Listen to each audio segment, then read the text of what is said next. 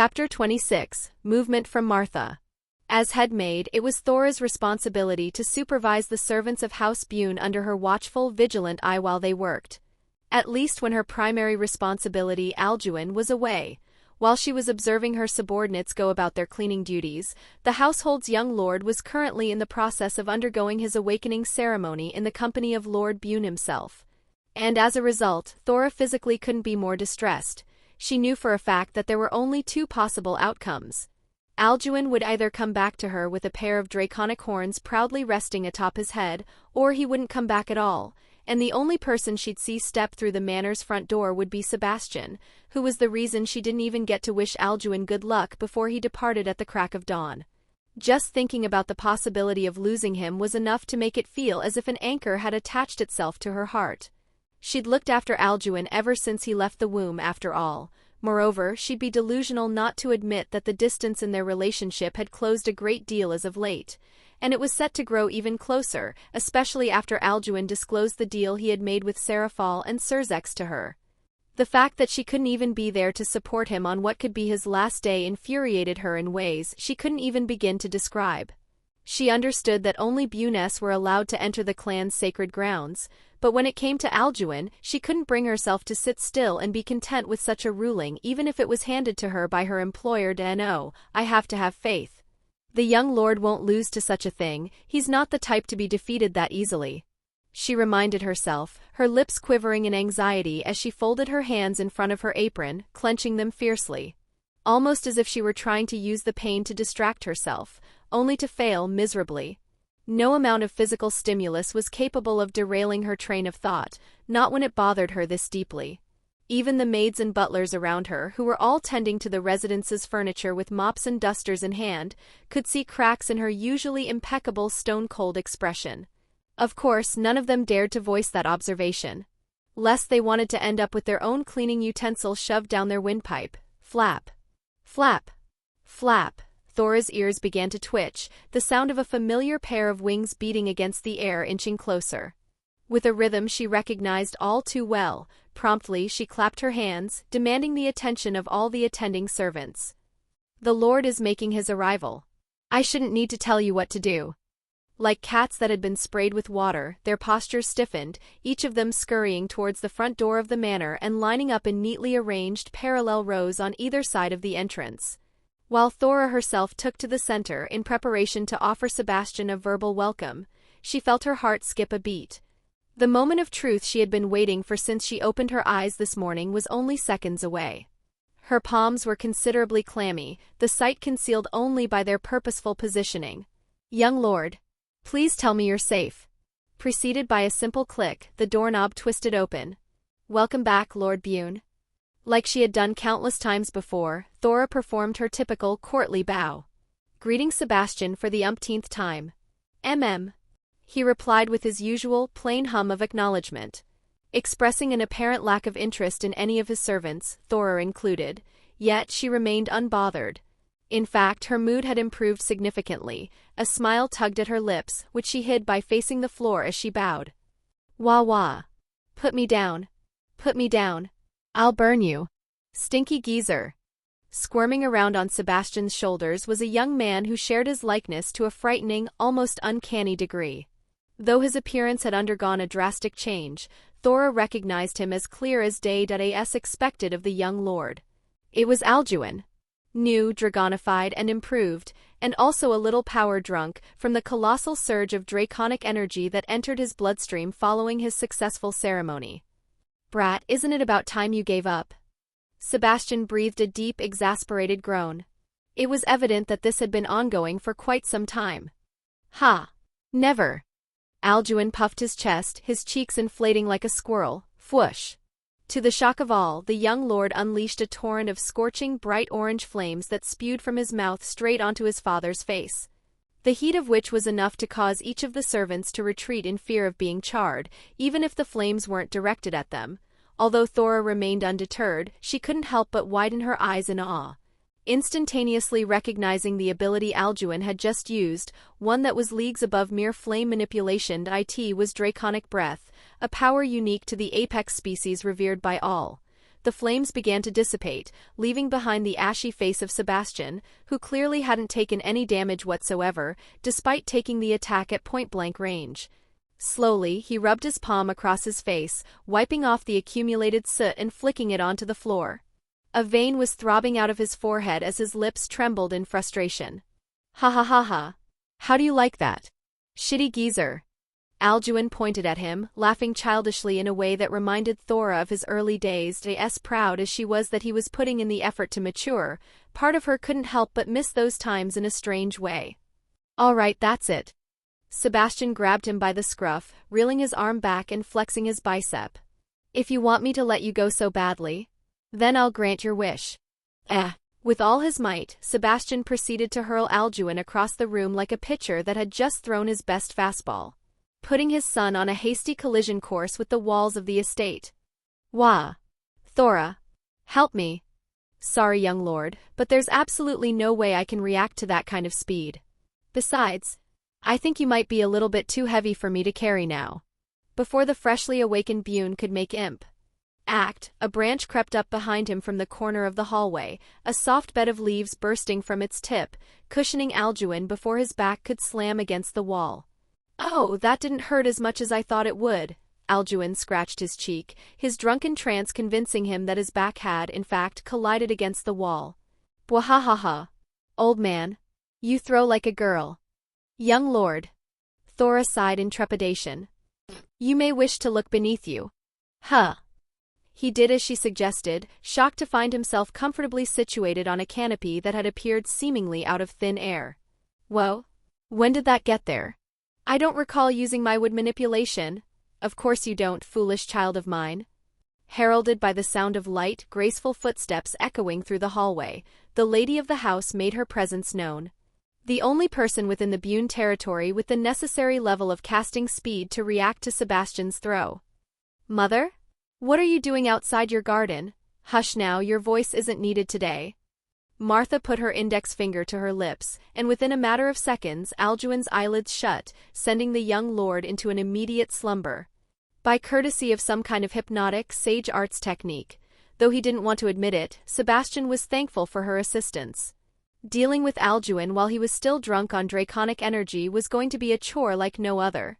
It was best to keep him asleep until tomorrow, when his body and mind had a chance to acclimate to the changes fully. Granted, he shared Alduin's curiosity. Martha never left her private reserve unless something warranted her personal intrigue, thus her presence suggested she had an agenda of some sort. To what do I owe the pleasure? Secluded wife of mine. Sebastian crossed his arms, eagerly awaiting her response. She blinked, widening her eyes and wearing an expression of plain confusion. Or, to a more trained eye, a rehearsed one. My cherished son successfully passed his awakening ceremony. As his mother, isn't it only natural that I come to congratulate him? This is a big step towards a prosperous future for our house after all. Cherished son, my ass. Thora fought the urge to scowl. Like any rational person, she too felt a deep sense of gut-wrenching unease and dread whenever she was in Martha's presence. Each word that left the woman's mouth made her stomach churn, and each movement she performed, no matter how subtle, caused another bead of nervous sweat to drip down her skin. Deep down, she couldn't be more glad that Martha chose to spend most of her time outside of the household. She wasn't sure her mind could handle being exposed to the woman around the clock. The young lord truly is special, to have spent every morning of his life with her and still remain so headstrong. It's almost supernatural in a way. Out of all the people in the underworld, I feel as if he's the only one who can keep up with her. Whatever that means. Sure, Sebastian was her husband first and foremost. But ever since Alduin had been born, he had hardly spent 1/100th of the time Alduin had spent around Martha. Yeah? And how do you plan on congratulating him while he's asleep? She chuckled lightly. What use is there in my offering him anything while he's in this state? I doubt he'd even remember my words. Which is why I'll save them for when he's of sound mind. In the meantime, I'll look after him in my reserve. You're worried that there might be some complications because of his mixed bloodline, aren't you? You can count on me to take care of them should they arise. Sebastian breathed a deep hum, his brows knitting together as he contemplated whether or not to challenge his wife's decision. All things considered, Martha did have a point. He couldn't say for sure that Alduin's Salos and Buné blood wouldn't collide even post-awakening. There was still a torrent of draconic energy running rampant throughout Alduin's body, and until it had fully settled down, Sebastian refused to let his vigilance slip. He's scheduled to visit the Mosshead's territory tomorrow to get his evil pieces. I'm well aware, you needn't worry, I'll take him there myself first thing in the morning. Both Thora and Sebastian did a double-take, wondering if they needed to have their hearing checked. You're going outside? He stammered, his tone packed full of bewilderment. He could hardly even remember the last time Martha exited the Buné territory. Yes, is there a problem with that? She asked calmly, despite knowing precisely why her husband was so taken aback. No, it's just surprising. That's all. I see. She flicked her wrist, causing the branches carrying her son to animate and follow her as she returned towards her garden.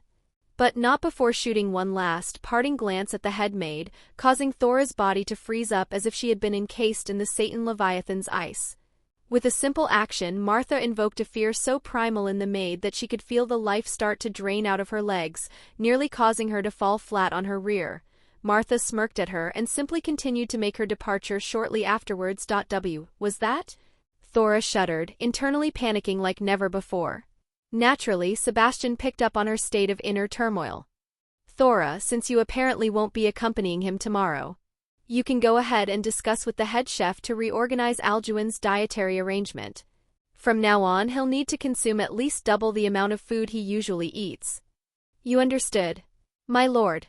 She bowed and left to go handle her assigned duties with more haste than usual. Don't tell me. Has the lady figured something out? No, that can't be. She hasn't interacted with me even once since Sona Citri's birthday, and as the young lord instructed, I haven't said a word about it ever since we returned, not even in the absence of company. Still, she couldn't shake the feeling that she needed to be exceptionally cautious of Martha. This was the first time she had ever seen House Buné's lady become so active, and she'd be a fool to think the woman was doing so merely for her own amusement. Chapter 27. Pillow talk. Slowly, I could feel my eyelids begin to part, my mind deciding that it was time to abandon its state of slumber. How strange, upon waking up, I quickly noticed several peculiarities. First of all, I feel a lot more energized than I usually am in the morning.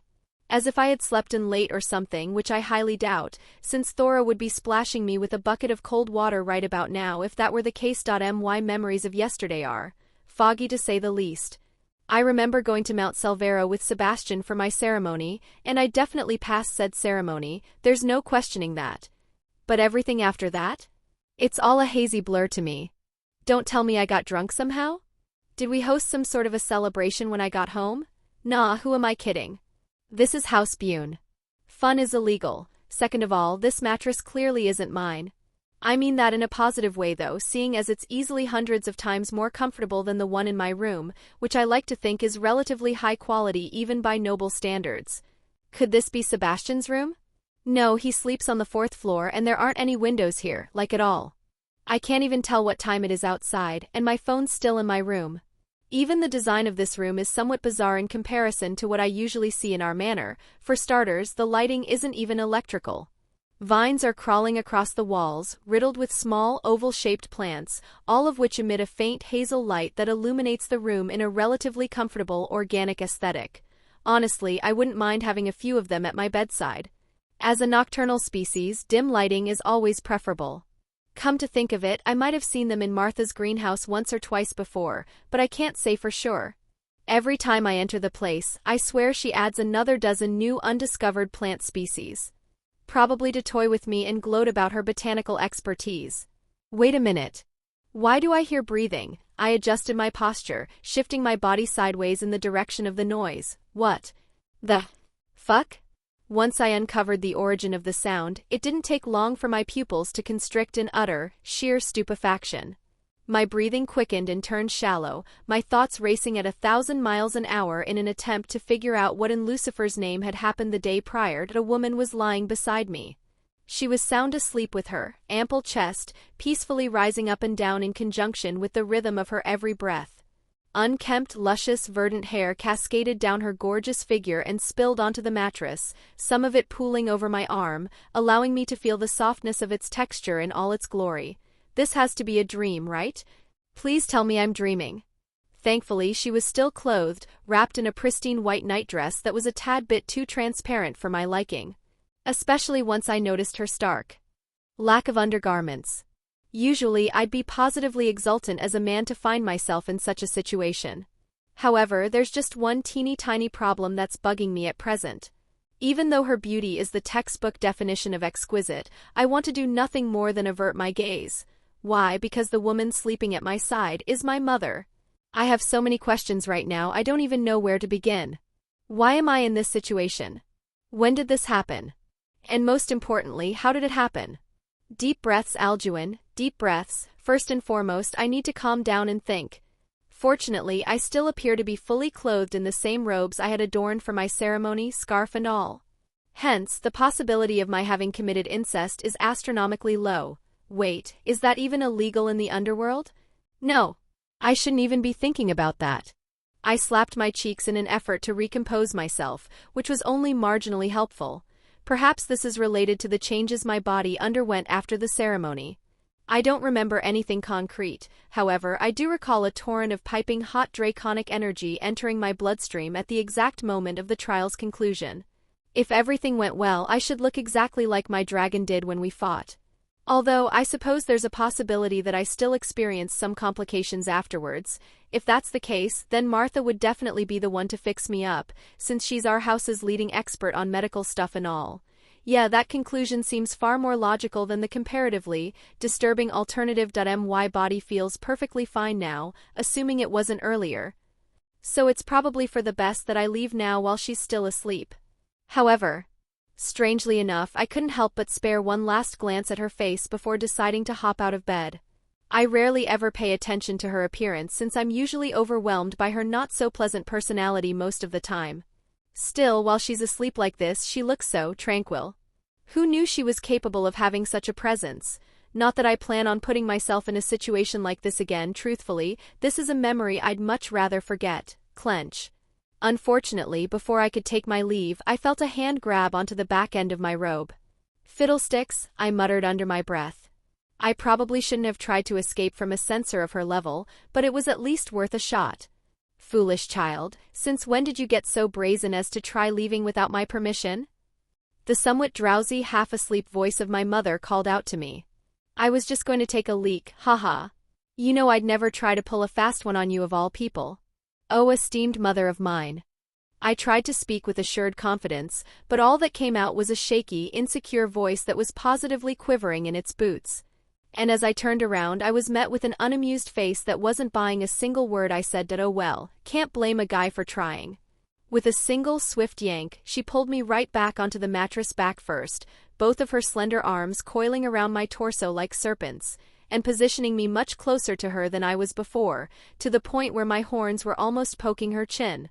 I could have tried to resist with my newfound physical prowess, but I didn't want to risk being hit with a tree burial. Still. Did you have to pull me that close? Calm down. No weird thoughts. She's your biological mother. You're her biological son. There's absolutely nothing suggestive about this situation, nor will anything suggestive occur. Mew. I am now calm. For your sake. I'll pretend to believe you. Phew, it looks like she's offering me a sliver of mercy for once. Lucky me.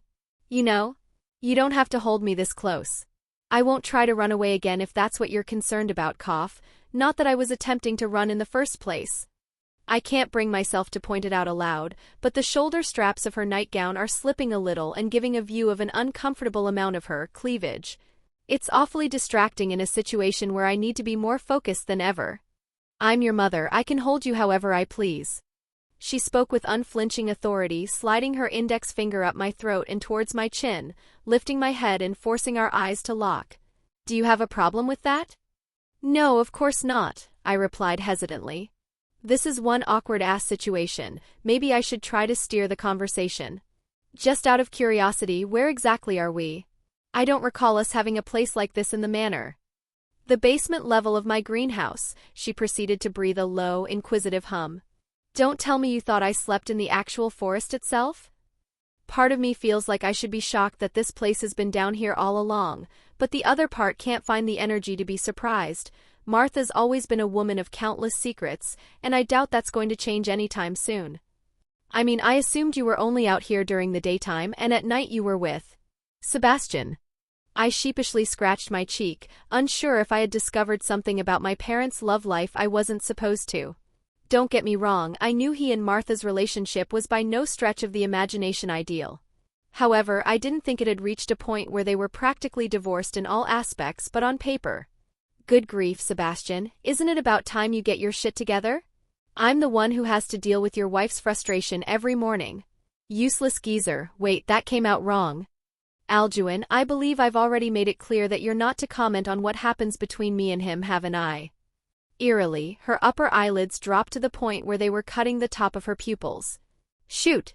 A frightening chill worked its way down my spine as I realized that I had stepped on one of her many landmines. I didn't mean to. Forget it, I'm not interested in escalating such a bothersome conversation. She sighed, her posture softening and her grip on my body loosening. It's a shame, really. I was planning on congratulating you this morning, but you've gone ahead and brought down the mood before I had the chance. Sigh, how regrettable. You were?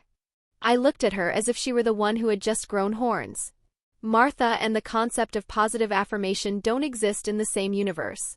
Even as a toddler, I was able to figure that much out. Yet it doesn't feel like she's being insincere, and that only makes things more confusing to me. Maybe we actually did get drunk last night, and she's still experiencing some last-minute inebriation. Yeah, that must be it. Either that or someone's replaced by Mother while I wasn't looking. Oh my, I find that confounded look on your face quite hurtful. I'm your mother, why wouldn't I want to congratulate you? You're now one of the very few boons to have passed the awakening ceremony. I could feel her voice steadily return to its chilling self, the more she spoke, confirming that the Martha in front of me was still the same one I had known all my life. I'm proud of you, Alduin. My expression remained unchanged, not so much as a spark of joy appearing on my face despite her kind words of praise. After all, I was now sure that my ceremony didn't interest her in the slightest. I could see it in her eyes, her attention was definitely directed elsewhere. I think we've had enough of our usual back and forth, she wants something, and beating around the bush won't reveal what that something is to me.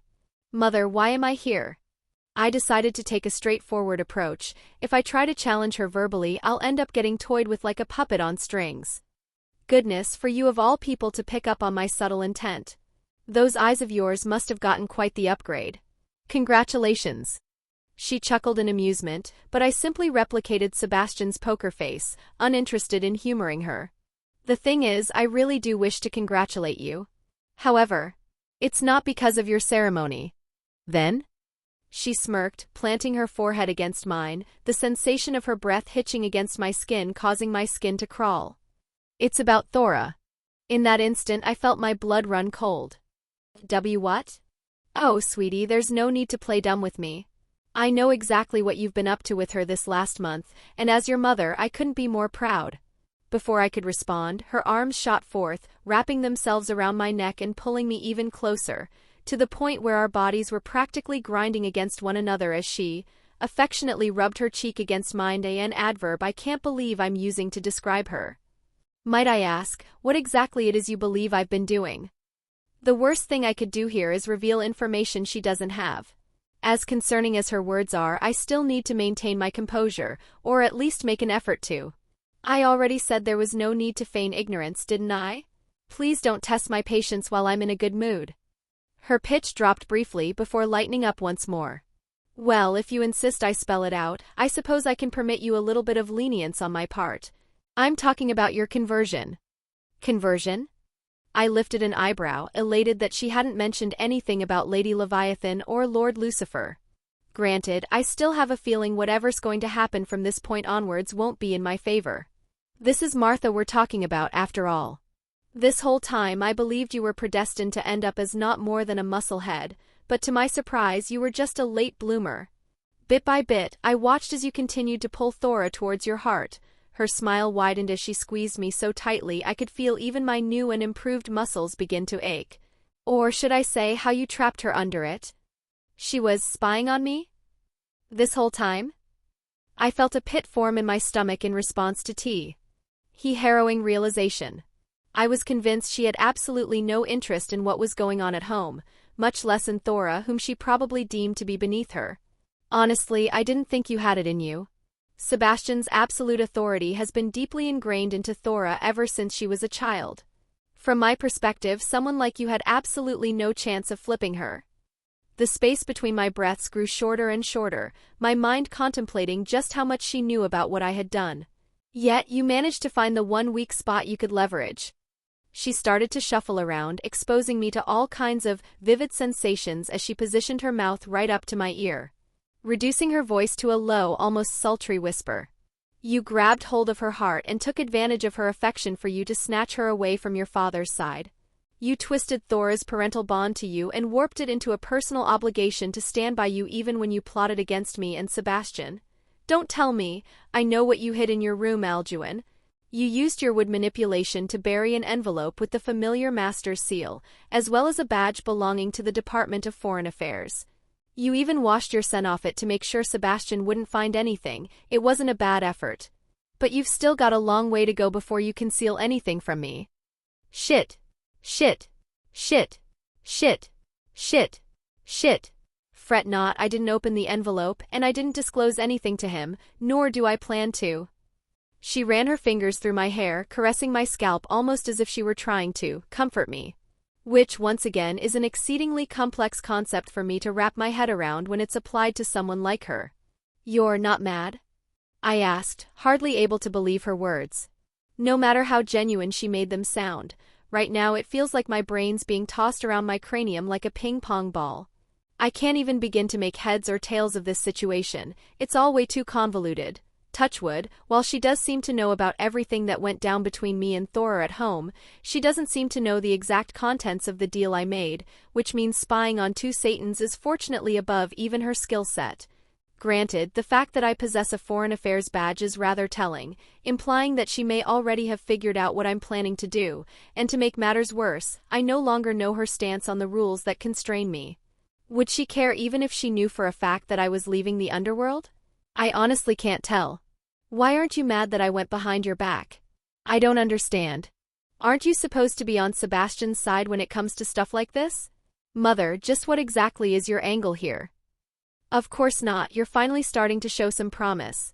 Why would I ever want to dissuade such progress? In fact, I even have a reward planned for you that I imagine you'll be quite fond of, but it'll have to wait for later. We have important business to attend to today. We do. Have you forgotten? He made a deal that you'd only get your evil pieces once you passed your awakening ceremony. Naturally, we have an appointment at the Egghead's territory today. Oh snap. I can't believe I forgot about that. Also, did she just call Lord Beelzebub an egghead? I'm pretty sure you can get executed for that, or at least receive some kind of capital punishment. Groan, I should probably just let it be. My mind's a complete mess at the moment, and I seriously need some time to get my thoughts in order. On another note, something she said while she was talking about me converting Thora bothered me, or more accurately, it's the way she spoke of her that downright disgusted me to my very core. She made it seem as if I had manipulated her, as if I viewed her as some convenient tool I could take advantage of to oppose her and Sebastian. She didn't even hint at the possibility that I wholeheartedly appreciated the genuine care she offered me throughout my upbringing, as if it were all meaningless to me. That couldn't be farther from the truth. In fact, it's so detached from reality that it might as well be written in a fantasy book. At the same time, that delusion of hers could also prove to my benefit. If she genuinely believes that I feel nothing towards her, then I should allow her to maintain that perspective. It practically nullifies the chance of her trying to exploit my feelings for Thora to get anything out of me, something which Sebastian wouldn't hesitate to do if it suited him. I've managed to navigate my way around Sebastian quite well up till now, of course, with the help of Lady Leviathan and Lord Lucifer. However, I'm starting to think I might be able to do the same with Martha, assuming I play my cards correctly. But now isn't the time for that. She hasn't expressed any open hostility to me thus far, thus it would be most unwise of me to try provoking her while she's in a good mood. I need to take this one step at a time, and as it would seem, that starts with me getting my evil pieces. Chapter 28. Evil pieces. I can't believe I'm only thinking about this now, but this is the first time I've ever seen Martha leave our territory, let alone our estate. I understand the acquisition of my evil pieces is a fairly momentous occasion, but one important enough to make her, of all people, leave the comfort of her own forest? I doubt it. If anything, I expected Thora to be the one to accompany me. Speaking of which, it's a little uneasy not having her with me. But I'll manage, I can't have her babying me all the time after all. Instead of heading towards our front gate, where I expected a chauffeur to be awaiting our arrival, Martha took me down into an underground parking garage I didn't even know we had. Filled to the brim with all sorts of top-shelf cars that easily cost a combined fortune. That I know we're a Marquis 8 and all, but I didn't know we were this loaded. Range Rovers, Mercedes, Rolls-Royce Phantoms, Bentleys, and all sorts of luxury vehicles stretched as far as the eye could see. All of which were adroitly positioned atop slow-rotating lit-up discs covered in marble, allowing me to marvel at them in all their majesty. Did we import all of these from the human world? We must have, even though the makes in the Underworld are pretty similar. There are always a few key standout differences that I pick up on. But the ones here seem like the genuine articles to me. These are all mine for the record, and I haven't told your father about them, so I'd rather you keep it that way, she revealed with a smug, proud grin plastered on her face. I reeled back. Seriously? How were you able to spend this much without him noticing? It's simple, the money didn't come from our treasury. It came from my personal wallet. She reached into the puffy white fur coat she had put on and pulled out a set of keys, twirling them around her finger. You mean to tell me you afforded all of this out of pocket? I knew she was rich, mainly because of all the trade deals she had been involved in. But this isn't just rich, this is rich, the kind of richness that gives you a supervillain laugh. Maybe this is why she has the personality she does? I shook my head, discarding the thought. There's definitely a lot more to the story than just that, and it'll probably take quite a bit of time and effort from my part before I uncover it all. Beep. Beep. My head turned in the direction of the car that had just been unlocked, and once I got a look at what it was, my eyes widened to the point where they nearly popped right out of their sockets. I was faced with a supercar adorned with a sleek, highly aerodynamic chassis, featuring a low, wide stance, sharply angled headlights, and a prominent rear wing that appeared capable of self-adjustment. Unholy shit. My mother owns a McLaren P1. She has a bona fide widowmaker. I suppose it is kind of fitting considering her ominous moniker as the Underworld's Black Widow. So about that reward, do you think it's possible I could get one? No. Please? No. Pretty please? If you ask me one more time, you'll ride in the trunk. Oomph. Stingy old hag. With a miffed pout on my face, I hopped into the passenger seat, enjoying the sensation of the vehicle's top-of-the-line air conditioning system as Martha reached into the glove compartment and pulled out a pair of shades, tossing them over her face and putting the car into drive. It feels like I'm seeing a completely alien side of her. I've never seen Martha act so carefree. Here, she handed me another pair, causing me to let out an amused chuckle as I put them on. I know this whole easygoing facade is just an act she's put on. After all, Martha's still Martha at the end of the day. However, that shouldn't stop me from enjoying this while it lasts. It's inevitable that we'll be back at odds with one another soon enough, so I ought to savor times like these where I get a chance to truly let my hair down and breathe. My crosshair is still on Sebastian. I'll point it at her another time. The wise choice is to avoid a battle on two fronts, and that's the choice I plan on making. I might have a chance at beating one monster at a time with the help of the Satans, but both simultaneously? Forget it. Ready? She asked, revving the engine and allowing me to listen to its beautiful mechanical symphony. As I'll ever be. The room was dark, illuminated only by a sparse number of scattered wax candles across the wooden rustic floorboard, all of which did very little to lessen the eerie, almost haunted atmosphere that hovered around the space. There was hardly any furniture present, save for about a dozen panes composed entirely from bamboo, each of them masking the silhouette of an individual sitting cross-legged behind them.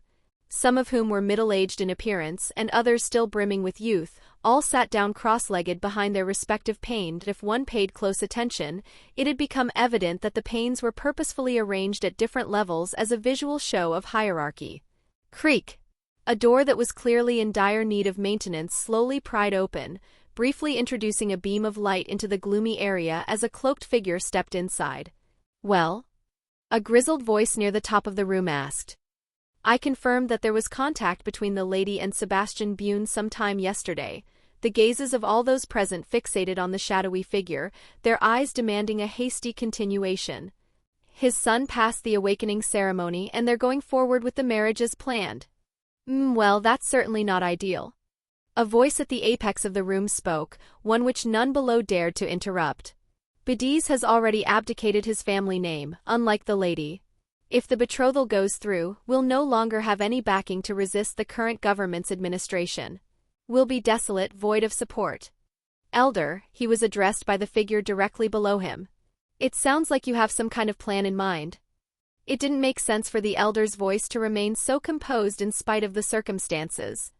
Of course, do you honestly believe I'd leave the fate of this clan all up to probability? No, absolutely not. He breathed a deep sigh of relief, his actions contradicting his words. How should we proceed? The elder's face twisted into a malicious, warped grin. The lady's far too busy to leave the estate at the moment, even for a matter such as this. Therefore, the little Buné will have to travel through our border to get here, won't he? His suggestive inclination ignited a wave of understanding across his peers. I know what you're suggesting, the hooded figure began. But I wouldn't be too hasty if I were you. This is Sebastian Buné's offspring we're talking about, and one who properly awakened his clan trait, unlike his predecessor. I doubt what you're implying will be as easy to achieve as you seem to believe. Indeed, it's likely that he'll prove to be quite the talented individual. The elder nodded, inquisitively stroking his chin. But so what? He's still young, inexperienced, and hasn't had enough time to fully mature. He can resist all he wants. His demise was etched in stone the moment Sebastian decided to poke his nose in matters he shouldn't have. Yeah, and when you get a vengeful Sebastian Buné at your doorstep after you slaughter his heir. What then? The elder snickered. The actions of one Belphegor represent those of the house. If Sebastian decides to attack, the lady will have no choice but to defend her home. Do these cronies have nothing but empty space in their heads? The lady's grown strong, but she's not ready to take on that monstrous dragon. He's the one who Ned the damn emperor himself, for crying out loud. Besides, instead of standing there debating me, shouldn't you start making preparations? I doubt I need to remind you that the clock's ticking down to the moment of truth as we speak. Right. I guess I'll start working on that then. He scratched his nape and made his departure. Kikik. It's a good thing I'm not on their side. Even if he were, he'd abandon ship in a heartbeat. Attempting to assassinate Sebastian Buné's heir? Ha! They might as well have him go shit on Zekrom Bale's front porch. His chances of survival would probably be higher. At the speed we were going, it hardly even took us half an hour to go from our territory to Lord Beelzebub's. I'd be lying if I said I wasn't disappointed that I couldn't enjoy the experience of Martha's P1 a little longer, but the fact that I'm about to receive my evil pieces more than makes up for that letdown. The sight of the head of the technology department's estate was also a reward in itself. The architecture was utterly remarkable, and that's putting it lightly. This place is supposed to be the personal residence of one man, but its grandeur is more than enough to cast a shadow over the entire Buné manor. Save for Martha's forest, of course, that's a priceless work of art to me, something I can appreciate wholeheartedly regardless of my opinion on her character. The residency was a towering charcoal bastion that reached all the way up towards the clouds, with bright blue lines running across its exterior as if it were the structure's veins. I could only presume they were composed from agar's crystals, the same wondrous material used to create the evil pieces I was about to obtain. The fortress reminded me of the luster of Lilith's central tower to an extent. However, Lord Beelzebub's residence had a much more technical and ingenious vibe to it, whereas the central tower conveyed a monarch-like aura. It's a shame really, House Astaroth hasn't managed to replicate the Egghead's genius for quite some time now. Martha sighed, shaking her head in censure. They're either too muscle-headed, too politically inclined, or too technologically obsessed. They can't seem to strike any sense of balance. I mean, this is a Satan we're talking about, aren't we? I doubt it's that easy to just replicate that level of ability. If the other houses weren't lazier than beached seals when it came to training their young, then I might be inclined to agree with you. Unfortunately, that's not the case. Her voice had returned to its usual, unapologetically judgmental self. There's a reason only you and that defective Bale child are showing any promise amongst your generation. Granted, at least he didn't need to be babied in order to achieve his prowess. Unlike a certain someone. Oh, shut it, I rolled my eyes and scoffed. Still, I find it interesting that she referred to Serorg as defective, but still speaks of him in high regard, at least by her standards. Getting her to say anything even remotely positive is a feat worthy of being sung about for millennia. I wonder, is the gap between us and the rest of our peers really that big? Lady Buné, Lord Alduin. Your presence has been expected. A kind, gentlemanly figure adorned in a butler's outfit approached us once we neared the front gate. I'm afraid the Lord could not be present today, as he has a great many matters that require his attention. Therefore, I'll be presiding over your monument registry in his stead. Sure, just make it quick. I've also got work to do and I'd rather not dawdle here. Martha snapped at him, but the butler wisely chose to maintain his poise. Performing a slight, calm nod and led us inside the residence. Must you provoke every life form that comes your way? She huffed, raising her head proudly. I'll do as I please, my actions don't require your input. Of course not. Eventually, I found myself face to face with what I could only describe as the stone statue of a gargoyle. Fitted with demonic wings, claws, ogre-like teeth and horns, the whole package. Not that its horns could compare to mine, hee, I have 4 of them after all, and mine are far more elegant in design. Hold on a minute, since when did I have a complex about having superior horns? Lord Alduin, the butler handed me a medium-sized antique box with House Buné's emblem etched onto the lid. These are your evil pieces. Once you touch the monument and inject a sliver of your demonic power into it, you'll be registered as a king in the evil piece system, and your pieces will all activate. Sounds easy enough that I put my hand on the statue, doing as he instructed, and in that moment I felt something reach out towards me from within the gargoyle's harrowing frame. The sound of rattling kicked up from inside the box I had been given, causing me to open it up and watch as all 15 chess pieces started to vibrate, turning bright red and nestling into my demonic power pathways, save for 2. Oh my. The butler gasped. One bishop and 1 knight started to turn a shade darker, their exterior gyrating as 4 miniature draconic horns appeared on top of them, adopting my likeness. Did something go wrong? I scratched my temple. His instructions were relatively straightforward. I doubt I misinterpreted them. No, not at all. As a matter of fact, that's enough, Martha intervened, closing the lid of the box. You've got your pieces, and I'd rather not spend any more time out here than necessary. Wait. Your son just managed to awaken mutated, I said. We're leaving. She glared at the poor butler, causing him to freeze up like he had been caught with his hand in the cookie jar. Yes ma'am. Just give it up, man, it's not worth the trouble. Come on, we still have important business to attend to. She grabbed me by the back of my collar, dragging me outside as I examined the morphed pieces in my hand, drawn to their bizarre presence. Welp, this trip was short-lived. At least I've still got whatever reward she has planned awaiting me. Chapter 29, Friend Acquired. So, I began, sitting down in the passenger seat of Martha's P1 as we raced back home. Any plans on telling me about what this is? You cut the butler guy off before he could finish back there.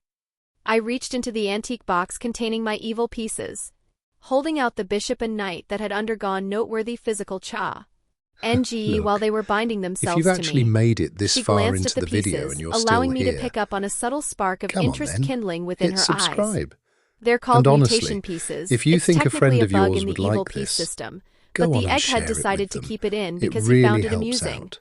All it does is Right, give the piece more I'm value done. than it would usually I'll have. get out For of your example, hair now that so you bishop can and get knight back you to the have good could stuff. be worth twice their traditional But value or more. seriously, It varies stick from around person till to the person. end. Looking It's well past her worth lack it. of interest, haven't I obtained something rather extraordinary? From the sound of it, I've been given the ability to create a peerage with higher value than the norm. That said, there's still the issue of actually finding a knight and bishop worthy of a mutation piece, so I suppose I shouldn't celebrate early. Pieces usually only mutate once someone's been reincarnated with it and experienced a change powerful enough to serve as a catalyst for the mutation. However, it seems your circumstances are special. Off the top of my head, I can only recall the Little Phoenix and Belial Child Awakening mutation pieces from the get-go. Little Phoenix?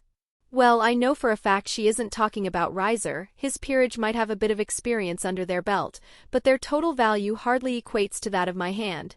The left one, to be precise. She must be talking about Rival. That doesn't surprise me. He's in the top 10 after all. Honestly, it wouldn't shock me if all of the Underworld's rankers had mutation pieces. As for the Belial Child, that one's more than obvious.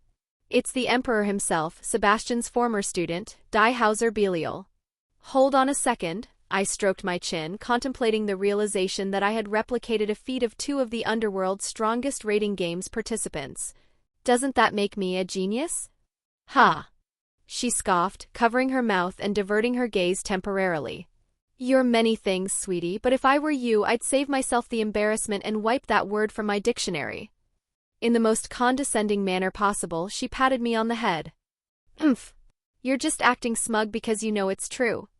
I pouted, crossing my arms and slouching into the carbon fiber seat. Sure. Soon enough, we were back inside the glassy shell that was her greenhouse. My eyes immediately picked up on the addition of a dozen plant species which I had yet to lay eyes upon before again. At this point, I'm pretty sure most of the plants she tends to are unknown even to the Citri clan. Am I finally going to get this reward you've been talking about? I asked, my voice teeming with impatience. Part of me even deliberated whether or not she had been leading me by the nose for the sake of her own amusement. It certainly wouldn't be the first time. What are you talking about? I've already given you your reward. It's not my fault your senses are too lacking to notice it. She insisted, pointing at my torso for some reason. With a questioning gaze, I proceeded to track her gaze. Hisses. And upon doing so, I felt my face burst into a nervous sweat. SSN. What's wrong? Don't you like your mother's gift? A malicious grin pulled at the corners of her mouth. Coiling around my waist was a 10-foot-long absolute specimen of a king cobra, coated in pristine white scales and adorning 2 beady, frightening crimson pupils, like that of an albino. Its forked tongue flicked back and forth out of its orifice as it tasted the air around me, with its head facing directly towards mine, and its emotions completely unreadable even to my senjutsu. Snake. I recoiled, stepping back in panic and nearly tripping on my behind, almost startling the creature, which may or may not have resulted in its fangs sinking themselves into my skin. Fortunately, a dragon's sense of balance isn't so easily broken. That's a Ryuichi snake to be particular. I own quite a few of them thanks to a contract I have with their birthplace, but that's none of your concern. With my attention completely fixated on the slithering serpent, registering her words was proving to be quite the challenge.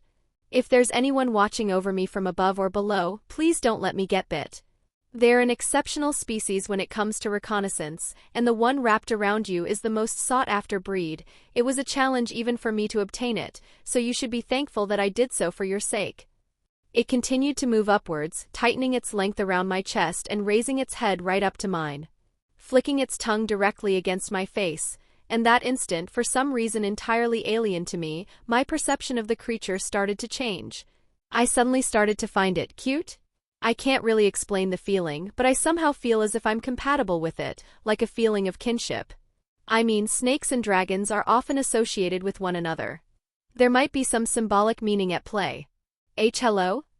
I attempted to communicate with it, but was met with complete silence, along with some indiscernible tongue movements. Not much of a talker, I take it.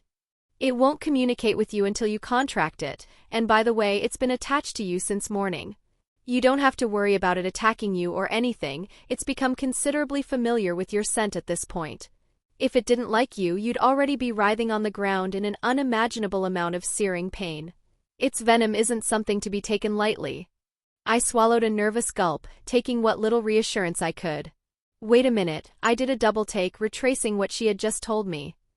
Since morning? That can't be. I found it hard to come to terms with the fact that this thing bypassed both my physical sense of touch and my senjutsu. It was a significant blow to my pride. Putting aside the fact that your baggy robes made for a convenient hiding space, its scales secrete a specialized numbing agent, which is why you didn't feel a thing. They're a species born to stealth, hence why they make such excellent recon units. And what about my senjutsu? Its home, Ryuichi Cave, is an esteemed sage region that countless senjutsu practitioners have visited in an attempt to learn its secrets, though only a handful have succeeded, myself included. She said with a proud grin. Ryuichi snakes are a species with sage arts running through their blood. The one around you might only be a baby, but its senjutsu talent eclipses yours at least 100-fold. You could learn a thing or two by studying it. Hold on a second, I raised my hand. I'm pretty sure she just tried to gloss over a major problem there. Did you just say he's a baby? I'm not much of a herpetologist, but from eyeballing it, I'd say this thing should almost be fully grown. First of all, she's a girl. Female Ryuichi snakes are always stronger in both size, strength, and technical ability. There's no point in acquiring the males unless you want to breed them. Second of all, yes, she's still a newborn. Do you really think I'd trust someone of your lackluster intelligence with one that was already grown? You'd be dead within milliseconds. I suppose she has a point there. Still, if it's already this big as a newborn, what kind of behemoth will I end up carrying with me once it's fully grown? Besides, it's better to contract them when they're young. It helps solidify the bond between you and the snake if they're with you while they're still in their formative years. It's already proven to be formidable with its speciality, and considering my intentions and future responsibilities, having a scout as reliable as this would be a huge boon. All in all, this is actually a pretty solid reward, even if Martha's intentions for rewarding me are questionable. What a strange feeling. You keep mentioning this contract. Would it be safe to assume that it functions like a familiar? I know I still have the envelope from the familiar master, but if I get a familiar now, I'll be able to save that exclusive trip for when I have some peerage members under my wing. Additionally, there's no law stating that someone can't have more than one familiar. I could always use the trip as an opportunity to acquire something with a different specialty if needed. You're free to think of it that way. All you have to do is hold out your finger. She'll do the rest. Like this. I did as Martha instructed, my eyes fixated on the snake as her head drew closer to my index finger. My nerves were wavering a little as I inspected the appendage intently. Prick. Gah. It bit me. I started to panic, wondering if I was about to drop dead any second now. Calm that deficient head of yours, it was a dry bite. You weren't envenomated. Her words caused me to release a deep, hearty sigh of relief. Thank goodness, I'm far too young, handsome, and talented to die a second time. It's just going to take some of your blood, establishing the contract between you. The snake did precisely as Martha said she would, scooping up a droplet of my blood and swallowing it in one gulp. Thump! It didn't take long for the feeling to kick in, my heart skipping a beat as I felt an increasing sense of familiarity build up between me and the creature. Like our very souls were tied to one another by a fine thread. I'll check on your progress with her regularly. If you do a good enough job of raising her, I'll consider taking you to Ryuichi Cave itself. There are special techniques there that you may or may not be capable of learning, but if you do end up proving capable, it'll be a huge boost to your strength. Hee, don't you worry, by the time I'm done with her, she'll make a leviathan look about as threatening as a hamster in comparison. I smiled, my expression overflowing with confidence. Oh, please, with you at the helm, I'd be thoroughly stunned if it ended up stronger than a corgi. No, I have full faith in my master's competence. A hoarse, serene yet mildly intimidating feminine voice echoed out of the snake's maw. She talked.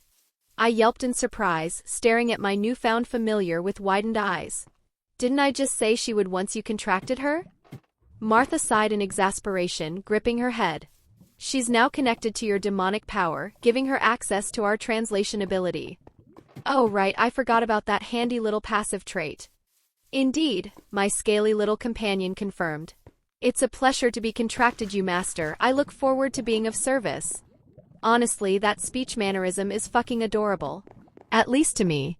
Likewise, how should I refer to you? Whatever the master finds most suitable is fine with me. I mean, I'd rather not refer to you as you all the time. Do you have a name or something I could use? Surely you jest. Only Thos who gain the sage's recognition are granted an official name. However, if you wish to give me one as a placeholder, I won't complain. The sage? I looked at Martha, hoping for some elaboration. She's talking about the white snake sage. I'm not sure whether I'm imagining it or not, but I swear I'm detecting a note of camaraderie in her voice. She's the only good conversation partner I've found in all my years of living, and she's also the leader of Ryuichi Cave. Much of my current senjutsu prowess is thanks to her. But someone like you has no chance of meeting her. Not unless you can gain the recognition of her daughters first. Whoa. I can't believe it. Martha actually has someone she considers a friend. But if that's the case, then I probably don't want to be anywhere near such a person, despite my curiosity about a figure capable of befriending someone with my mother's character. Lady Martha makes a good point, she began. Also, Lady Martha? I'm not sure how a newborn knows about my mother, but that's probably a story for another day. Master, your senjutsu isn't terrible. However, you still have a long way to go before you're ready to tread my homeland. Isn't terrible, huh? Well, that's coming from a creature that literally stuck to my body for hours on end without me noticing. So I'll take what little praise I can get. Humph, that's fine with me. I don't need the help of that sage or those princesses after all. I've got you here to teach me, isn't that right? I smiled at her, and even though her serpentine face wasn't capable of expressing much emotion, I could tell that her sentiment had shifted by virtue of our established connection. While I find your vote of confidence misplaced on one inexperienced I shall do my best to match your expectations of me. Don't worry, you'll do just fine, Sylvie. I smiled. Honestly, that was about the best I could come up with. I'm not very good with naming, but at least it's somewhat fitting. Sylvie the Snake or something. Alright, that's enough with the chick flick moment you two have going on. Martha breathed a disgusted groan, interrupting our little starting contest. Heh, she's probably just jealous. Your father wants to see you in his office. Apparently, it's something of great importance. Yeah, I'm sure it is. I chuckled knowingly. Of course, I was well aware about the subject of I and Sebastian's upcoming conversation. How? Thora told me, or more accurately, she didn't have a choice. After I disclosed the contents of the deal between me, Lady Leviathan, and Lord Lucifer. She felt obligated to disclose something to me in return, since it was bound to interfere with the deal. Roygun Belphegor. My fiancé. Chapter 30, Marriage Disclosure. Young Lord, as I was on my way to Sebastian's office, a voice that was always pleasant to hear called out to me. Yo, Thora. I smiled, turning to face House Buné's one and only head maid as she went about her cleaning duties.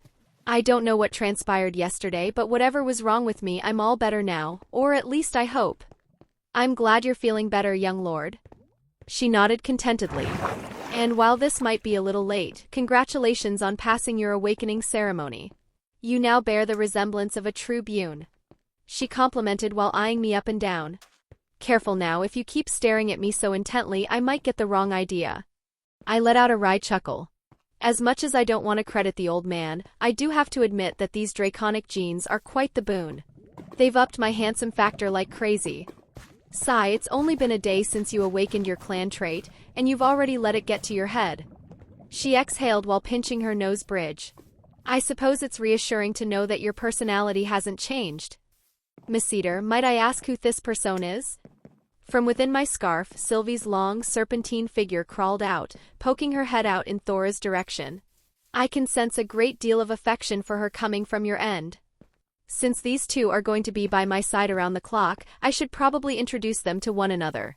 That's Thora, my maid, and the reason this house hasn't been reduced to a pile of rubble yet. I motioned to her. Thora, this is Sylvie.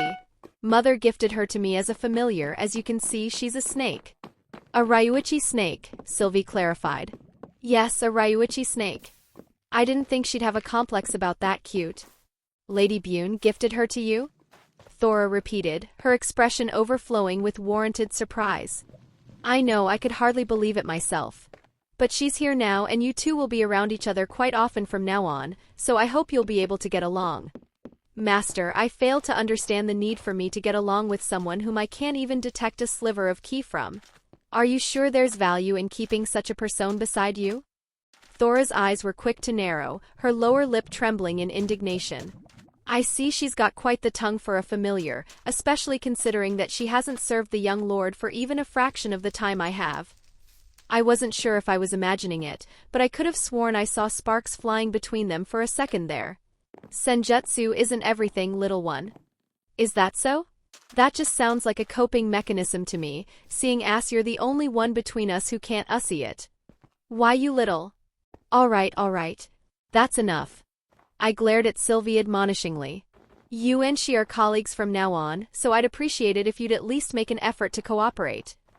Good grief, it looks like she has a massive senjutsu superiority complex as well. Very well, master, if that's what you wish. She agreed, slithering back into my robe. Sorry about that, I literally just got her a few minutes ago, so there's still some kinks I'll need to iron out. I gestured apologetically. Anyhow, I've got a meeting with the old man I need to tend to. Assuming he doesn't eat me alive, I'll talk to you later. A meeting?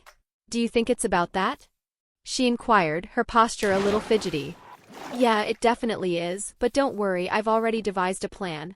One that'll either cause an incident between a rancor and Satan, or result in everything going swimmingly. That's not very reassuring. I know, but that's just how life is sometimes. I shrugged, waving her off and proceeding upwards to the second floor, where the geezer's office was situated. Knock. Knock. Knock. Come in, his grainy voice instructed. Not before taking a sharp breath, I opened the door and stepped inside, met with the sight of Sebastian's attention fixated on a stack of papers resting atop his desk, the same monotonous activity that endlessly ate away at his days both during morning and night. Honestly, I couldn't envy the position of patriarch any less. From my perspective, it's a role that forces you to become a glorified pencil pusher. Hopefully, the Underworld invents a more streamlined method to deal with paperwork before it's my turn to bear the mantle of clan head. Mother said you wanted to see me, I remarked while closing the door behind me, approaching him with a noticeable amount of caution. He didn't reply, simply pointing at the chair opposite him. Let's hope this ends well. I sat down, patiently awaiting his opening words as I watched him set aside the documents he had been working through and fold one hand over the other. I'm not sure if you recall, but some time ago I had a conversation with you at dinner. He began, his gaze fixated on me with its usual, overbearing sharpness and intensity. I said that once you had passed your awakening ceremony, you'd be allotted certain responsibilities befitting your position. I remember, I nodded affirmatively. How could I forget that eventful evening? It was the first glimpse I got of the ongoing discourse between him and my mother. Let me guess, you called me here to hand me one of those responsibilities. Indeed, his posture tightened. I trust you're familiar with the name Roygun Belphegor? Bingo. How could I not be? You had Thora constantly lecture me on that family. I did, but you being told something is one matter, you actually listening is another. I should start a counter for the number of times I've heard that exact phrase since reincarnating. But if you really did pay attention, then I imagine you're aware of her position? Obviously, she's the matriarch of the Belphegor clan and one of the top 10 rankers. Even if I wasn't tutored, I was bound to find out about her eventually. That's debatable, especially coming from you. He chuckled dryly. Back on the subject of responsibilities, as House Buné's heir, I'm sure you understand the importance of having a spouse. I offered him an equally bleak chuckle in return, leaning closer towards him. Ha! Old man, you could have at least tried to be subtle about it. What would be the point of that? It'd only make this conversation take longer than it needs to. Besides, you don't appear to be nearly as shocked or bitter as I expected you to be. He narrowed his eyes, his reptilian pupils brimming with suspicion. I had considered feigning shock, but I quickly realized that Sebastian would see right through it, and it'd only cause even more problems for me. Which is why I'm going to use a handy little trick I learned from Martha, the power of half-truths. You say that as if you did a good job of concealing that arrangement, I snickered. Not only did you add the subject of an extra demon clan to my curriculum, completely out of the blue might I add, there was also that Jab mother took at you during the dinner you just mentioned. Jab? He repeated questioningly. Don't recall? Then allow me to jolt your memory. I cleared my throat, preparing my best Martha impression. Maybe unlike some people, Lord Phoenix knew that trying to marry people with such a staggering age difference, even by our society's standards, would only lead to disaster. Does that happen to ring a bell? I watched in delight as his eyelids lifted, his face conveying genuine astonishment. He's probably flabbergasted that his spacey child managed to not only remember that, but connect the dots by adding Thora's lessons into the equation. Looking past your disturbingly good impression of your mother's voice, he began. I didn't think you'd actually remember something like that, much less put two and two together. Consider me thoroughly impressed, Alduin. Called it, this really is the beginning of my genius era after all. Count your days, Lord Beelzebub, I'll be coming for your title as the Underworld's greatest mind soon enough. Well, if you've already figured that out, why don't you go ahead and give me thoughts on the matter? Or maybe even throw a tantrum about me deciding a fiancé for you without your prior knowledge. I hear that's quite popular with the youth nowadays. I couldn't help but scoff. Knowing you, you've probably already had the papers drawn up. I doubt complaining would amount to much at this point. His lack of response sufficed as an answer. However, I do have a few questions if you're open to answering them, esteemed father of mine. I said the last part mockingly. He let out an inquisitive hum, reclining back in his office chair. Go on then. First of all, why an extra demon? I understand the need for procreation thanks to the dwindling pureblood population within the 72 pillars, but Roygun isn't a pillar. Politically speaking, I don't understand how this arrangement could possibly benefit our house. He performed a slight nod. Typically, that logic would be sound, however, Roygun isn't content with her house remaining an extra demon clan. For quite some time now, she's been trying to bring them into the fold of the current government, but failed to do so thanks to the opposition of the older generation within the clan. My mind flashed with realization. But once she became a ranker, the difference in influence between them changed. Precisely, she's now in a position to oppose them properly. All she's missing is the last part of the equation. I stroked my chin, carefully putting the pieces of the mental puzzle I had formed in my head together. I see, if she, as the clan head, marries an heir from the 72 pillars, it'll make it exceptionally easy for our side to assist her motion to bring the Belphegor clan under the government. She's using the marriage as a foundation for that ambition. Would you look at that? After 18 years, the neurons in my son's brain are finally firing. I ought to celebrate. He made an effort to sound disinterested as per usual, but I was sure that he was starting to reconsider how he would approach me from now on. After all, the Alduin he's used to has about the same intelligence as a goldfish. He's never seen the need to maneuver around me strategically. Until now, the chance might be slim, but it's possible he'll start rethinking how he moves from now on, and that'll cause him to hesitate. The more he hesitates, the more time and breathing room I have. That's what I need more than anything, time. The deal I've made with Lady Leviathan and Lord Lucifer is just the first step. I need to build a foundation that's created solely by my own two hands. If I'm serious about fixing this house, I need to be the one to do it. I can't rely on the labor of others to make it work. That'll just result in a half-assed job, a short-term solution at best. Still, won't having a clan head and heir married to one another cause problems in the future? For instance, how would our children be allocated? They can't succeed both the Buné and Belphegor clan at the same time, and that's assuming there's more than one. If there's only one child between us, then there's bound to be conflict, and don't even get me started on the possibility of clan trait issues. A child could only have crack, only have dragonification, maybe have both, or perhaps neither of them by virtue of a birth defect. And there's also my Salos bloodline to consider. Honestly, this seems like a disaster waiting to happen. I can't fathom how I'd go about managing 3 bloodlines in one house. There will definitely be a great deal of issues you'll have to work through. But that's not my problem, you'll already be patriarch by then, so it'll be up to you to handle them. Good luck. He grinned, somehow not even mildly perturbed by the notion of his own house going to shit. Which I'm equal parts surprised and unsurprised by, considering how poorly he's managed it thus far. To my knowledge, the majority of the prosperity we're experiencing now is because of Martha's handiwork. Not Sebastian's. Old man. ISCO. Led, and my mood took a hasty turn for the worse. Even for you, don't you think this is a bit much? No clue, he shrugged, his tone chock full of indifference. In the first place, I'm not the one who asked for this arrangement to take place. She's the one who sent the initial marriage proposal. What? That most certainly wasn't within my expectations. Not good. I was counting on her reluctance to have to marry someone significantly weaker and far younger than her.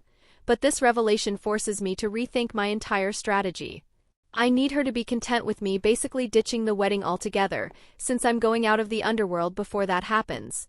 After all, a marriage ceremony would put a huge wrench in the mobility Lady Leviathan and Lord Lucifer granted me. I'm willing to go the distance, but ditching my wife right after I get married to her? That's not my style. Nor do I plan on just running away without talking to her, that wouldn't sit right with me either. Shit, why the hell would she willingly want this? We've never even met before, and there are plenty of other options if she's looking to gain more support from the 72 pillars, I think. I mean, Sarorg doesn't have a wife if I remember correctly, and he's from the Bale clan for crying out loud. The highest ranking pillar there is. Then again, this is the Bale clan we're talking about. I shouldn't judge someone for not wanting to get involved with them. Don't look at me, I don't know why she chose you out of all people, nor did I ask. If it makes you feel any better, you'll have all the time in the world to question her when the two of you meet tomorrow. He got up from his seat, stretching his arms as they let out a satisfying crunching noise. Now, if you'll excuse me, I haven't had a chance to eat since morning. So I'm going to go ahead and fetch myself some grub. Roygun Belphegor, it appears handling her will prove to be more challenging than I thought it would. Let's hope she's someone I can reason with, otherwise, the possibility of me needing to count on either Lady Leviathan or Lord Lucifer to personally intervene might end up coming true. Which I'd much rather avoid, no matter how improbable. Chapter 31, Border Incident. Faster than I would have liked, the following morning came. I stood at the manor's front gate, watching as an all-black SUV with dark-tinted windows pulled up beside me, the ride that would be taking me across the extra demon border to the Belphegor residence. Naturally, that border wasn't anything like the militarized zone between us and the fallen angel territory, so I doubt there's anything for me to be worried about, but one can never be too sure. "Young lord, you seem tense," Thora observed. "As my personal attendant, she'll be accompanying me as well. Which is for the best, since I don't plan on returning home once I've settled my affairs with Roygun.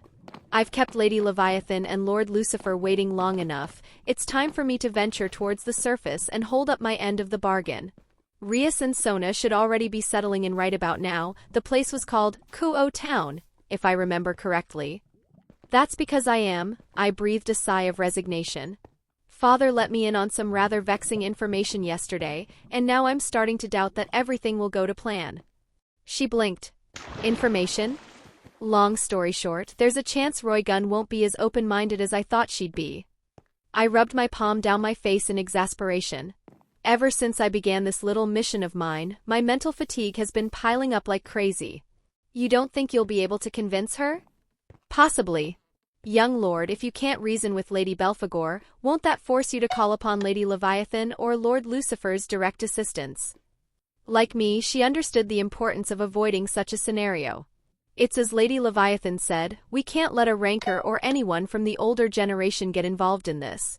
It'll create a door for Sebastian to put his foot in." "Possibly," I repeated, this time with an austere chuckle. The chauffeur stepped out of the vehicle, the same one that had brought us to the Citri estate during Sona's birthday. As per usual, he performed a courtly bow. "Lord Alduin, are you ready to depart?" "Yeah, we should probably make haste, wouldn't want to keep my fiancé waiting." The better her mood is, the better my chances are. It took us roughly 2 hours on an expedited route to go from the Buné territory to the extra demon border, and once we had arrived, one key aspect between our regions became clear as day to me. Infrastructure, specifically the difference in technological advancement between us.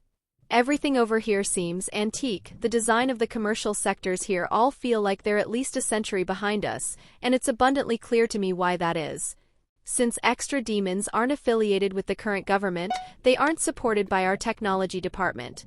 And more importantly, they don't have the aid of their chief advisor, Ajuka Beelzebub. Without a mind like his, they stand no chance of matching our technological prowess.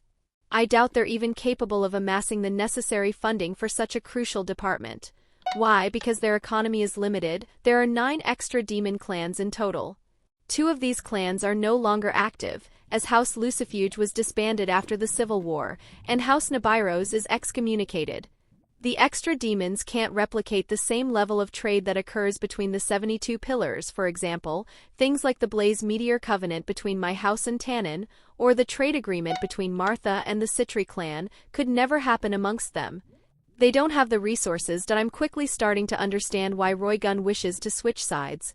No matter how high she climbs in the rating games, her clan won't be able to benefit from it the same way Diehauser's did. Not unless she can gain the proper support of the pillars. The thing is, I don't need the marriage between us to be annulled. I just need it to be put on indefinite hiatus, which won't make persuading her much easier, since I have no clue how long it'll be before I'll be back in the Underworld. As Lord Lucifer said, the timeline is going to be unpredictable. While the car glided along the questionably maintained asphalt, my senses detected a distu. Rabance. Master, and so did Sylvie. "I know," I tapped on the chauffeur's seat. "Stop the car." "Lord Alduin?" "Now!" My pitch deepened, and the chauffeur didn't hesitate to slam on the brakes. Sweat building up on the surface of his back. "Young lord." Thora's posture stiffened, her expression telling me she was ready to spring into action at a moment's notice. "Stay here, keep the chauffeur safe." "Young lord, if there's trouble lurking, then it's my responsibility to help." "I'm sorry, Thora, but that wasn't a request. It was an order." I felt a pang of guilt strike my chest as her posture deflated despondently, but now wasn't the time for deliberation. Alduin stepped out of the passenger seat, both feet landing on the road of the mountain pass they were navigating through. The sight of trees, greenery, and all sorts of foliage separated by the guardrail brought a faint smile to his face. How convenient, these guys have no idea what they're doing. Not that I blame them, getting information from a family like mine is a pretty tall task. He tapped on the chauffeur's window, motioning for him to drive the car backwards to give him space for whatever was about to transpire. Naturally, the elderly servant didn't think twice about abiding by the young lord's order. "Come on then," Alduin spread his arms, addressing the supposedly empty air around him. "You dared to interrupt my ride, you might as well go ahead and introduce yourselves." His words were met with silence. "Cowards," Sylvie spat. Alduin sighed, dipping his head. "Can't argue with you there. Oh well, if they don't want to show themselves, I'll have to make them." The surrounding trees all started to bend, twist, and turn unnaturally, folding outwards and eliminating the lack of surrounding visibility in a matter of seconds, revealing what, or rather, who lurked within the vegetation for all to see. "There we are, much better." He clapped in satisfaction. 14 shadowy, hooded silhouettes were spread evenly on either side of the roadside, their auras flickering with instability and uncertainty as a result of Alduin waving their cover out of existence, their overflowing confidence shaken with a single, offhand motion.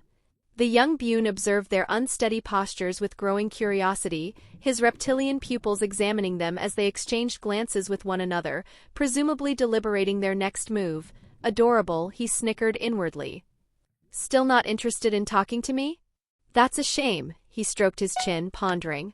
"Let's see here, it wasn't my mother or father who sent you, since they just approached me themselves if they had something planned. Your positioning makes it obvious you knew I'd be coming here, although it's debatable whether or not you know why that is, since you could just be hired guns.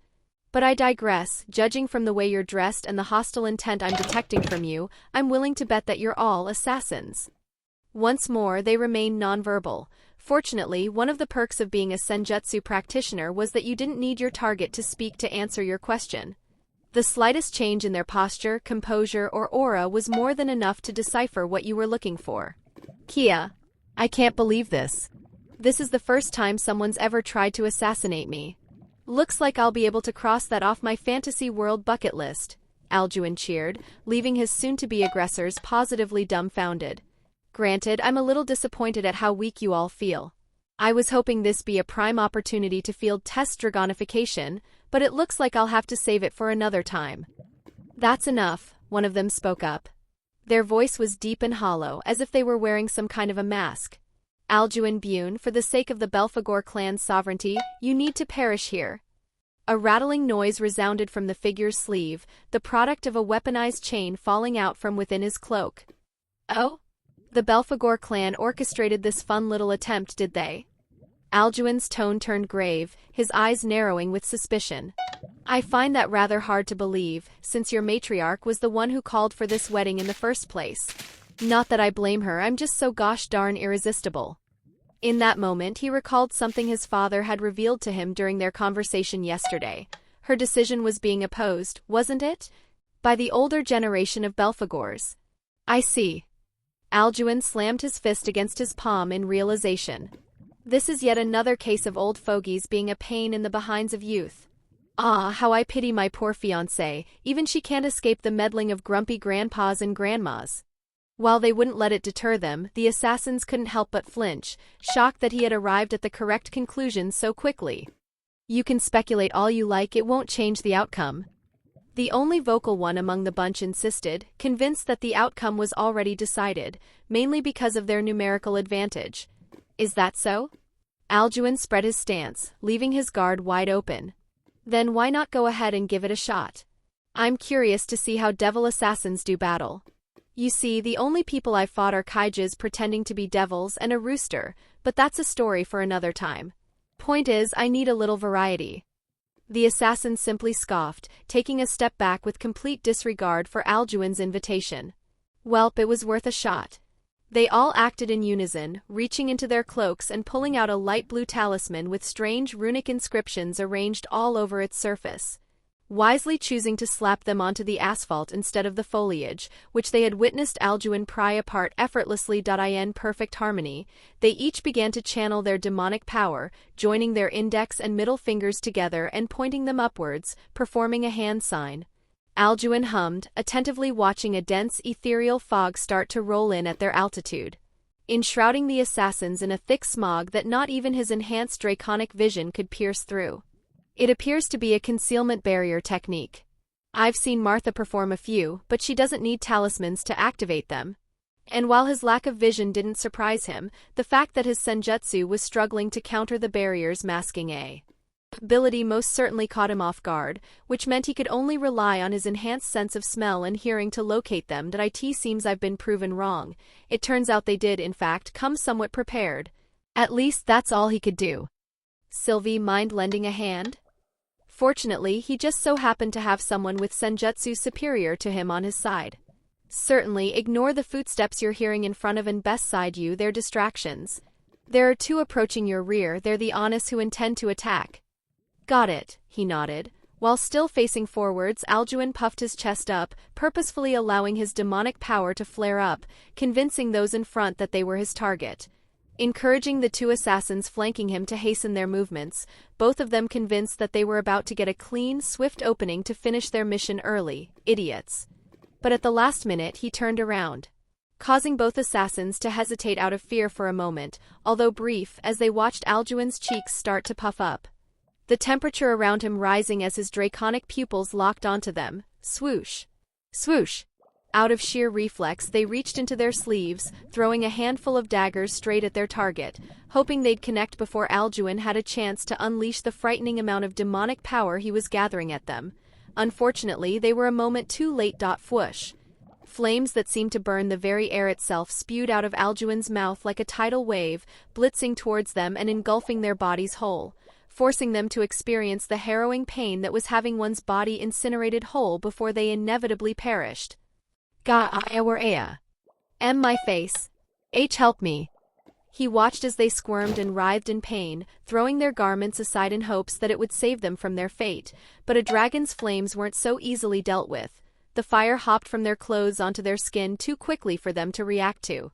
Screams turned to silence, and what had once been figures composed of bone and flesh were reduced to melted puddles of tissue and piles of ash. The pungent odor of smoke wafted through Alduin's nostrils as he continued to observe, not a word coming out of his mouth. I just took a life. For the first time in both lifetimes, he had killed someone. I killed someone. He had taken living, breathing people and extinguished them. I killed them. Yet, he hadn't even thought about it before the flames had left his windpipe. His brain simply interpreted people coming at him with the intent to kill, and responded in kind, like it was the natural thing to do. Yes, they were out to do the same, but this was his first proper life or death battle. Alduin expected to feel a plethora of emotions, but not this. Whatever this was, it felt odd. I can't bring myself to feel a thing, no matter how hard I try to force a sense of remorse or guilt. He looked down, his hands steady as ever, and his nerves not even mildly perturbed. I don't understand. Is this the product of some conditioning they did? Or, Master, now's not the time to space out. Sylvie cautioned him, causing Alduin to snap out of his trance. From all sides, chains shot forth towards him, all of which were inscribed with strange runes, just like the talismans they used to create the fog barrier. However, these were designed to bind, not mask. What a strange feeling this is. He brought his hip down to the floor, leaping upwards with all his might and choosing to make use of the only space the assassins weren't covering. Of course, they weren't going to sit back and idle while he gained airtime. Swiftly, they redirected the trajectory of their chains, tossing them at Alduin's airborne figure. It's not just indifference I'm feeling. No, it's more than that. But before they could connect, they were intercepted by a legion of roots that had branched out from the surrounding vegetation. Even though it wasn't visible to Alduin anymore thanks to the fog, the barrier appeared to be only capable of concealing. It couldn't sever his connection to the plant life. Could it be enjoyment? Is that what I'm feeling from an act I should utterly deplore? He flicked his hands, unleashing a flurry of piercing wind carves aimed at the throats of his aggressors, all of which nailed them square in the throat. By virtue of the rigorous training Thora had put him through to hone his accuracy. The sound of bloodied gargles followed suit as their bodies collapsed onto the asphalt. Limp. That can't be. That shouldn't be. I'm only doing this because it's necessary. They're the ones who tried to kill me first. I'm justified in my self-defense. As they perished, Alduin caught a glimpse of his own reflection in the cold steel of one of the falling chains. He was smiling, wider than he ever had before. Fuck. He landed on the ground, immediately reassuming his stance. 6 had fallen, 8 remained. Is this riffraff all you have to offer? He called out to the rest of the assassins who had yet to make their move. Aren't you supposed to be defending the sovereignty of the Belphegor clan, as you so aptly put it? Come on. Put up some resistance already. Apologies, but I don't think those guys are capable of satiating that bloodlust of yours. As those words were spoken, Alduin felt his blood run cold. Someone had crept up on him. On him. A 15th individual he hadn't sensed among the assassins earlier. My deepest apologies, Master. I'm not sure how, but I failed to pick up on his presence. Slowly, he turned around, finding himself face to face with a figure that was cloaked like the rest, but significantly taller, and with an eerie presence that was completely unreadable to Alduin, even though they were right in front of him. Sorry, I didn't mean to scare ya. The figure sheepishly rubbed his nape. I'm actually on your side, or more specifically, I'm on the lady's side.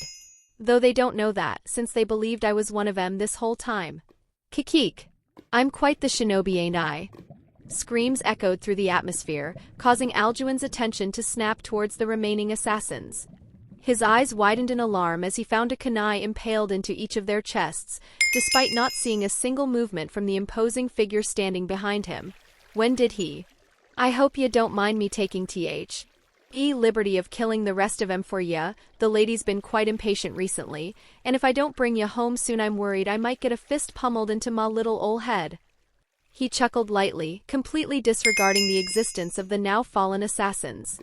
Just who exactly are you? Alduin almost hesitated to ask, only able to muster up the courage to speak thanks to the lack of hostility radiating off the man. Oh, I probably ought to introduce myself. He pulled down his hood and tossed his cloak away, revealing his considerably jarring appearance. An appearance that didn't belong to a devil, at least not any that Alduin had ever heard of. He was an anthropomorphic wolf, with strikingly long dark fur, clad in a disheveled black kimono riddled with worn-down purple accents.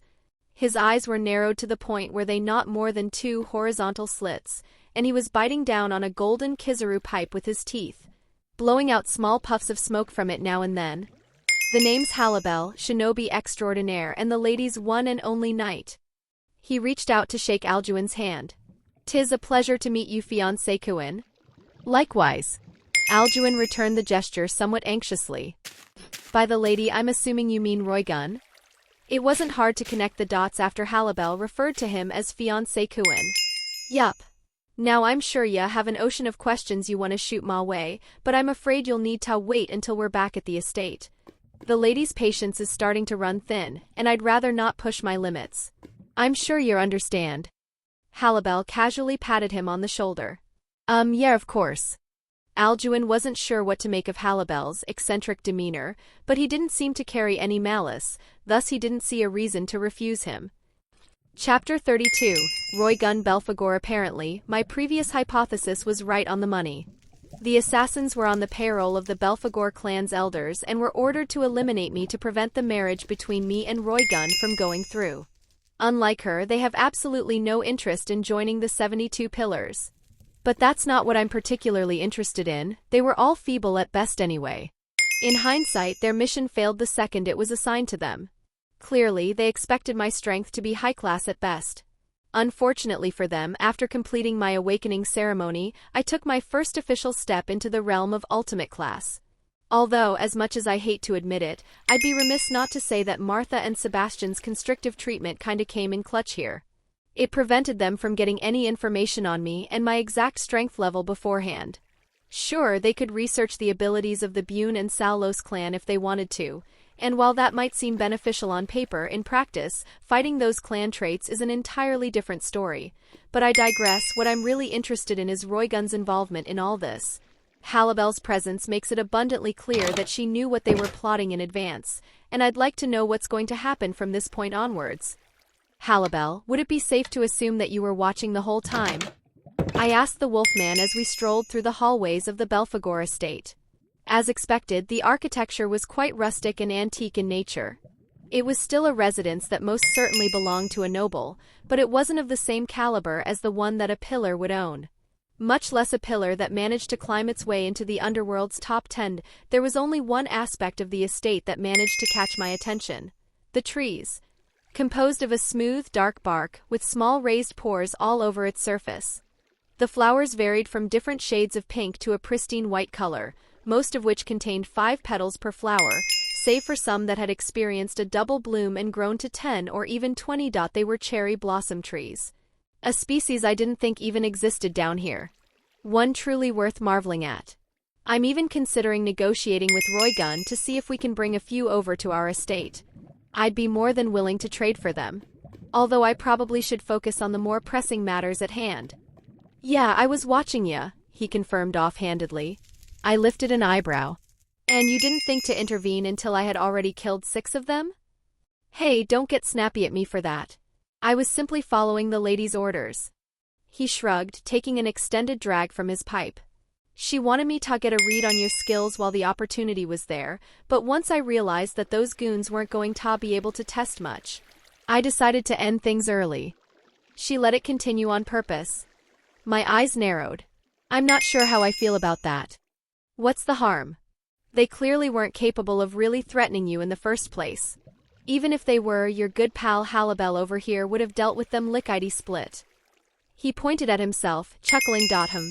He's not wrong. My life probably wasn't in danger there, especially with Sylvie aiding me. Also, with that freak speed of his, there's no doubt he'd be able to intervene before anything actually managed to catch me by surprise, even if there was only a second to react. So what's going to happen now? The elders have made their move. I imagine it's Roygun's turn to make hers. She already did. What? Once I confirmed that the assassins attacked ya, the lady took a trip over to the elders' side of the estate and, he swiped a claw across his throat. Dealt with their opposition for good. Be that as it may, Thora chimed in, who was pacing right behind me. It was awfully inconsiderate of her to knowingly expose her fiancé to an assassination attempt before even meeting with him for the first time. Well, I won't say you're not entitled to your opinion. Halibel opened one eye, revealing an enchanting, bright gold iris. But if you want to bring up that opinion with the lady, you'll have to do so yourself. Thora swallowed a nervous gulp. I couldn't blame her for hesitating. This is a Satan-class existence we're talking about at the end of the day. Don't worry, Thora, I'm sure we'll talk everything out. I offered her a warm, reassuring smile, even though I wasn't entirely confident myself. Honestly, I merely want the 2 of us to make it out of the Underworld in one piece. I'd rather neither of us become Belphegor sashimi before we're up above. Kikik, you 2 seem to have quite the relationship, eh? Halibel snickered, his gaze shifting between the 2 of us suggestively. How daring, especially considering circumstances. Thora's face flushed bright red in embarrassment. We're not. Relax, I won't needlessly snitch. I'm not that kind of guy. He reassured her, motioning with his hands. Great, he thinks she and I have that kind of a relationship. I mean, not that I'm opposed to the idea. On the contrary, I've been actively trying to create that exact type of relationship, but we're just not there yet. I don't have any plans to do anything rash, at least not while I'm still in the Underworld. Once I'm in the human world, it's fair game. Just a word of advice for ya, try not to be too open with you and your young lord's shared affection. His voice deepened, emphasizing the gravity of his words. Especially around Tal lady, trust me, she won't take kindly to that kind of behavior. Gulp. I nodded stiffly. I'll be sure to heed your advice. He hummed approvingly. Soon enough, we arrived at the lone door situated on the uppermost floor of the estate, with the Belphegor clan's horned emblem encrusted into the frame with regal, gilded accents. The ladies waiting inside, and obviously only fiancé Kuan is allowed to enter. He turned to Thora. In the meantime, how about I give the lass a tour of the place? If she's your personal attendant, she'll be coming round here quite often. It'd be good for her to know the lay of the land. Thora glanced at me, probably seeking my approval. I don't see why not. I motioned for her to go ahead. Despite my misgivings, Halibel was clearly just following orders like he was supposed to. He doesn't strike me as someone with his own agenda. And if anyone's going to look after Thora around here while I'm busy, I'd rather it be someone like him. His strength definitely checks all the boxes. Very well, young lord, if anything arises, please don't hesitate to call on me. She bowed, taking her leave with Halibel in tow. Exhale, now then, time to meet my fiancé. Hesitantly, I put my hand on the doorknob, slowly pushing the door inwards and stepping inside Roygun's bedroom. Quite the location for a first meeting, if you ask me. To my surprise, the woman in question was nowhere to be seen, allowing me to take some time to gander at the design of her room. If one thing is for sure, it's that she really has a thing for pink, if that wasn't already obvious by the myriad of cherry blossom trees I had seen outside. Her bedsheets? Pink. Her drapes? Pink. The semi-translucent curtains framing either side of her bed? Pink. Her wardrobe? Pink. Her walls? Pink and white, how daring. Her floor? Pink wooden planks. I'm a Sallos, and even I have no clue what kind of tree produces pink timber. Pink, pink, and more pink, no matter where I look. Honestly, it's hurting my eyes. She also has some trophies framed across a hanging shelf. They all appear to be ones awarded by top-rated game companies. There are 3 of them here so far, one for beating the number 10, one for beating the number 9, and another for beating the number 8. Fucking hell, it's only been a month since I heard about her entering the top 10, and she's already snatched 2 more positions in that time. Is that kind of progress even natural? I continued to aimlessly meander around the space, probably touching stuff that I wasn't supposed to, but can you blame me? It's not my fault that my fiancée doesn't want to show herself. I hope I'm not kept waiting for too long. The tension's seriously starting to get to me. Wait, what's that sound? My ears started to twitch, my attention shifting towards another door within the room that I hadn't noticed earlier. The sound of running water crashing against marble flooring resounded from within, alongside a faint metallic smell akin to blood being washed away, that wafted through the doorframe and into my nostrils. Oh shit. It didn't take me long to connect the dots. She was taking a shower. Halibel. You bastard. You definitely knew, yet you still told me to go inside. I take back everything good I said about him. Kikik. Halibel, for no apparent reason, started to snicker to himself while he was showing Thora around. Is something amusing? Thora asked, cautiously side-eyeing him. No, not at all. I'm just praising myself for being such a good matchmaker. I snapped to my feet, quickly marching towards the door while counting my blessings, deeply thankful that I hadn't walked in at a different time. Even if she's my fiancé, the last thing I need right now is for my first impression on her to be that I'm a peeping Tom. Stay, but before I could do so, I was stopped dead in my tracks by a charming, soft-spoken, mature womanly voice. I'll be out shortly. Sit on the bed while you wait. Her voice made it clear that it wasn't a suggestion, but an order. Woman. I was trying to give you some privacy. Anxiously, I robotically walked back over to the bed, planting my behind on the soft mattress as agitated beads of sweat formed on the surface of my skin. This situation isn't developing how I wanted it to. Not even close, but I can't let myself get distracted. Focus, Alduin. You have a goal to accomplish here, remember? Don't lose sight of that. Click. I tried to steady myself, but the sound of the bathroom door unlocking caused my confidence to waver a little further. My eyes were still fixated on the flooring beneath me, my mind unsure whether or not it was a good idea to look at the door. I don't see what's so interesting about the floor. I'm over here, Alduin. Don't you think it's a bit rude to avert your gaze from your fiancé? That same alluring voice addressed me, leaving me with no choice but to muster up my courage and face its origin. Much better. There she was. Stood in the doorframe, staring at me with a faint, unreadable smile. A ravishing, young-looking woman with freshly wetted cherry blossom locks cascading down her shoulders, the same shade of pink as the trees I had marveled at outside. 2 upwards curving horns protruded out of the sides of her head like laurels, though they obviously couldn't compare to the majesty of mine. Damn it. There I go again with that weird complex. Strangely enough, her pupils weren't all that dissimilar from mine, at least in shape. They were also vertical slits, but just a little thicker than I and Sebastian's pupils. There was also this odd, almost eerie ring that circled her irises, which only made her unblinking, fixated stare even more frightening.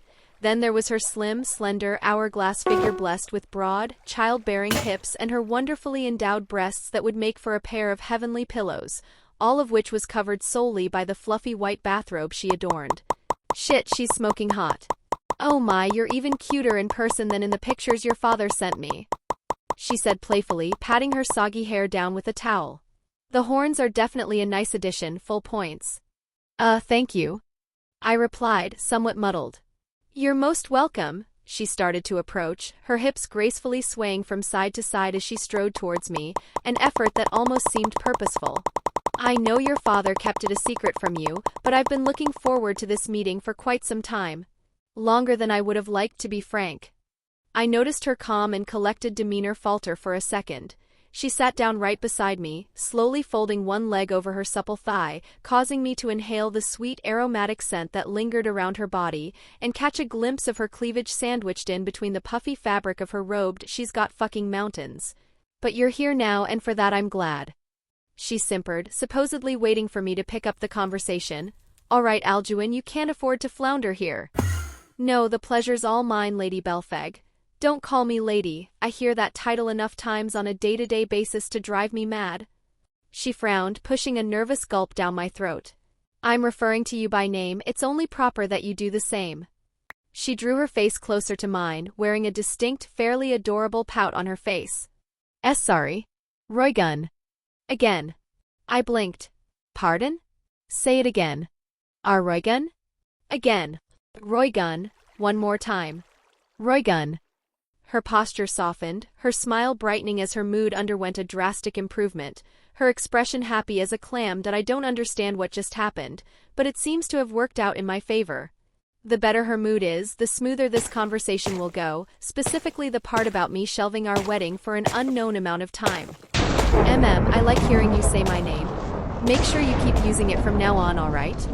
She cocked her head, catching me off guard as she affectionately stroked my cheek.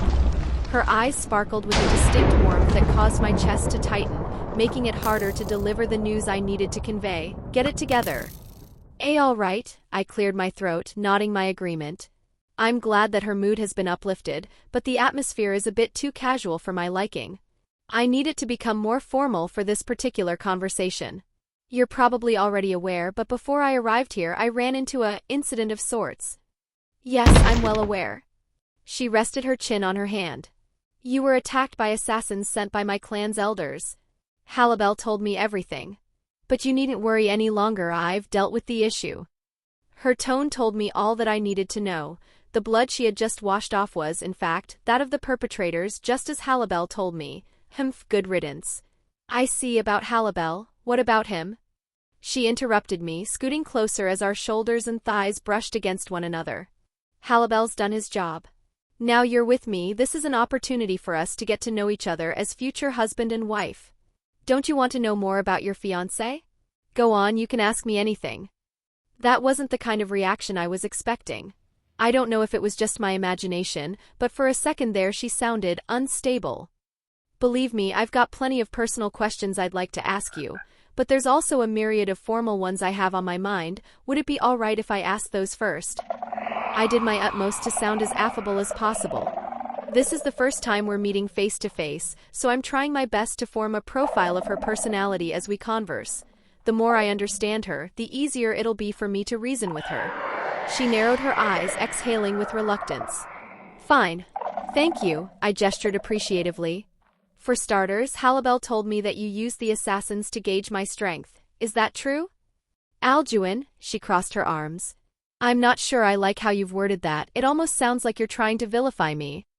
I assure you I didn't mean anything of the sort, I spoke with steadfast insistence, leaving no room for confusion. If you bore any malice, you wouldn't have gone ahead and dealt with the elders. I'm just curious as to why you felt the need to test me, that's all.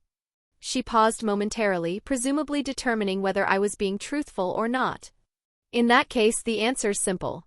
I needed to make sure you weren't a weakling. Such a person would have no business standing beside me as my betrothed after all. I hummed, slowly nodding to myself. And? What's the verdict? You passed with flying colors. Tenderly, she ran her fingers through my hair, causing a faint flush to appear across my face. Though you're young, you've already achieved the threshold of ultimate class. I have no doubt that you'll be able to achieve my level of strength in the future, although in hindsight, I probably should have expected as much. You are Sebastian's child after all. I hear your mother's quite the powerhouse as well. Unfortunately, my requests to meet with her went unanswered. I put my hand on her shoulder. Believe me, you're better off not meeting her. If you say so, but I'll have to talk with her at some point in the future. She's going to be my mother-in-law after all. Roygun shrugged, blissfully unaware of Martha's character. For your sake, I'll make sure the two of you are never in a room together. I suppose time will tell. Moving on, my father told me that you were the one who initially proposed this marriage. Is that true as well? It's true. Might I ask why? I've heard the old man's side of things and now I'd like to hear hers as well. I'm not so short-sighted as to take his words at face value. I know it's a little redundant at this point, but there's quite a staggery age difference between us, not to mention that we've never met before. I don't really understand why you chose me of all people, even taking into account your desire to make your house a part of the 72 pillars. A bright smile returned to her face. Is that really a formal question? That sounds quite personal to me.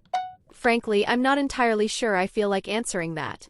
You shouldn't ask a woman such a question so brazenly, Alduin. You ought to learn some tact. Funny, Thora told me the exact same thing. Roygun, please take this seriously. She tapped her lower lip, a mischievous smile crawling up her face.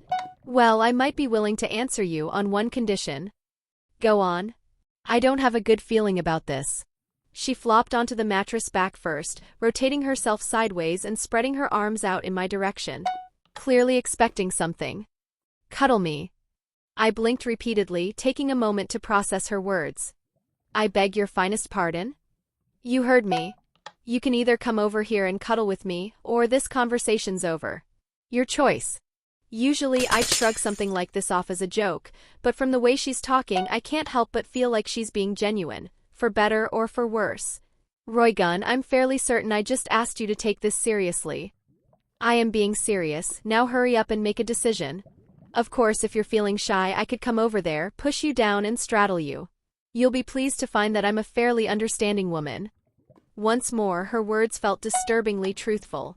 Good grief, the fact that the last person I cuddled was my literal mother isn't helping my confidence here. But sometimes a man's gotta do what he's gotta do, not that I'm all that fussy about cuddling someone as stunning as her. After a bit of hesitation, I shuffled over towards her lying figure, and once I was within arm's reach, she didn't waste a second grabbing hold of me and pulling me into her ironclad embrace. Smushing my head against the hefty pillows attached to her chest. So soft, not good. I could actually fall asleep like this. Alduin, cuddling isn't a one-man job. You need to return your partner's embrace. She chided me, a shiver crawling down my spine as her hands shifted around my body, sliding from my waist up to my back, her fingers clenching like a koala grabbing hold of a log. If you wait for me to move your hands for you, they might end up somewhere you're not ready to touch, just saying. All right. I stammered, folding my hands around her waist, exposing myself to the tantalizing sensation of touching her sensational figure, diminished only by a bathrobe that was far thinner than I had presumed. I'm really struggling to focus here. Alduin, this is my answer. She spoke into my scalp, her alarmingly steamy breath hitching against my hair, indicating that I wasn't the only one feeling stimulated. I'm not sure I follow. While it's true that our marriage is a necessity for me to make my house a part of the 72 pillars, it's not the only reason I want you. Those last 3 words had quite the effect on me, that's for sure. All my life I've only been surrounded by 3 things in this estate of mine. Servants, subordinates, and obnoxious elders who look to oppose my vision for this house every step of the way. Fortunately, I went ahead and eliminated one of those today. Something I probably should have done a long time ago. Better late than never, I chuckled. If there's one thing I can get behind, it's geezer pest extermination. Haha. Yes, I suppose you're right, she returned, a chuckle of her own, her mood swiftly turning stern once more. The point is, I've always been missing one kind of relationship in this residence family. I lifted my brow. What about your mom and dad? They were pathetic excuses for parents. They sided with the elders who wished to suppress me, sticking to stubborn traditions that had no other merit than needless pride. Even though I couldn't see her face, since my face was sandwiched between her shoulder boulders and all, I could feel her mood darken. I killed them alongside the rest of the old fogies. They were only parents in name anyway. I didn't feel a thing for them, never have, never will. Oh. Talk about having a bomb dropped on your head. I'm not sure how to even begin formulating a response to that. Does it disgust you? That I'd do such a thing to them without a hint of remorse. I felt her squeeze me a little tighter. Honestly, no, not at all. Huh? My indifferent answer seemed to catch her by surprise. The truth is, if you hadn't killed them yourself.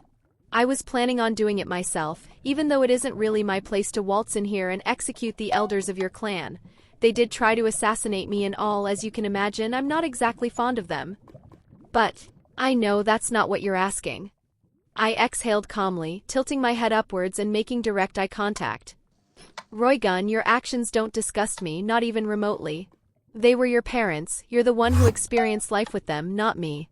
I don't feel like I have the right to decide how you should and shouldn't feel about them. If there was nothing more to be done, then that's that. End of story. You truly aren't repulsed by what I did? Not even a little. Not even a nano-angstrom, my dear fiancé. I placed both hands on the sides of her face, rubbing my thumbs across her smooth, glossy skin, hoping to soothe her. Alduin, yes? I think you might be a little crazy. She laughed dryly, continuing to move her arms upwards and coiling them around my collar. Crazy, huh? My mind went back to the fight with the assassins. Yeah, you might be onto something there. If that's the case, then I assure you it's genetic. Really now? Maternal or paternal? Both. Is that so? I can't speak to your mother, but your father seemed quite level-headed to me when we talked. Then you clearly didn't talk with him long enough, we both giggled. Although I honestly did mean every word I said, any remnants of lunacy dwelling within me are by courtesy of my blood. It's a shame. If you had waited a little longer, then maybe the two of us could have slaughtered your elders together. It'd make for a memorable first date, don't you think? Yeah, it would've. She breathed a deeply relieved exhale, evidently much more relaxed than before. Now then, do you have any more questions for me? I feel bad that I'm going to have to bring the mood down again, however, I can no longer afford to ignore the matter at hand. The earlier I rip this bandage off, the better it'll be for both of us.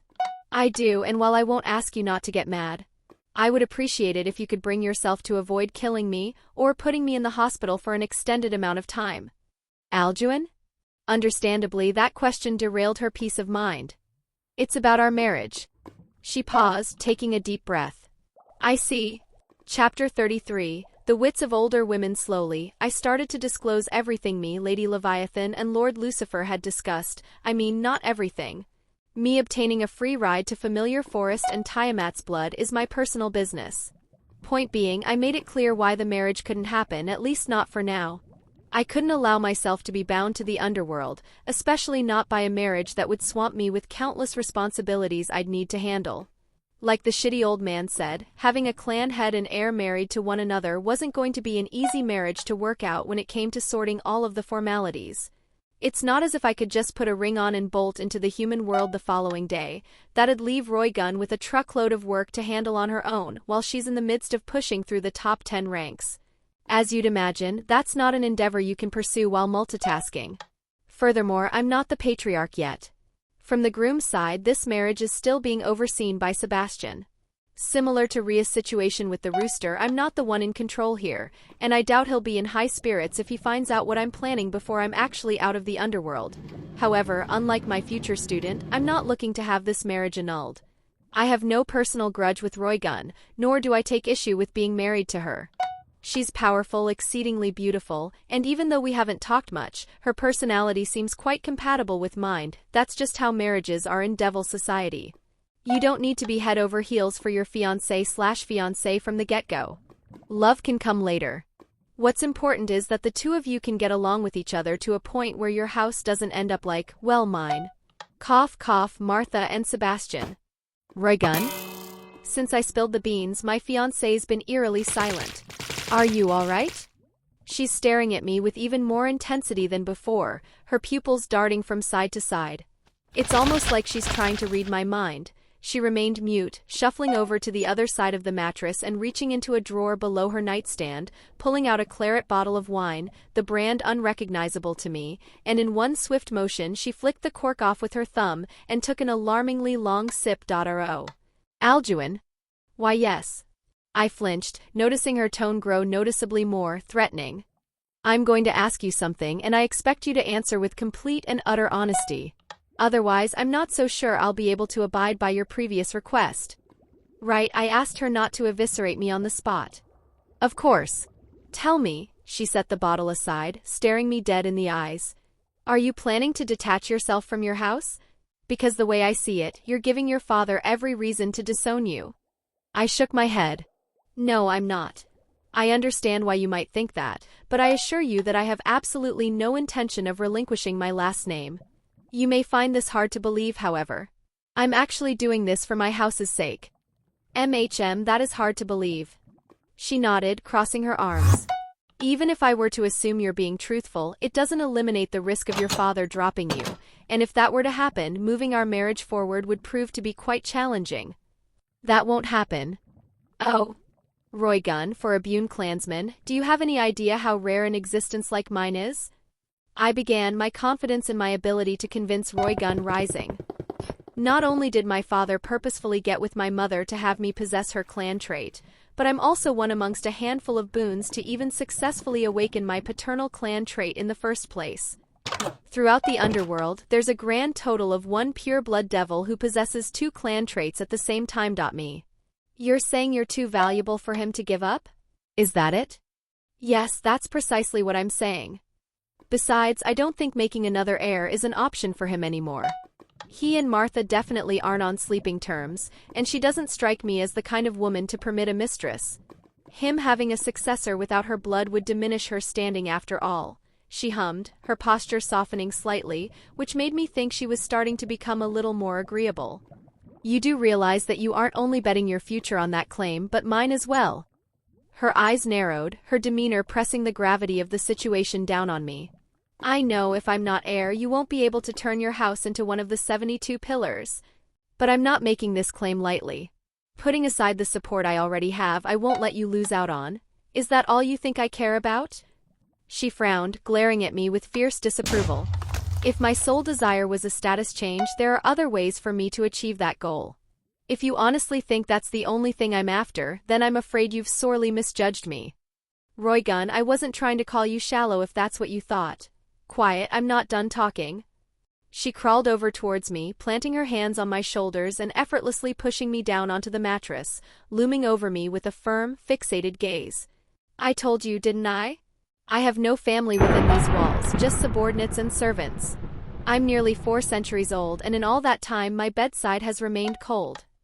I felt my eyes start to widen, slowly coming to a realization regarding Roygun's true intent. I'm a fool, aren't I?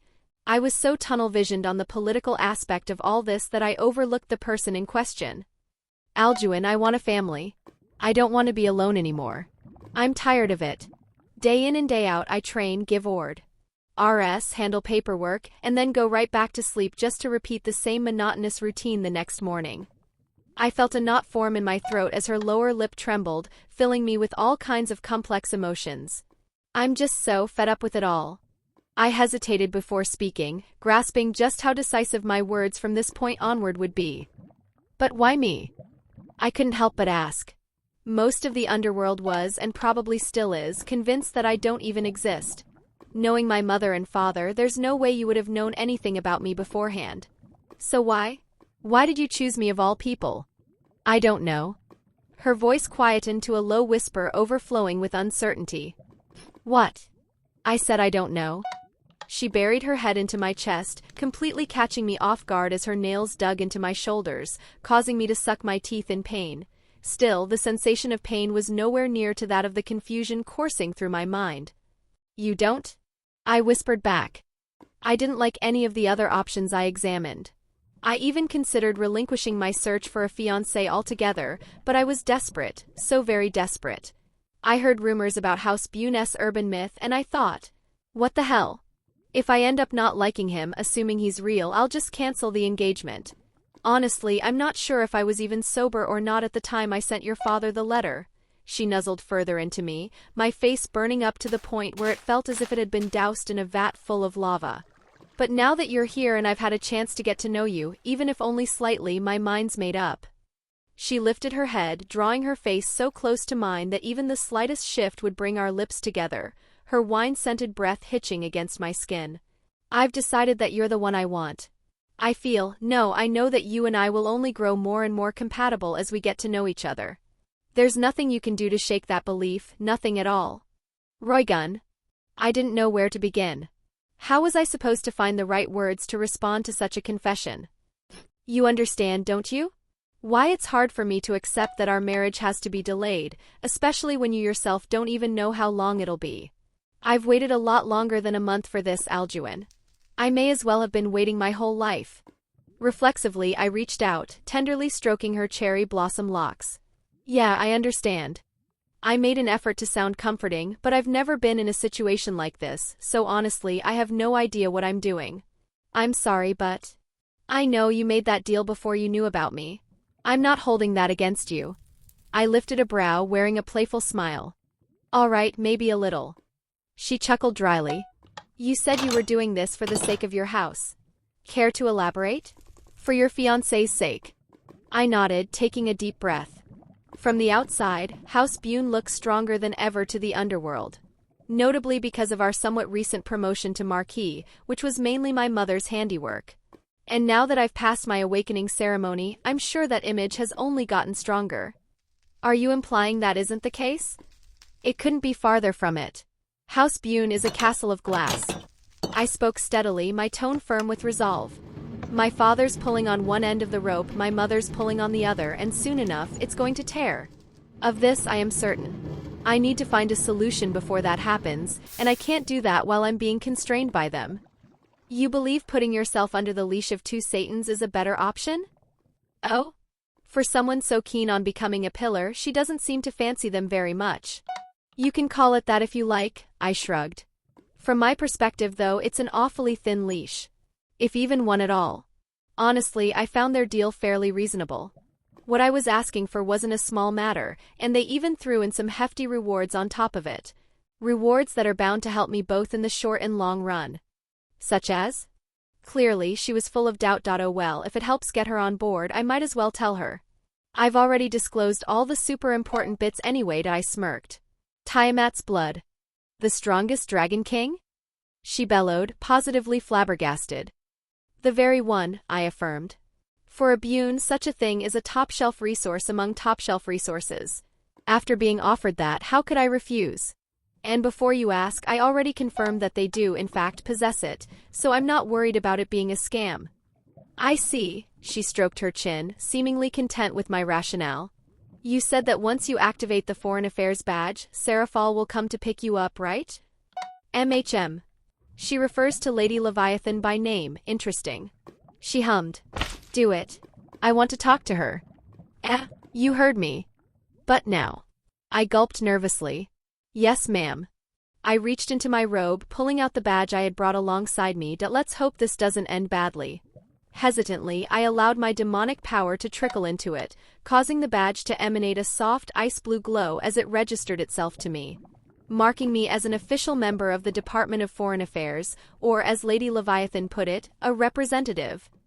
Seconds later, a deep blue teleportation circle bearing Lady Leviathan's crest appeared on her bedroom floor, signaling the Satan's imminent arrival, and as it formed I noticed something off about the current situation. Roygun? Yes? Don't you think our positioning is a little improper for Lady Leviathan's reception? I doubt summoning her while I'm being straddled is going to leave a positive impression on her. No, this is perfect. Serafal may have made a deal with you, but she ought to understand who you truly belong to. My adorable fiancé. She pressed down onto me, squishing her chest against mine and resting her head in the crook of my neck. Someone's feeling a little possessive. I was forced to exert an impossible level of self-control to prevent my sword from unsheathing itself, made doable only by the emotional control training Sebastian had hammered into me all my life. Soon enough, a pair of flamboyant raven twintails manifested into existence. Coupled with the same turquoise formal dress and dark striped skirt I had seen back at the Citri Manor. Alchon? It's about time you called. Me and Sir Zexjon thought you had gone back on your word for a second. In the midst of her theatrics, stopping and staring at the suggestive sight unfolding before her. Hey Alduin, just what exactly have you summoned me to? It's a long story. Hush, darling, I'll handle the conversation from here on out. Roygun put her finger to my lip. Hold on, where did darling come from? It's been a while, hasn't it? Serafal. I take it you're still a bachelorette. Isn't it about time you find someone? You're not getting any younger after all. It won't be long before you're deemed expired goods. Roygun? What the hell are you doing here? The Satan's presence quickly grew hostile, causing me to inhale a sharp, fearful breath as the temperature around us plummeted. Even just a sliver of her demonic power was enough to scare me out of my wits. Do these two have some kind of grudge? How rude. I'll have you know you're standing in my bedroom. You should be grateful that I'm humoring your presence at all. If it weren't for your meddling, I wouldn't even consider burdening myself with the displeasure of seeing your face. Meddling? The fuck that's supposed to mean? More importantly, what do you think you're doing molesting my employee like that? Get off him right this instant. She stomped, the floorboard letting out a pained creak as I felt my body break into a nervous sweat. Why should I? He's my betrothed. I'm free to touch him however I please. Unlike you, since your relationship is merely that of employee and employer, you'd get sued for workplace harassment. Roygun smirked at her, shamelessly getting a rise out of Seraphal for the sake of her own enjoyment. Maybe I was wrong. She and Martha might get along with one another after all. Alduin, is this true? She glared at me, her eyes widened in shock. Why yeah, pretty much. I scratched my nape, not sure how else to respond. Technically we got engaged a month ago, but I only became aware of it after our meeting. You know how my father can be. I purposefully left out exactly when I learned about our engagement. I don't think she'd appreciate it if she knew Thora told me everything literally minutes after I left the manor. Notifying her and Lord Lucifer kinda slipped my mind. I'm such a klutz. Thanks to your interference, we won't be able to officialize that engagement for an unknown amount of time. Roygun scowled at her. Humph, some Satan you are, getting in the way of true love just because you're incapable of obtaining it. How unseemly of you. Whoa, harsh. Roygun, don't you think that's a little? A little what? Crude? It's the truth. The truth tends to hurt. She continued to stare Lady Leviathan down. Now then, regarding this bothersome little stipulation you've put on my darling, I want to discuss visitation. Ha! Why would I bother discussing that with you? Wench, all you'll do if I let you up there is continue your starved prowl for younger men, just like you're doing now. Lady Leviathan crossed her arms, her left eye twitching with indignation. Oh please, I've got everything I need right here. She scoffed, squishing me as if I were naught but a sentient body pillow. Ah, but you obviously can't relate, can you? Knowing how touch-starved you are, you're probably willing to strip for the first man desperate enough to come within 100 meters of your meager figure. Twitch. You really like pushing your luck, don't you? Roygun. Deciding that she'd had enough, her demonic power started to flare to life, this time on purpose, as she revealed a haunting, toothy grin. Need I offer you a physical reminder as to who it is you're talking to? Girl. You've both lived for centuries. Should age even matter between you anymore? Roygun breathed a stifled, vindictive giggle. Look, darling. The pent-up hag's finally revealing her true colors. To think she'd flaunt her presence so openly with no regard whatsoever for her employee, how shameful. This is why you shouldn't get involved with these kinds of people. If these two are going to argue with each other, couldn't they at least spare me from the crossfire? I genuinely feel like I'm going to collapse from the pressure. It's a miracle I haven't done so already. You're one to talk, clinging to your fiancé instead of getting up and facing me like an adult. I could hear the sound of Lady Leviathan's knuckles cracking as she flexed her hands. I presume you forgot your big girl pants alongside the rest of your clothes? Roygun narrowed her eyes, finally deciding to release me from her deeply evocative clasp as she started to approach Lady Leviathan. Have it your way then. She replicated the Satan's boast of might, the aura of demonic power radiating around her making it seem like she could tear space itself in two. Yeah, I think I'd best leave before I'm torn apart by whatever catastrophe's about to unfold before me. Chapter 34, The MILF Whisperer. At present, I'm sitting down in the Belphegor Manor's dining room. Sandwiched in between my fiancé who's on the chair to my left, clenching my arm while I'm using my Dryadic blessing to tend to her extensive wounds, and Lady Leviathan, my new boss, who sat on the chair to my right, who I'm tending to just the same. Why aren't we in Roygun's bedroom anymore, you ask? Well, it's because that room no longer exists. As a matter of fact, the manor is missing the entirety of its top floor, which has now been reduced to frozen chunks of concrete, brick, and all sorts of raw materials because of Lady Leviathan's ice manipulation, which were first turned into rubble thanks to Roygun's crack ability. The only reason they even stopped at all was out of consideration for us mere mortals below them who would have perished in the crossfire had they allowed their altercation to escalate. Satan-class devils truly are a force to be reckoned with. I've never been more glad that the bad blood between Sebastian and Martha never turned into anything physical. Thora and Halibel are also here, for some reason, sitting on the complete opposite end of the dining table with fear written all over their faces, probably because of the passive hostility that's leaking off these two monstrous women. Humph, what are they getting all jittery for? I'm the one who's positioned smack dab in the middle of their animosity. They're supposedly here to talk about visitation terms or something of the sort and have decided to use me as their Switzerland to prevent them from attacking each other while they talk. How the hell do they expect me to fulfill that role? A mild twitch from either of them would cause my arm to snap like a twig. I hesitated, my gaze flicking back and forth between the two. Aren't you guys going to say anything?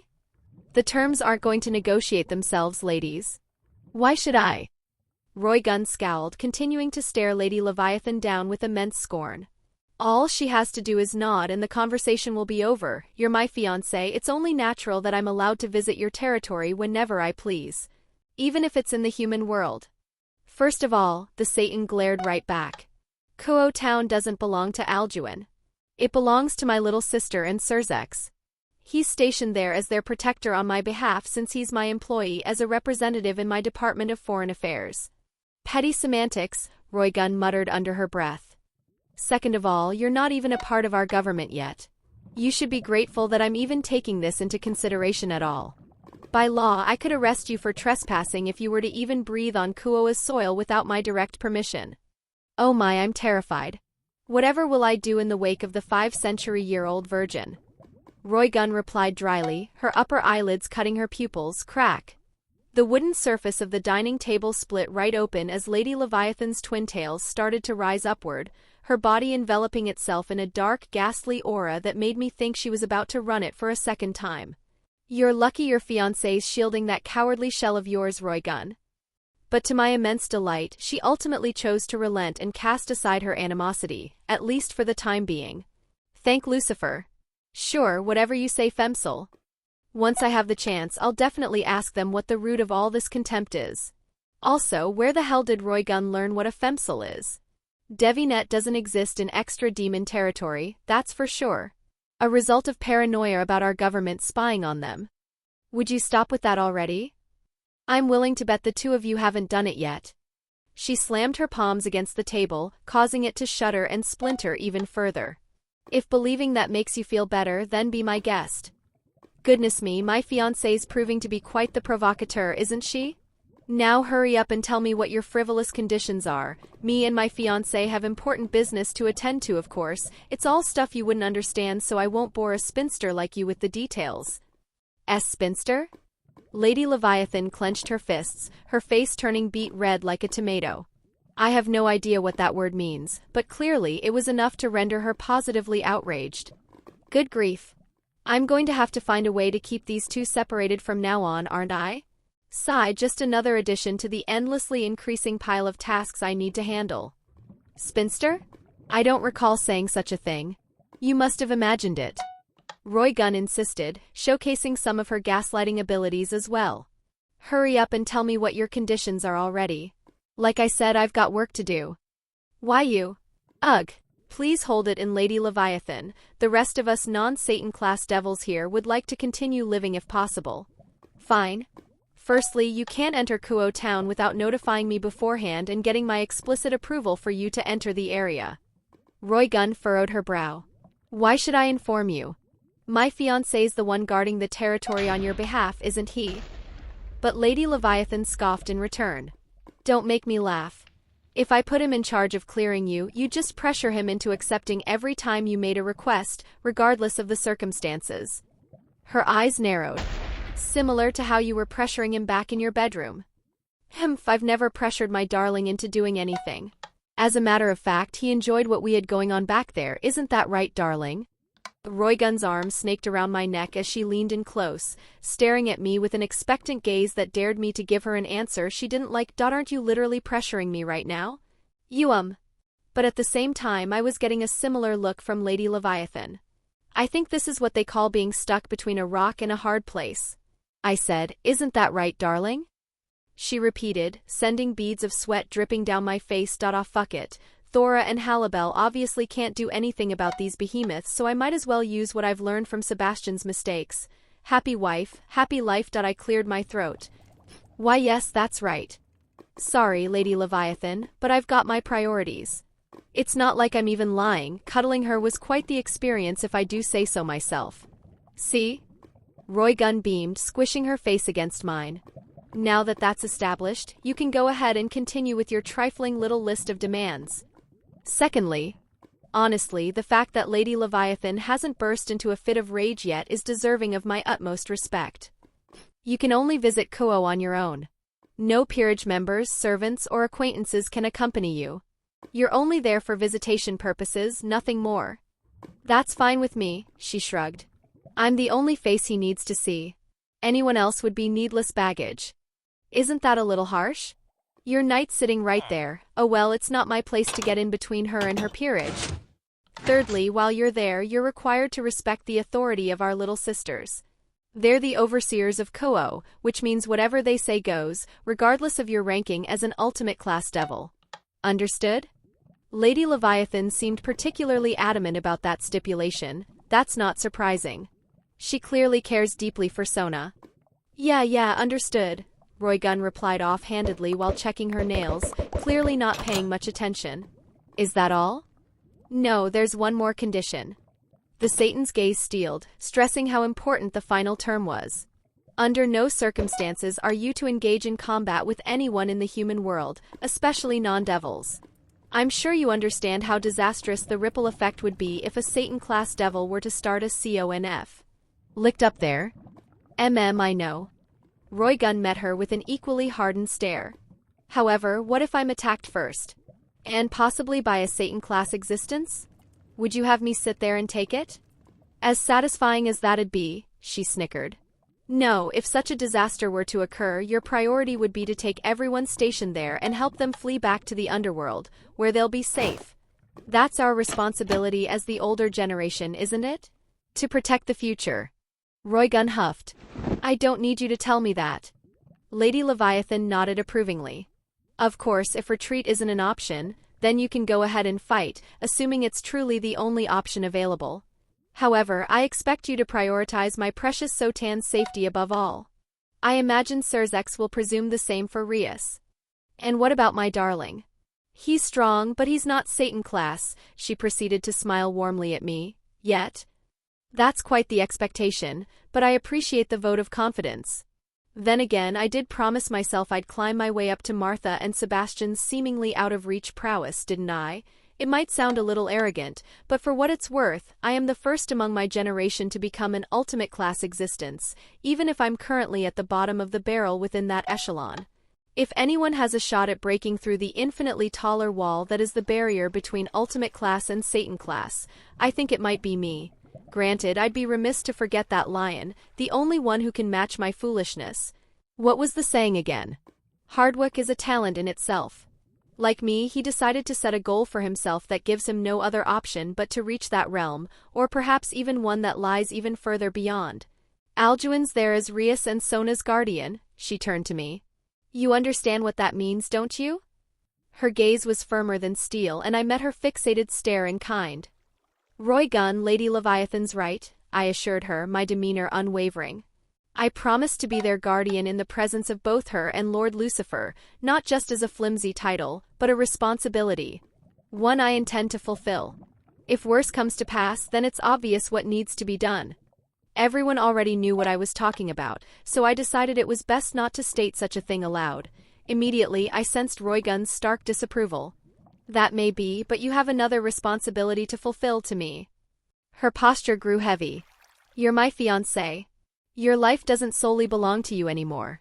Half of it's mine. If you fail to preserve yourself, then you'll have killed half of me. Is that what you want? No, not in a million years. I leaned against her, hoping to offer her some comfort. I may have a duty to adhere to, but us Boons don't go down that easily. I'm not sure if you're aware, but the last time one of us went down in combat, it was by the hand of a heavenly dragon. Oh? Comparing yourself to your ancestor? How bold. Oh, she does know. I guess I'm not the only one who researched my eventual partner. Whatever the case, dying is unacceptable. If you do, I'll drop down to Hades' land of the dead and drag you out of there myself, and you'll spend the rest of your existence tied up in my basement as punishment. Got it? Gee, got it. I've gone ahead and gotten myself quite the scary fiancé, haven't I? Ugh, how cheesy. Lady Leviathan visibly cringed. Now, do you accept my conditions or not? I want to hurry this up and take Alduin to Kuo already. The sooner he's properly introduced to Sona, the better. Oi, aren't you forgetting my other protectee? Yes, I accept. I noticed Roygun's tone shift, a distinct pout appearing across her face. Ah, I see what's wrong. Lady Leviathan? Seraphal, she insisted. You're my employee now. You'll either refer to me by name or as Levitan. Anything else will be met with harsh punishment, okay? Right, I forgot she wanted me to call her that, force of habit. Sorry, Seraphal. This might sound a little presumptuous of me, but I'd like to request something of you. I dipped my head out of respect. Oh. She folded her arms. Go on. If possible, I'd like to spend the rest of the day here before I assume my duties in the human world. Pardon? Her displeasure was immediate, and I couldn't blame her. It kinda sounds like I'm trying to ditch my part of the agreement here just to frolic with my fiancé, which isn't entirely untrue. But it's for the right reasons. I swear. I'll head to the human world first thing in the morning. You have my absolute word on that. It's just, there's still quite a bit that me and Roygun need to discuss, and it could be a while until we have an opportunity to do so. I'm not sure it's a good idea for me to begin working if my mind's preoccupied. Yeah, because that's totally all you're thinking about. Shit, did I just dig my own grave? Sigh very well. She sighed. Rias and Sona are still in the process of getting settled down. I suppose waiting another day wouldn't hurt anyone. But remember, first thing tomorrow, no exceptions or further delays. Otherwise, I'll freeze you and drag you up there myself. Phew. Thank you, Seraphal. I bowed, expressing my appreciation. She hummed her acknowledgement. I've got some business to handle at present. I'll be back first thing in the morning. Enveloped in the light of a teleportation circle once more, she took her leave. Alduin, Roygun spoke, the slight shake in her tone worrying me. Yes? Look at me. What's row? The second my face was pointed in the direction of hers, she made her move. MMMPPHH. Her lips crashed into mine with abandon, exposing me to the immense softness and warmth of her pink cherry lips with no prior warning whatsoever.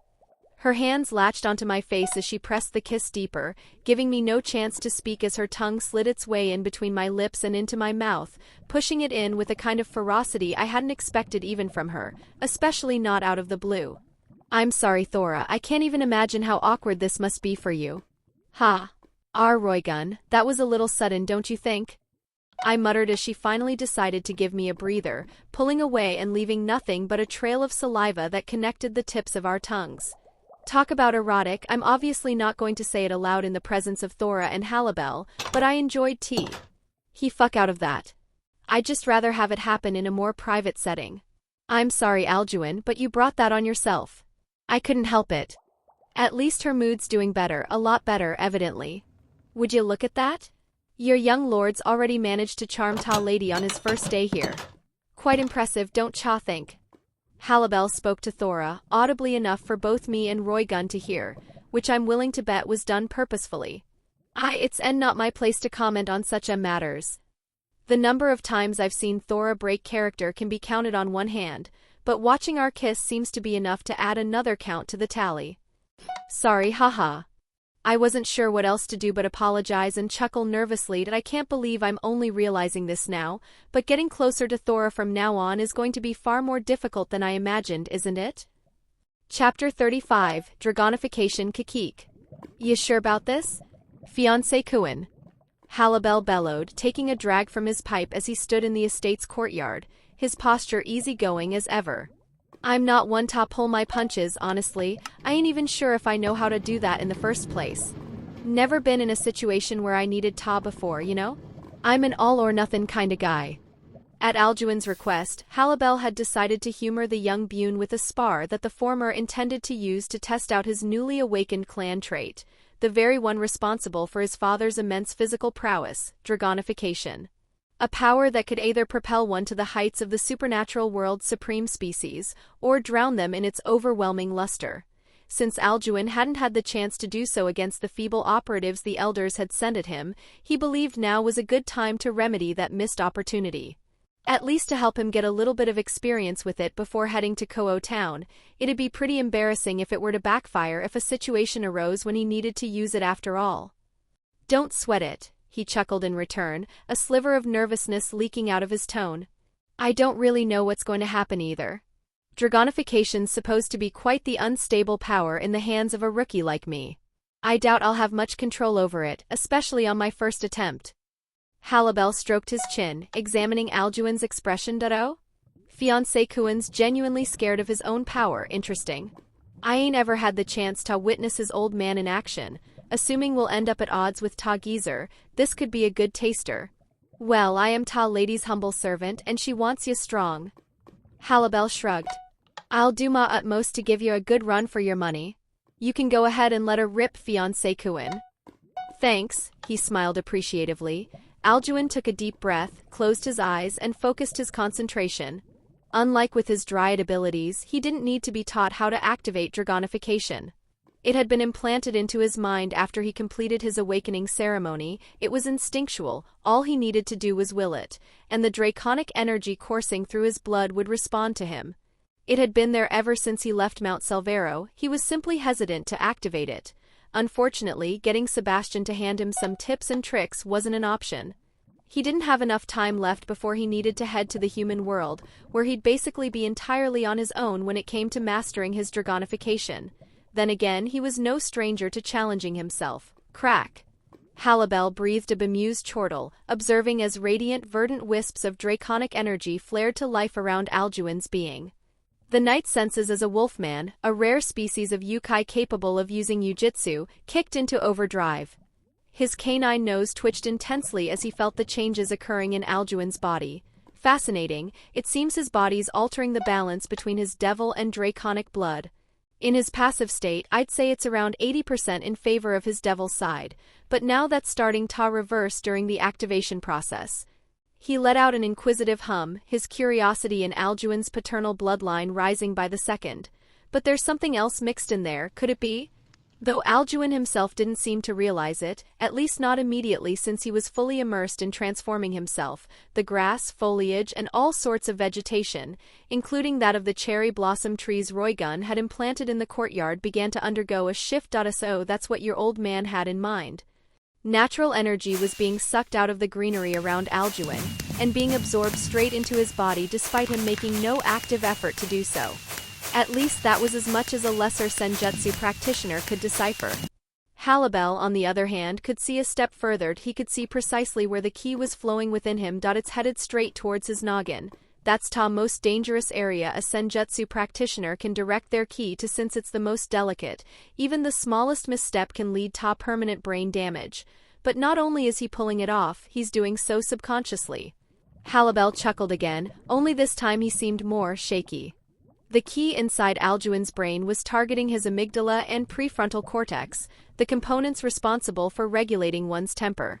In other words, the ki was working to suppress Alduin's anger and keep him as calm as possible while he called upon his Dragonification. Halabel's eyes lit up in realization. Oh, that's what it is. It's his Salos bloodline acting up with some type of self-preservation protocol. It's suppressing Ta supposed infectious wrath his Buné bloodline comes with. His old man must have planned this. There's no other explanation for why he'd marry someone like Ta Black Widow. Bit by bit, Alduin's skin began to harden, taking a drastic shift from its usual pale tone to one that was pitch black, riddled with draconic scales that started to cover him whole, starting from his chest area and spreading to the rest of his body like an infection. The wisps of draconic energy swarming around him like fireflies started to merge, combining into one unified explosive aura that shot upwards from Alduin's feet as a pillar of searing, verdant light, covering his figure from Halabel's field of view as his height grew tenfold and his mass by an even greater amount. Violent tremors spread through the soil, and to Halibel, it felt like he was standing smack dab in the epicenter of a magnitude 10 earthquake. Fortunately for him, being a shinobi meant that his sense of balance was in a league of its own. All he had to do was exert a slight amount of effort to rediscover his balance. This is going to be fun. Slowly, the radiant pillar began to fade out, unveiling Alduin's new form that was concealed within. Kikik. You're looking pretty fierce there. Fiancé Kuin. Halibel couldn't help but grin. Before him stood a regal, towering western dragon at least 10 meters tall, clad entirely in pitch-black scales from head to toe, standing on all fours with its head proudly held high. 4. Dark draconic horns rested atop its skull in pairs of 2 on either side, one pair facing forwards and the other backwards. Each of them was sharp enough to pierce through even the toughest of metals the Underworld had to offer. A set of broad draconic wings rested on its back. They were both spread as far as they could, which cast an extensive shadow on the ground beneath. Its underbelly was a shade lighter than the rest of its body, with bright green markings spread around its chest area like veins, each of them pulsating with draconic energy as if they were outlining the dragon's heart. This was Alduin's proper draconic form, one that made his achievement as one of the very few boons to successfully awaken his clan trait clear to all that he opened his eyes, the scara of which had turned completely black and were complemented by the now even brighter, haunting green glow of his irises. So this is Dragonification. He turned, meeting Halibel's deeply intrigued stare. How strange, it's supposed to be exceedingly hard to control. Yet I don't feel anything of the sort, not even remotely. He looked down, taking a moment to examine his beastly figure, moving his claws up and down, and allowing his tail to sway from side to side. He had expected going from a human body to that of a towering creature of legend to be no different from learning how to walk all over again, but that wasn't the case. If anything, it felt natural, like he had been living in this body his whole life. No discomfort. No sense of alien disorientation. Nothing that he could move just fine. If you're wondering why you're feeling better than you should, I think it's got something to do with your mama's blood. My Salos bloodline? Alduin replied, his pitch considerably deeper than before, coupled with a hollow tone. It looks like you didn't notice when you were transforming just then. Your mind absorbed a truckload of ki without any input from ya.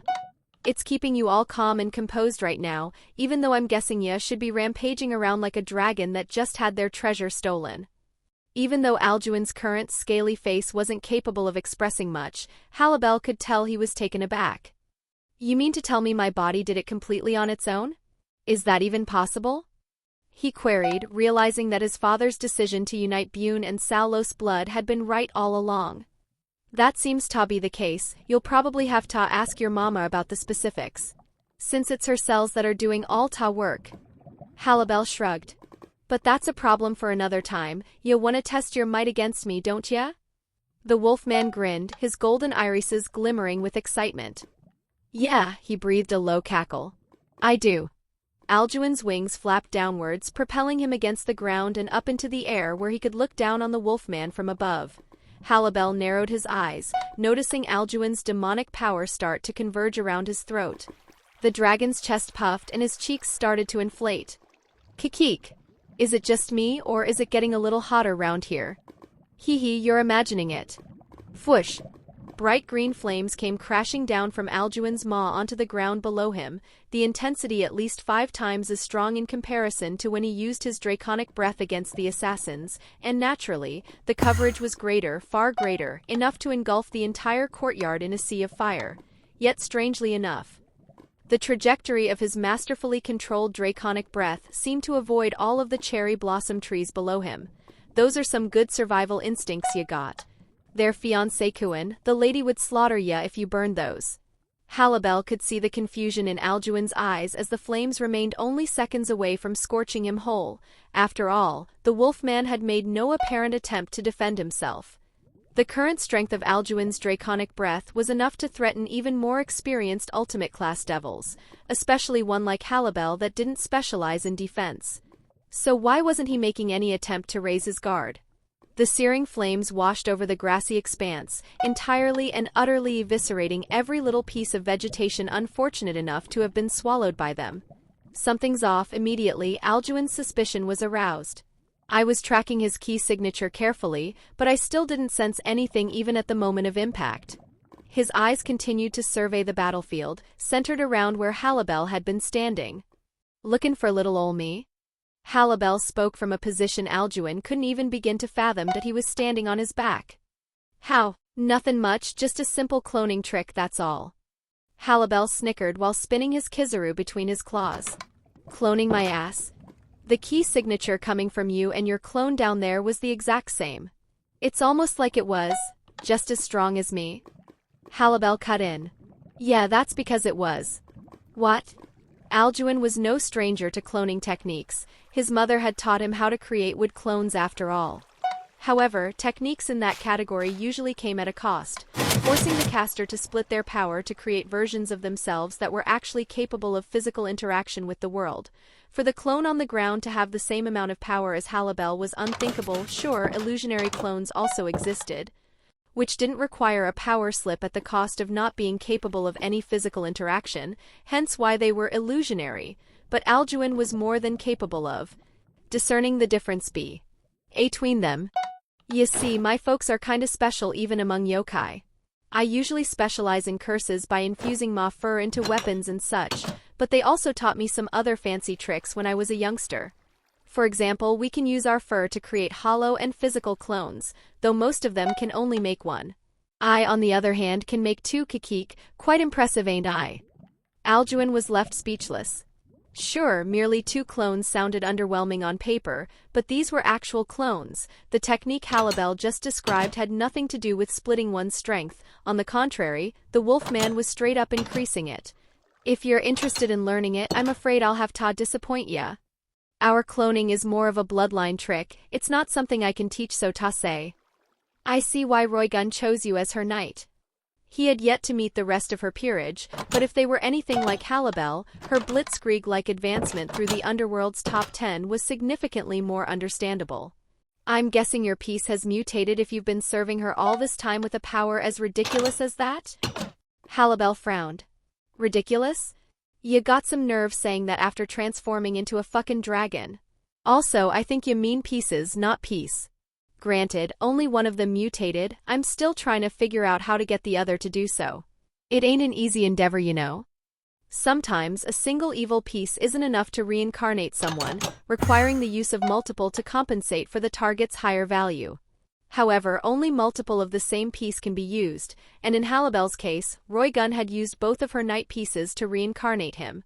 The strongest wolfman to exist in the history of his species. Anyhow, are we going to continue our spar or not? You're not going to learn much just hovering there and yapping with me." Halabel folded his arms, patiently waiting for Alduin to make his move. It was hard to tell because of his stone-cold, reptilian features, but Halabel could have sworn Alduin just smirked at him. "I already have." "Oh." Halabel lifted an eyebrow. Roots had started to crawl their way across Alduin's back, covering every part of his broad figure save for his wings, which he needed to keep light and unconstrained. One after the other, they shot towards Halabel, determined either to bind him or outright pierce through his fur. "So this is your mama's wood manipulation, neat." Halabel popped his Kizaru back into his mouth and unsheathed the katana hanging by his hip. Confident in the speed and precision of his swordplay to deal with the roots without the need to evade. "Do you honestly think I'd make it that easy?" Swoosh! But before Halabel could get to slicing and dicing, Alduin's speed picked up, immensely so. To the point where Halabel had no choice but to crouch down and latch onto Alduin's scales, feeling the air jettison through his fur as the Buné performed all sorts of aerobatic tricks in the air. The hell? How's he able to move this fast with such a bulky body? His weight should be holding him down. Halabel glanced at Alduin's wings, his eyes quickly widening in realization. So that's how it is. He's enveloped them in wind magic to boost his momentum. All the while, the roots continued to move towards him, their speed and trajectory unchanged. Kikik. That's some serious control ya got there, fiancé Kuin. Not bad. Not bad at all. To Alduin's shock, Halabel didn't hesitate to jump right off. Leaving himself exposed and full of openings while he was airborne, set on a collision course with the ground beneath him, neglecting even to use the wings he had obtained upon being reincarnated as a devil. The roots shot towards him, approaching him from each side and leaving him with no room to escape. However, Halibel, being the person he was, had already planned everything out. He ripped into his fur, taking a chunk out and tossing it into the air, creating another version of himself out of thin air, a physical clone. Yo, it looks like you got yourself in quite the pickle, huh? The clone cackled, folding its arms behind its neck and free-falling without so much as a lick of concern. Yup, mind lending me a hand here? I might be able to cut a fair amount of those roots, but I doubt I'll be able to keep up long enough while I'm up in the air like this, not on ma lonesome at least. Sure, the clone smirked. That's what I'm here for, isn't it? Though we gotta hand it to fiancé Kuin, he's pretty good at puttin' the pressure onto us, ain't he? Yeah, no kiddin'. Both Halibels put their feet together, crouching and pushing off against one another to evade most of the roots, and using their kunai to deal with the remaining ones that altered their course to track their repositioning. You move well, Alduin complimented him. However, the dragon's voice was still filled with confidence despite having his attack thwarted. Hey, the clone began. You sense that, don't ya?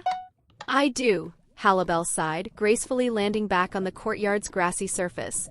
The blades of grass around them all grew animate, rising and intertwining with one another to form about a dozen humanoid-shaped figures, all of which were wielding an assortment of weapons composed of wood, and strangely enough, had a pair of horns on their head, shaped exactly like Alduin's.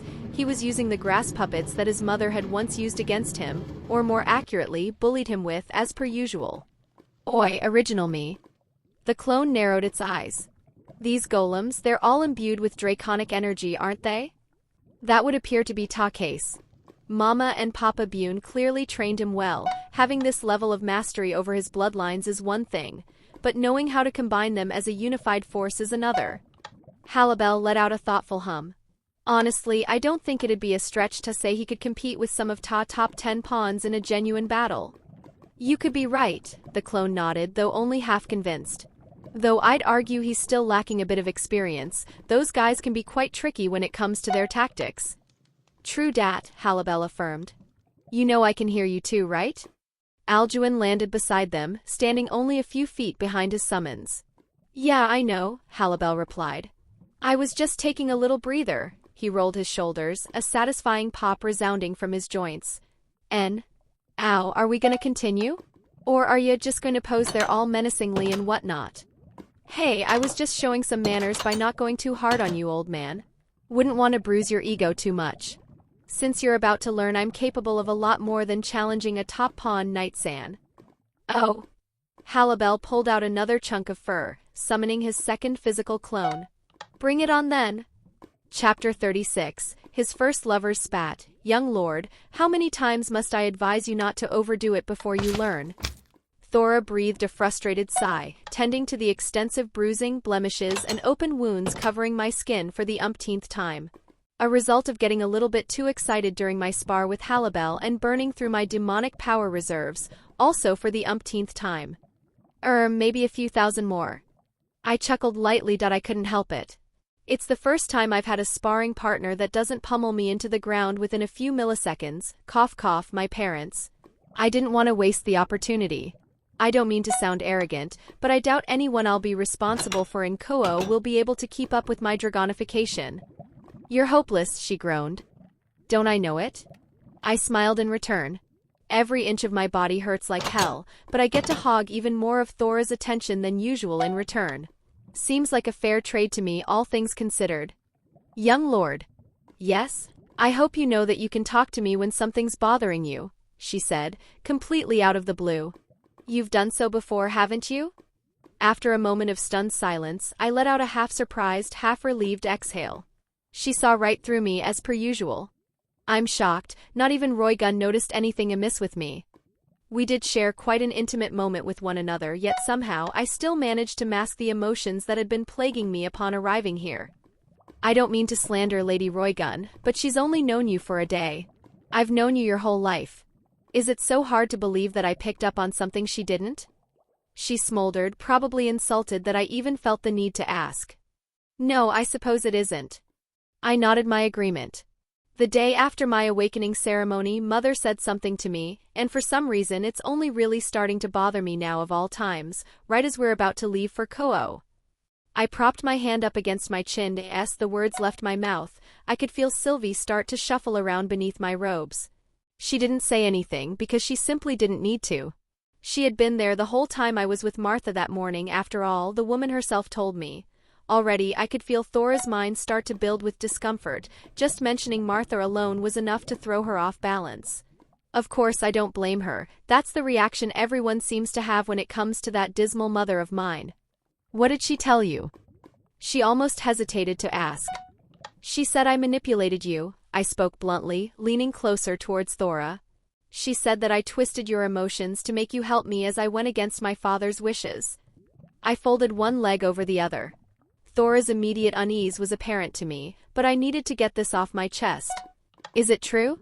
Did I manipulate you? My gaze was fixed on her with hawk-like intensity. With every word that left my mouth I felt weirder, yet part of me demanded that this conversation continue nonetheless. Damn that woman, even when she's nowhere to be seen, she's still able to vex me. Master, before Thora could speak, Sylvie decided to make her presence known, slithering through my robe and poking her head out of my collar. The lady's words were not intended to be insulting. If I remember correctly, she was commending you. And that's supposed to be a good thing. I scoffed, causing Sylvie to reel back a little. Sorry. I didn't mean to get mad at you, I sighed, rubbing my face. I'm just feeling a little overwhelmed, that's all. I stood up, ultimately deciding that even though this conversation held importance, it could wait for another time. Make sure you get some rest, Thora. Tomorrow's our big day. Young lord, I still haven't answered. I know, I cut her off. Sleep on it. We'll have all the time in the world to discuss when we reach the surface. I've definitely got some thinking of my own I need to do, that's for sure. I stepped out of the medical room we were in, planning to find somewhere to take a quick nap. It's bad manners to eavesdrop. However, someone was waiting for me next to the front door, their arms crossed with a suspicious look on their face. Even if I'm your fiancé, it was none other than Roy Gunn. If I weren't exhausted, I probably would have picked up on her presence no problem. It wasn't intentional. I was just wondering where you went after your spar with Halibel. Speaking of which, that battle was quite the spectacle, if I do say so myself. You seemed quite comfortable with using Dragonification even though it was your first time.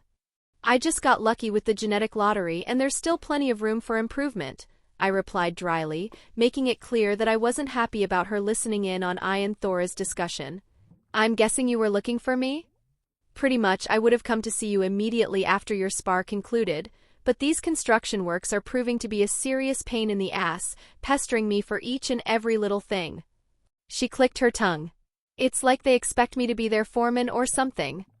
I mean, your demolition work was Satan class. I think that earns them a bit of leniency, I chuckled honestly. I'll be surprised if they're capable of repairing the damage she and Lady Leviathan caused at all. A bit, she scowled. Anyhow, let's go to my room. There's something important I'd like to talk to you about. She reached forward, wrapping her fingers around my wrist and dragging me along. Your room? I tilted my head. Sorry if my memory's foggy, but I'm pretty sure it's been reduced to a pile of rubble. It has. I'm using a temporary one in the meantime. She brought me into a room that was unsurprisingly far blander than hers, but still seemed to have a passable level of comfort by noble standards. This is one of the guest rooms, not that I've really had many over in recent history. Oh, don't worry, once you're a pillar you'll have more guests than you know what to do with. I may not be speaking from experience because of how my house operates, but I'm well aware of how much politicking goes on among the 72 pillars on a day-to-day basis. It's more than enough to drive even the most diligent of people mad. Yeah, I suppose solitude is one of the few boons of being an extra demon, for better or for worse. We stepped onto the room's balcony, upon which Roy Gunn poured 2 glasses of juice for the both of us. No alcohol this time? I quipped. Nope, not for this conversation. She leaned against the rail, staring at me with a questioning gaze. I want to talk to you about your personal attendant, the one you've decided to bring alongside you to the human world while I, your fiancé, remain down here. I'd have to be deaf not to notice the spite in her tone, and I had a feeling that's what this would be about. But just because she's my fiancé doesn't mean I have to excuse every slight she makes, especially if it's one directed at Thora of all people. That attendant has a name, it's Thora, and I'd appreciate it if you used it. I chided her, meeting her suspicion with a scowl. She hummed inquisitively. You're awfully defensive of her. Only because you're giving me a reason to be. I took a sip from my glass, refusing to let myself be shaken. I understand why she's curious considering her position, but at the same time there are some things I just can't excuse. Now, do you plan on continuing to take not-so-subtle jabs at her? Or will you ask me what's really on your mind right now? I don't like it when people beat around the bush too much. It reminds me of Sebastian's infuriating talking habits. If that's what you want, she turned sideways, looking me dead in the eyes. What's your real relationship with her? I thought I was imagining it at first, but to me it seems to be a lot more profound than simply that of a master and servant. Or am I wrong? Would you believe me if I said yes? I was met with a stark, unamused glare. Thought so, I chuckled dryly. Alduin, please take this seriously. I exhaled, finishing the rest of my juice. If you insist, then yes, Thora is far more important to me than any ordinary servant. I could see a mix of emotions on my fiancé's face, gratitude that I was being honest with her, apprehension that she'd get in the way of the family she hoped to cultivate with me, and an emotion part of me wanted to pretend didn't even exist, jealousy, fierce jealousy. Her hands clenched the rail, causing its metal composition to emit a pained creak. In a romantic sense. She stepped closer towards me, maintaining her grip on the railing as if to suppress herself. No clue. I shrugged, folding my arms and leaning against the balustrade. Alduin. What? I'm telling the truth, I myself don't know what the true nature of our relationship is. I leaned back, letting out a mildly frustrated exhale. She's the only real family I had at home, when my father and mother did nothing but give me the cold shoulder and bone-breaking training sessions as their only form of parental interaction. She stepped up and actually put in the effort to raise me like a living person. So forgive me if I'm a little more partial to her. I finished sarcastically. A little more? Do you honestly expect me to believe that? Her frustration continued to rise, but this time I remained steadfast, showing no intention of wavering. Alduin, I want you to answer me clearly. Are you in love with her? Yes or no? I need a straight answer. I'm not letting you go anywhere without one. Is that so? I doubt Seraphal and Lord Lucifer would take kindly to that, I sneered. She's delusional if she thinks she can get in the way of both of them. Of course, I'm well aware that she's quite emotional at the moment. I doubt she'd try to oppose them so openly. Speaking of Seraphal, I've been wondering, what exactly do you have against her? There's a good chunk of bad blood between you two. I'm the one asking the questions here, she insisted. You answer my question and I'll answer yours. Is that a promise? I nodded.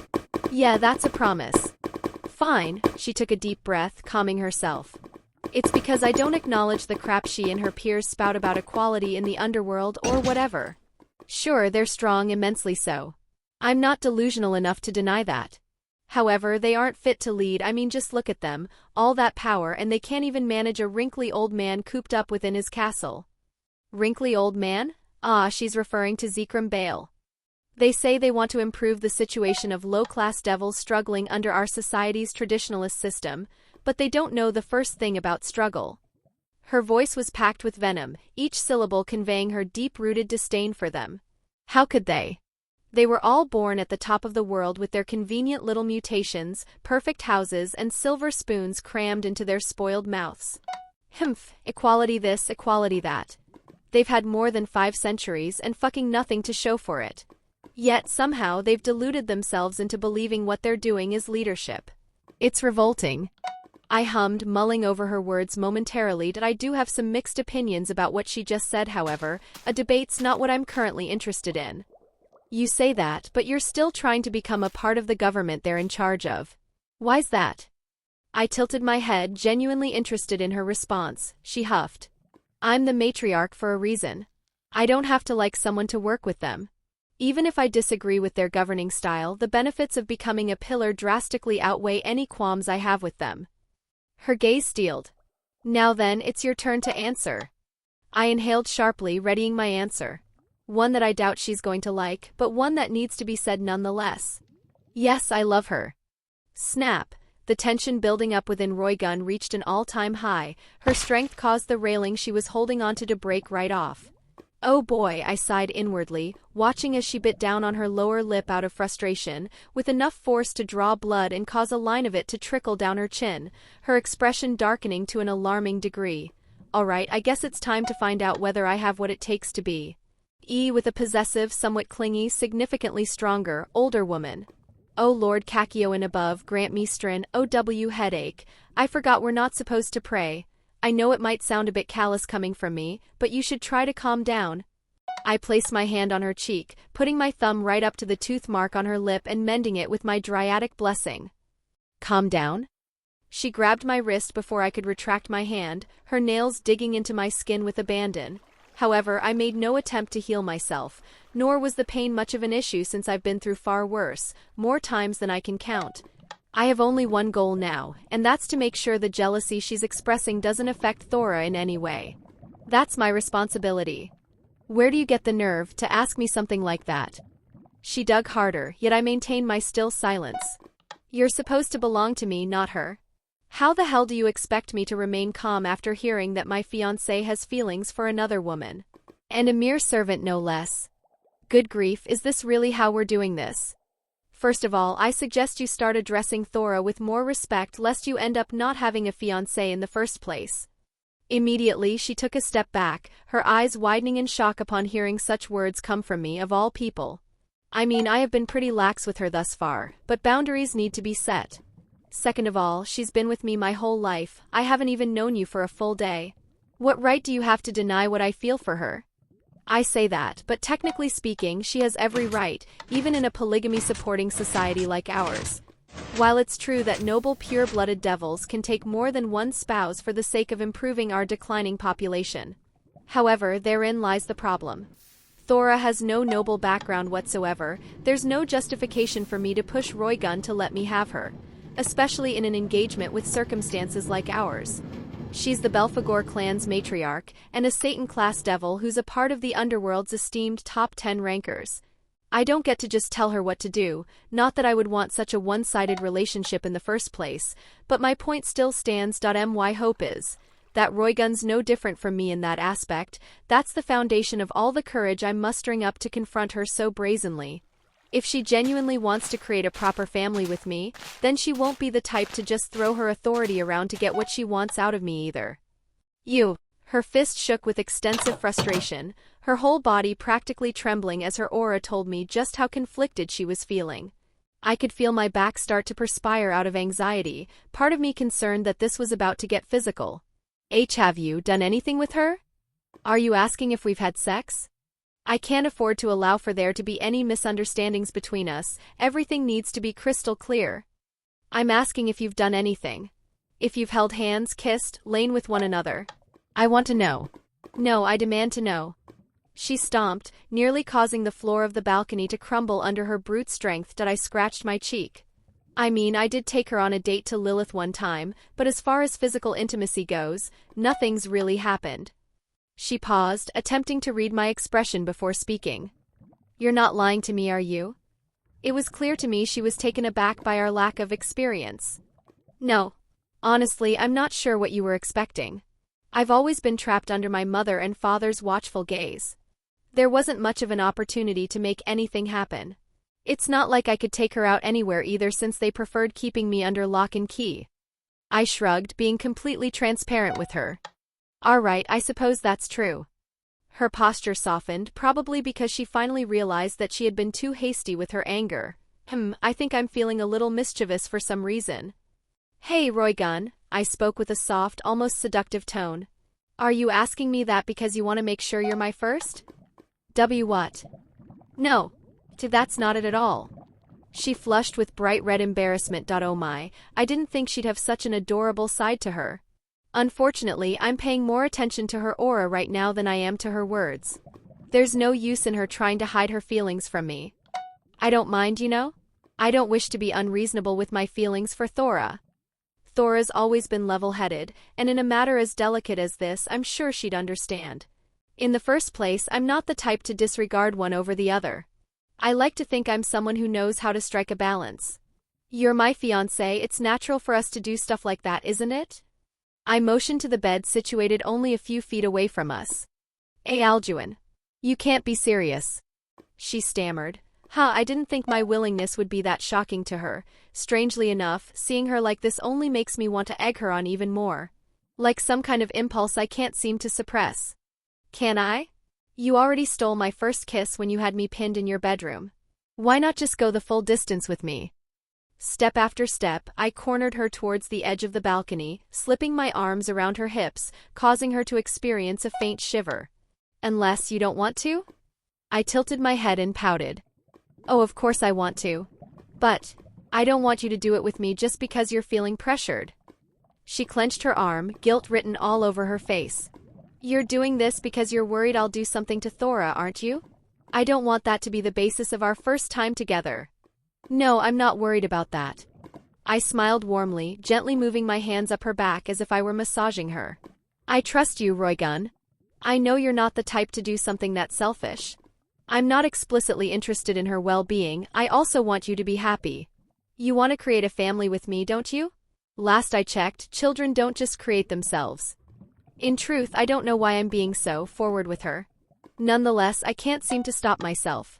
Every fiber of my being is telling me to keep going, to take any guilt or reservations Roygun might feel about betting me so early on in our relationship, and just allow the two of you to give in to lust and forget about our worries in each other's embrace. Worries? Is that why I'm feeling this way? Is this all a product of my pent-up stress? Isn't it a little early for this, though? It's like you said, we haven't even known each other for a full day. Maybe we should take this a little slower. Oh, Roygun, you say that, but I can tell you're feeling the exact same way as I. As a matter of fact, you're probably under a hell of a lot more stress than I am. You've been putting up with this house of yours for 4 centuries, I've only been putting up with mine for a little over a decade. That we both need this. We need a moment where we can just forget everything and pretend like our problems don't exist. My mind feels like it's on the verge of overheating and it's desperate to cool itself down. So fucking desperate. You're overthinking this, Roygun. Sure, this is our first, but so what? Soon enough it'll become our second, third, fourth, fifth, and one day we'll probably stop keeping count. Sex doesn't always have to be emotionally charged, right? Sometimes we just need it as an outlet for our frustration. The words coming out of my mouth sounded like mere excuses, but necessary ones for whatever that's worth. We have to convince ourselves not to stress over this too much, somehow, since that would be counterproductive and all. Are you sure about this? There's no going back after this, you know that, don't you? I could feel her confidence start to rise as she slithered her arms around my neck, folding her hands on my nape. Yes, I'm sure, I replied without hesitation. I want this, Roygun. Not because of obligation, pressure, or anything else. I simply want to do this with you. Of course, if you really don't want it, I'll stop. Like you, I don't want to make you feel like you don't have a choice here. That was the last chance I'd give her to back out. I don't think my rational side can hold out any longer. Alduin. Yes. Finally, she mustered up the resolve to come to a decision.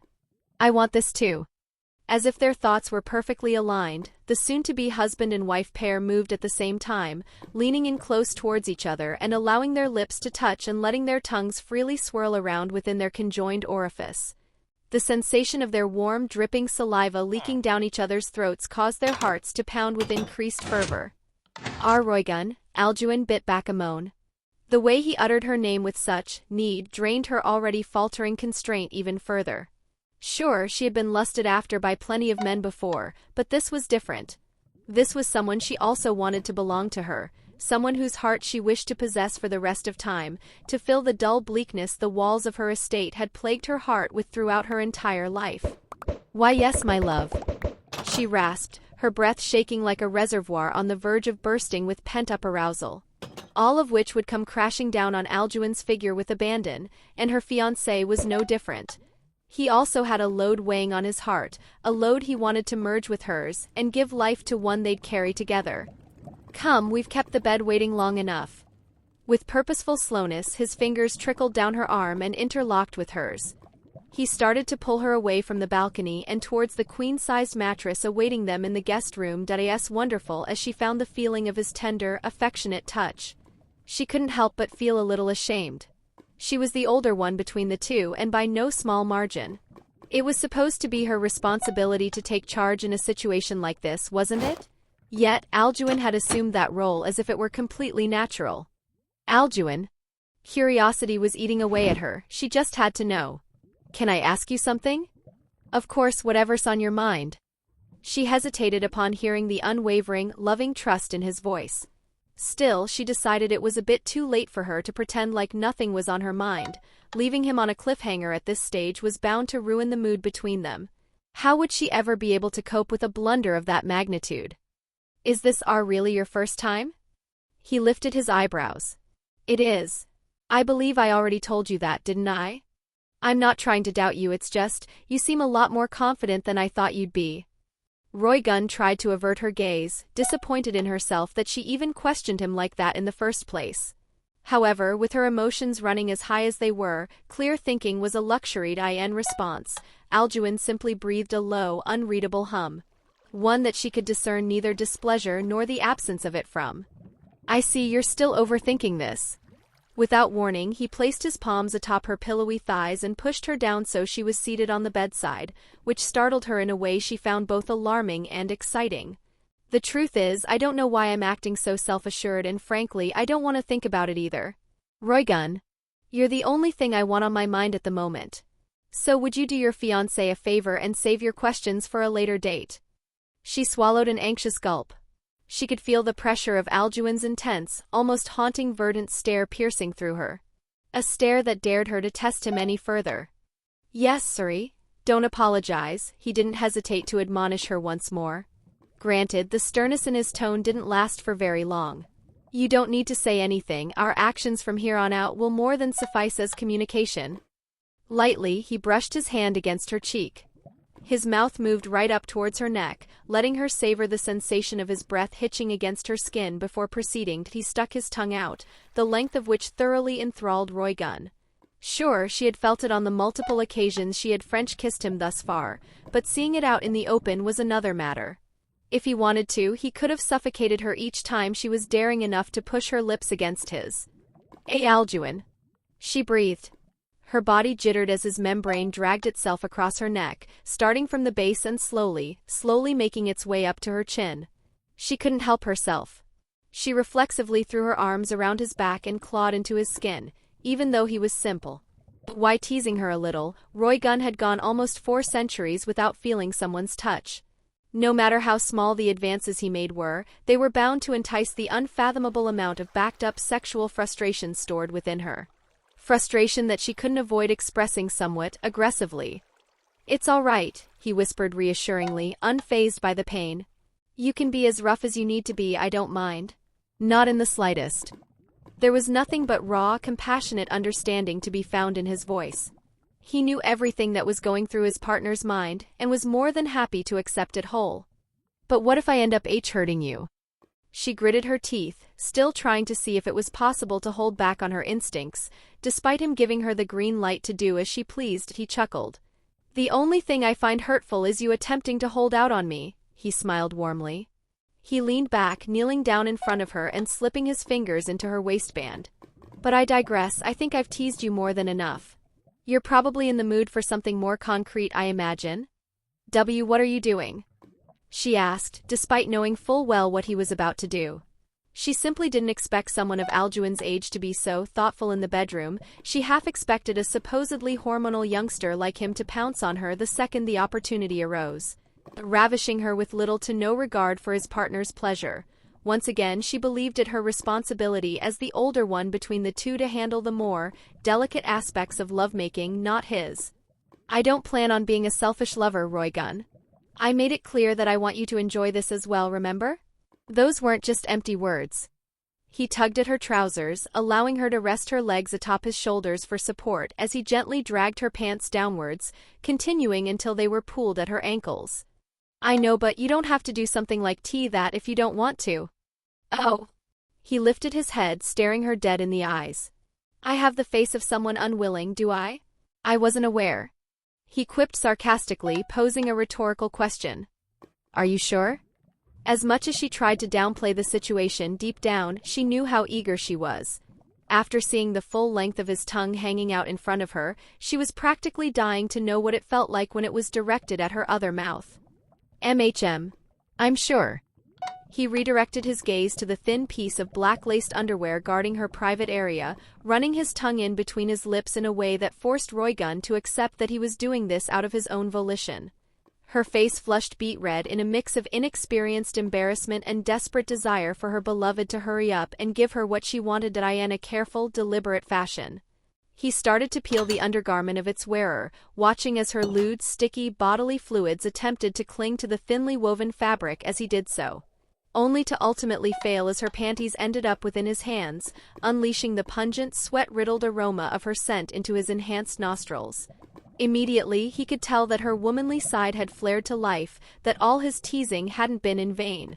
Roygun watched as he held the soggy piece of clothing, struggling to get the words out of her mouth. I haven't had a chance to wash yet. It's smelly, isn't it? If you're having second thoughts, that's fine. Enough, he glared at her. His eyelids widened, and his reptilian pupils dilated to their absolute limit. Roygun shuddered. She could feel her spine crawl and shiver, as if she had just stepped on a landmine. Berate yourself one more time and I'll stop things right here and now. Understood? She reeled back, unsure whether she should be glad he was getting mad for her rather than at her, or if she should be frightened by his sudden show of authority, previously nowhere to be seen. He was the last person she'd ever want to be fearful of. But those eyes, it wasn't even their reptilian nature she found concerning. It was that ghastly verdant hue which came from the Saulos within him. Somehow it concerned her. You understood, she stammered. A strangled, poorly restrained moan escaped her breath as he toyed with her inner thighs, soothingly caressing them up and down before moving in close, planting his face right up to her pink, fleshy opening. His balmy, enticed breaths caused it to twitch and squelch with Roygun's viscous liquids. He's really going through with this. She braced herself internally, counting each and every second before Alduin decided to follow through with his advance. FFUCK. And then it arrived. Euphoria struck down on her like a tidal wave, teaching her that no internal mantra could prepare her for the sheer pleasure that was about to come her way. He had only flicked his tongue against her vaginal opening for a moment before delving in with such an abhorrent lack of restraint that it nearly made her fall over from the limpness that had just invaded her lower body. Her inner walls writhed and convulsed with intensity the likes of which she had never even conceived. Her lack of a partner all these years had forced her to take the liberty of pursuing self-satisfaction on her own to keep her womanly urges at bay. But after feeling his tongue claw its way into her, she never wanted to go back ever.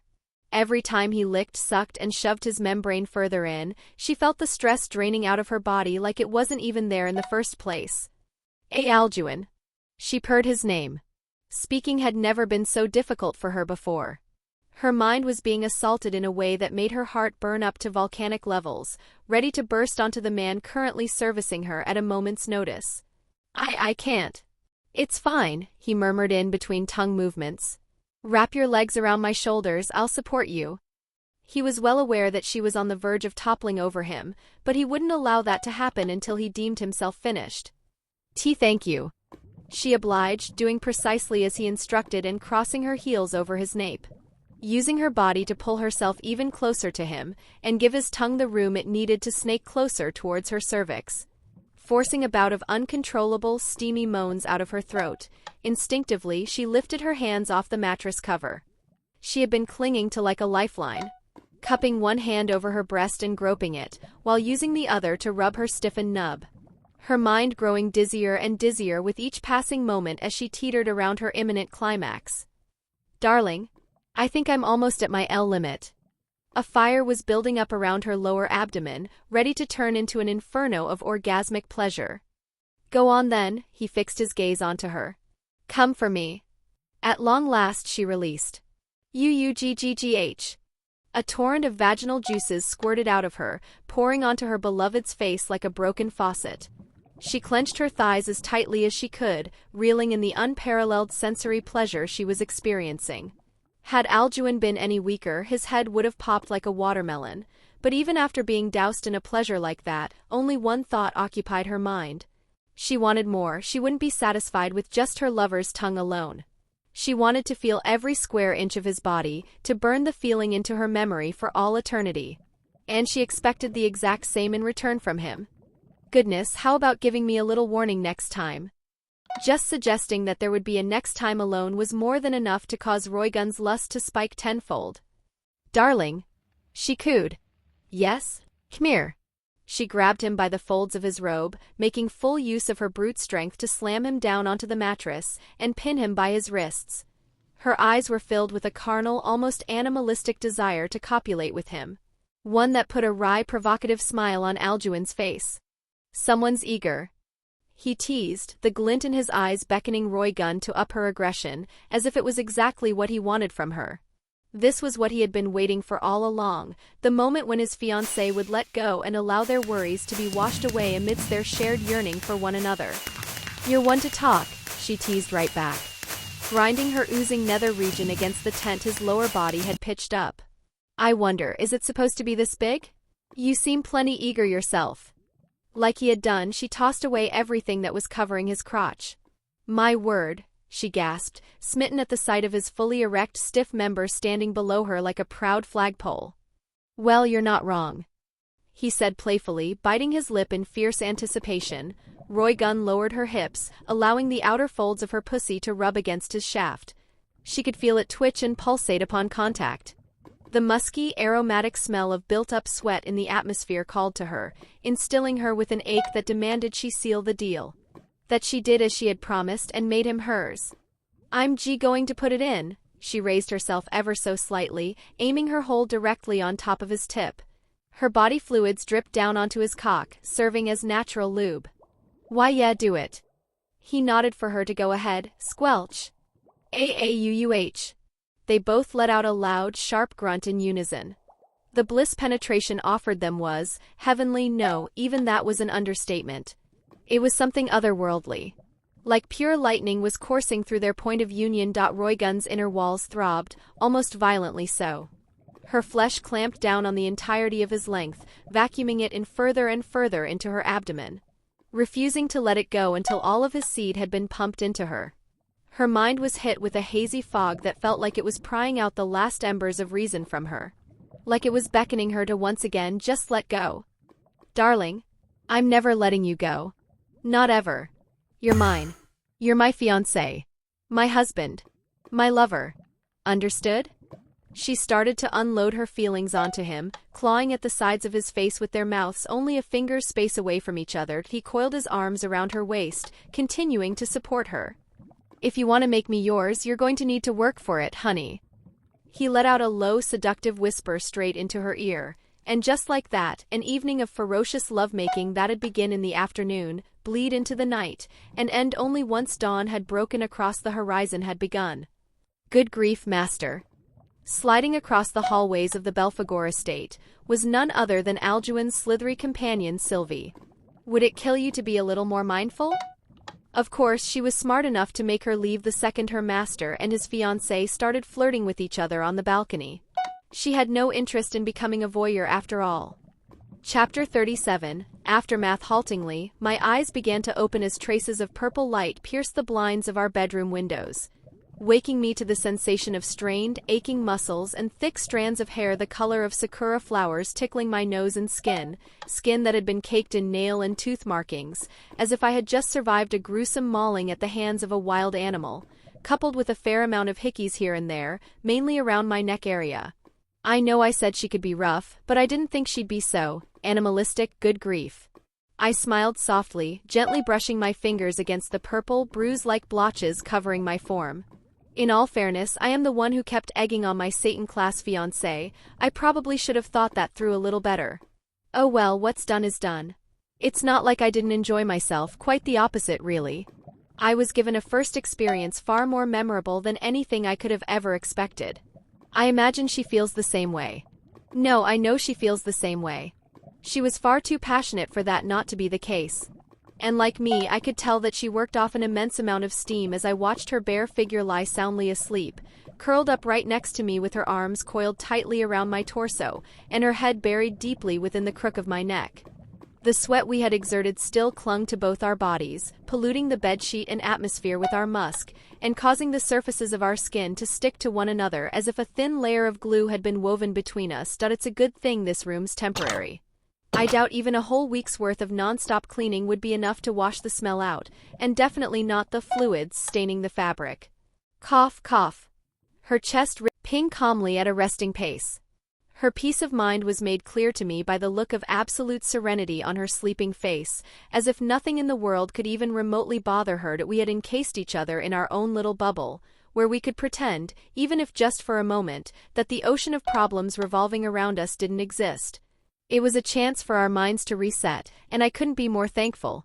My head's never felt so light. I didn't think it possible for me to ever be so relaxed. So calm. So at ease. Yet here I am, lying in bed with my wife-to-be, basking in the afterglow of our lust-fueled night together. Roygun, I whispered her name in a low, raspy morning voice. It's time to wake up. I gently traced my digits through her locks in an attempt to give her a pleasant awakening. As much as I'd rather remain here and lounge with her all day, I've already pushed Lady Leviathan's patience further than I'm comfortable with. It's about damn time I hold up my end of the bargain. She breathed a weary moan, her warm air hitching against my skin. My touch caused her to shuffle around a little, but she remained asleep nonetheless. I guess I'll have to try a little harder. Roygun, I said once more, leaning closer this time and placing my palm on her upper back. Like I was trying to give her a massage, I started to move my hand up and down while tracing her spine. Come on, wakey wakey. I continued to caress her, only stopping once I felt her breathing rhythm change, indicating that she was finally coming to. Yeawan. She gave her limbs a good stretch, using my body as a yoga mat of sorts.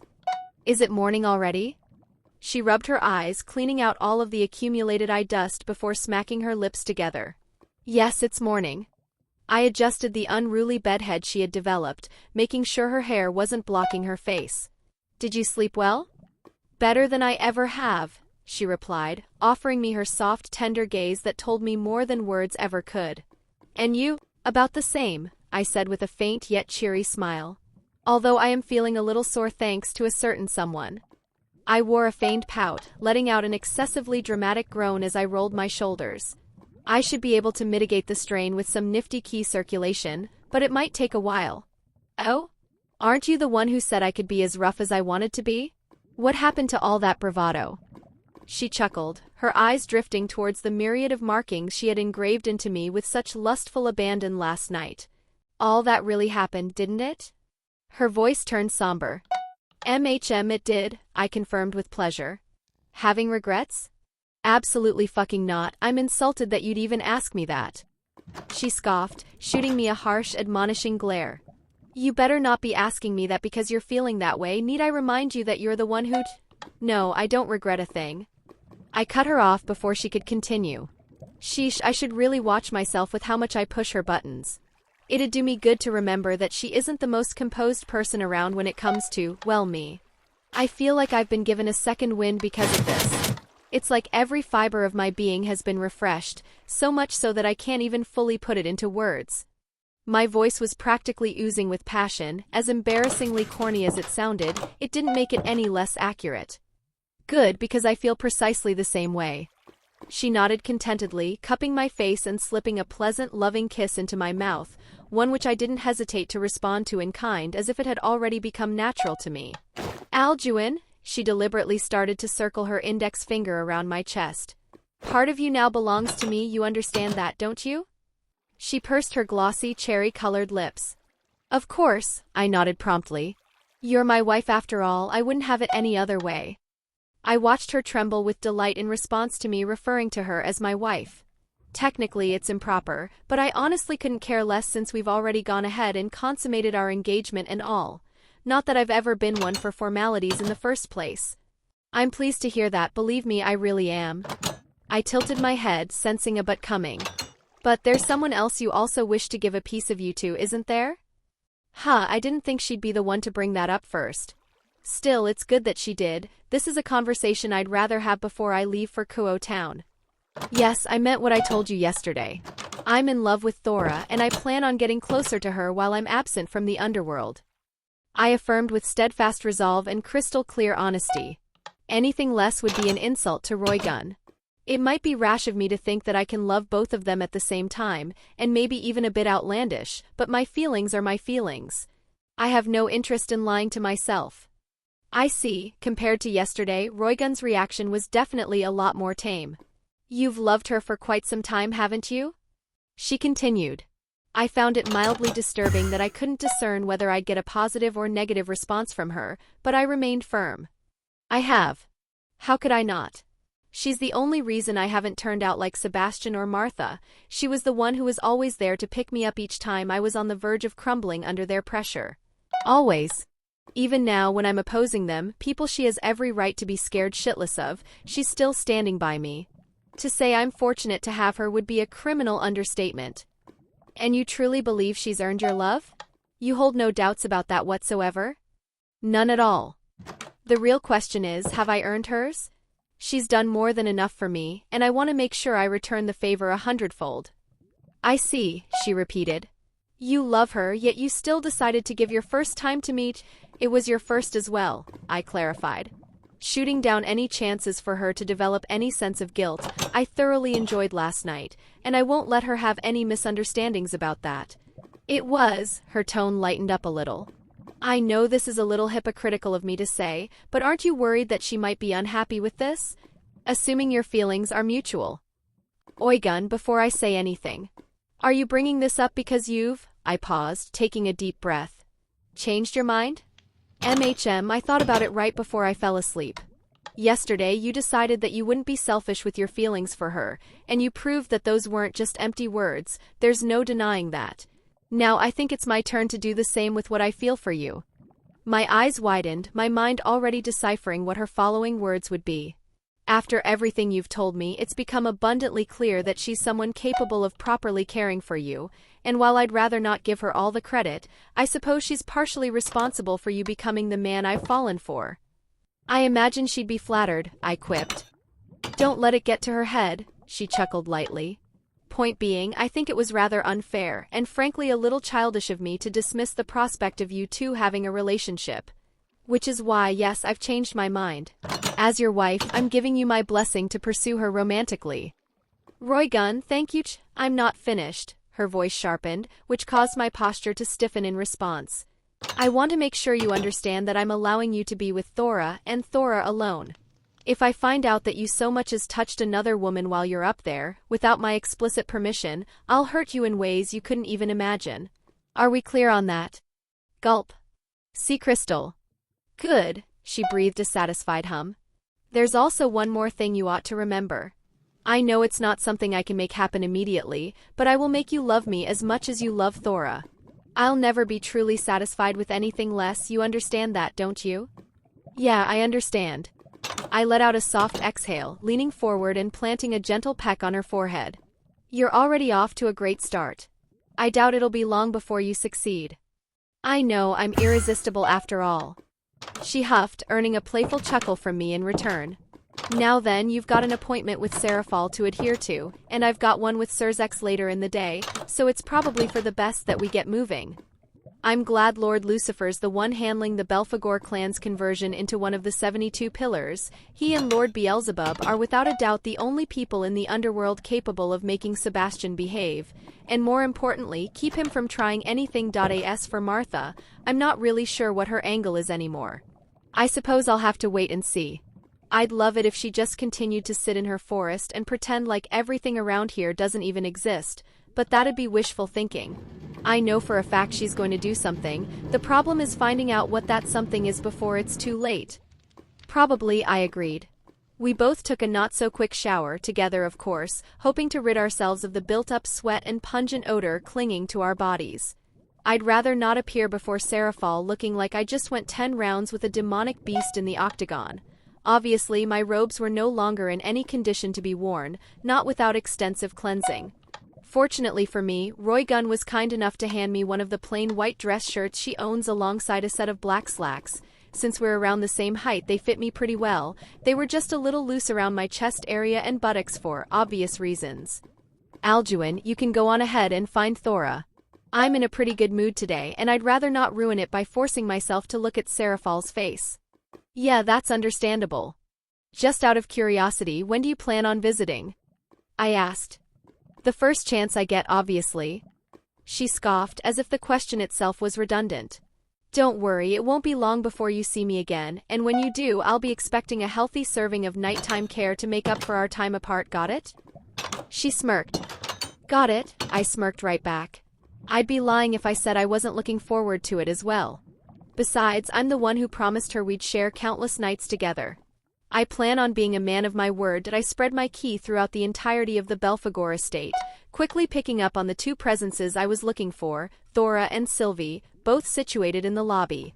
Speaking of Sylvie, it only now occurred to me that I had completely forgotten about her while Roygun and I were getting busy.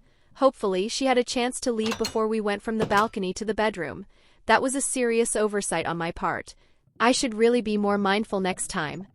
Master, you finally decided to show yourself. Naturally, Sylvie was the first to notice my presence once I arrived, thanks to our established bond. She slithered towards me and crawled up my body until she was coiled firmly around my neck like a scaly scarf. From her tone alone, it was clear to me that she wasn't in a great mood. Fair enough. Sylvie, about yesterday, I kinda got lost in the moment. I'd rather we not discuss it, Master. All I ask is that you promise me to give me some sort of warning in advance next time. I'd appreciate you giving me an opportunity to depart before you engage in such activities. Yeah, I promise.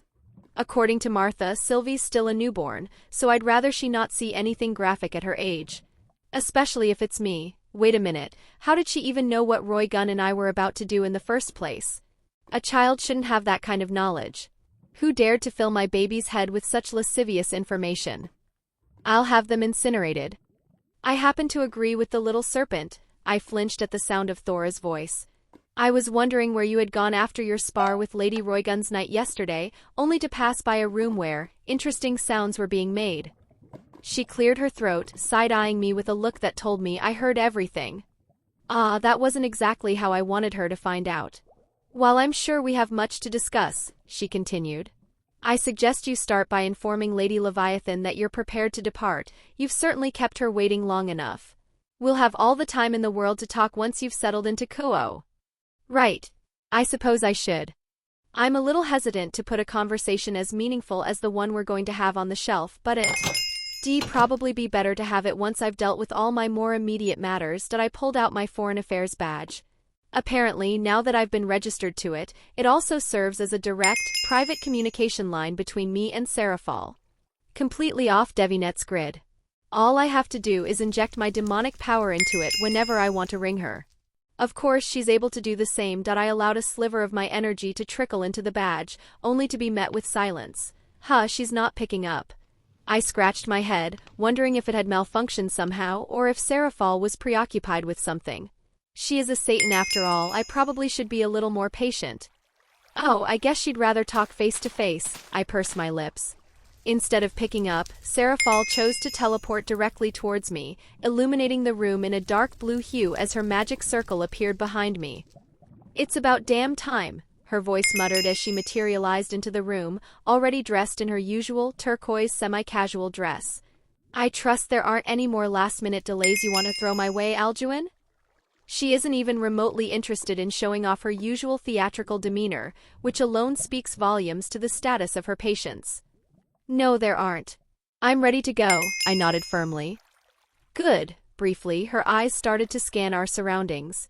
She's probably checking for Roygun. We'll be taking my personal train to cross the border between the Underworld and the human world. The trip should take a few hours at most, and by the time we're there, it'll be around noon in Japan. I furrowed my brow. A train? I had no idea that was how devils traveled between realms. Then again, we are a rather technologically advanced supernatural race thanks to Lord Beelzebub's efforts. Maybe it's not that strange in hindsight.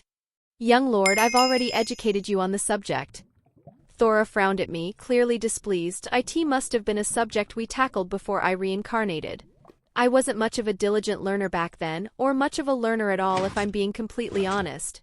Must have slipped my mind. I shot her an apologetic look. Sona and Rias are still unaware of this arrangement, so when you make your introduction I suggest you For some reason Seraphal chose to stop herself mid-sentence, her nose twitching. Wait, what's that smell? Smell? I tilted my head. Don't move, she approached me, leaning forward and sniffing my torso without hesitation. An act that left me thoroughly speechless that I was just sniffed by the Satan Leviathan. What the hell? It's as I thought. All of a sudden, I felt my muscles tense. As if someone had just thrown me into an industrial freezer while I was still in my birthday suit. You've got the scent of a woman's shampoo clinging to you. Oh, that I might be screwed here. Her eyes darted towards my neck where Sylvie was curled up. Instantly, I could feel my serpentine companion shudder under the pressure of Serafal's suspicious gaze. Tell your familiar to move. I considered arguing with her for a moment, but I'd rather not subject Sylvie to her aura any longer. Do as she says. I gave her a look of resigned approval. Damn it, Alduin.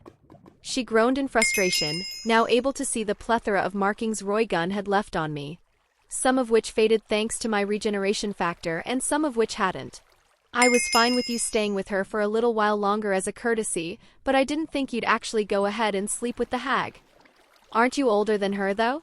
Not that I'd ever say that aloud. I'm not suicidal. I'm not really sure what to say. I wasn't sure what else to do but chuckle nervously. We ended up getting into a heated discussion, and one thing led to another. Obviously it wasn't that simple, but I don't think Serafal's really interested in me and Roygun's love life. Or anything positive concerning my fiancé. I don't need your excuses. She gripped her forehead, shaking her head with stark disapproval. Although I suppose I should be more mad at her than I am at you. We've never seen eye to eye, but I didn't think she'd actually stoop so low as to force someone hardly a fraction of her age to lie with her. You've only known each other for a day, for crying out loud. I can't for the life of me begin to understand why she thought it'd be a good idea to move things along this quickly. I guess I was right about her being nothing but a horny. Yeah, about that, I intervened before her tangent could continue. She didn't force me to do anything. I may or may not have been the one who initiated it all. What? Both Thora and Serafal blurted out at the same time. Oi. I understand why Serafal is taken aback, but that shouldn't shock Thora. Did she really think I was the type to let myself get taken advantage of so easily? On second thought, maybe I don't want that question answered. Maybe it'd be better if I explained everything on the train? It's a long ride after all. Honestly, I don't feel obligated to share everything with Serafal. Our relationship is strictly that of employee and employer after all. However, I think that relationship would progress a lot more smoothly if she at least had a basic understanding of how Roygun and I saw one another. Just because we have a deal doesn't mean I have to cater to every whim of hers. I have a right to set specific boundaries when it comes to a subject as delicate and personal as this. Oh, you're explaining everything all right. Serafal snapped her fingers. In an instant, a teleportation circle wide enough to envelop all three of us appeared across the flooring, whisking us away in a bright flash of cerulean light before any of us had a chance to even acknowledge what had happened. Once the light faded, I found myself staring at a coach, the exterior of which sported a bold color scheme consisting of blue, white, and pink. A lot of pink, almost as much as Roygun used in her bedroom before it was razed to the ground. Images of Serafal in her signature Miracle Leviathan outfit had been painted all over its surface, which instantly made me doubt whether this train was really designed for diplomatic purposes, as Serafal had stated. Surely she wouldn't show up to a formal meeting in this, would she? What are you waiting for? Let's go. She motioned for us to follow her inside. Damn, this place is like a mobile manor. I thought to myself, entering the coach. It looks a bit gaudy from the outside, but I'd be a fool not to admit that the interior work was top-notch. The way the coloring, lighting, and furniture have been done basically screams the word comfort at you. Oh, and there's also a snack counter here as well. That's always a nice touch. It's just a shame that my body will probably reject it all. That I sat down on a navy-colored couch positioned at the center of the coach, with Thora beside me and Serafal opposite me. Human world, here I come for the second time technically. I wonder if everything up there's the same as it was in my first life? Well, the Satan folded one leg over the other, awaiting my explanation regarding me and Roygun. Where should I begin? I muttered to myself, sighing.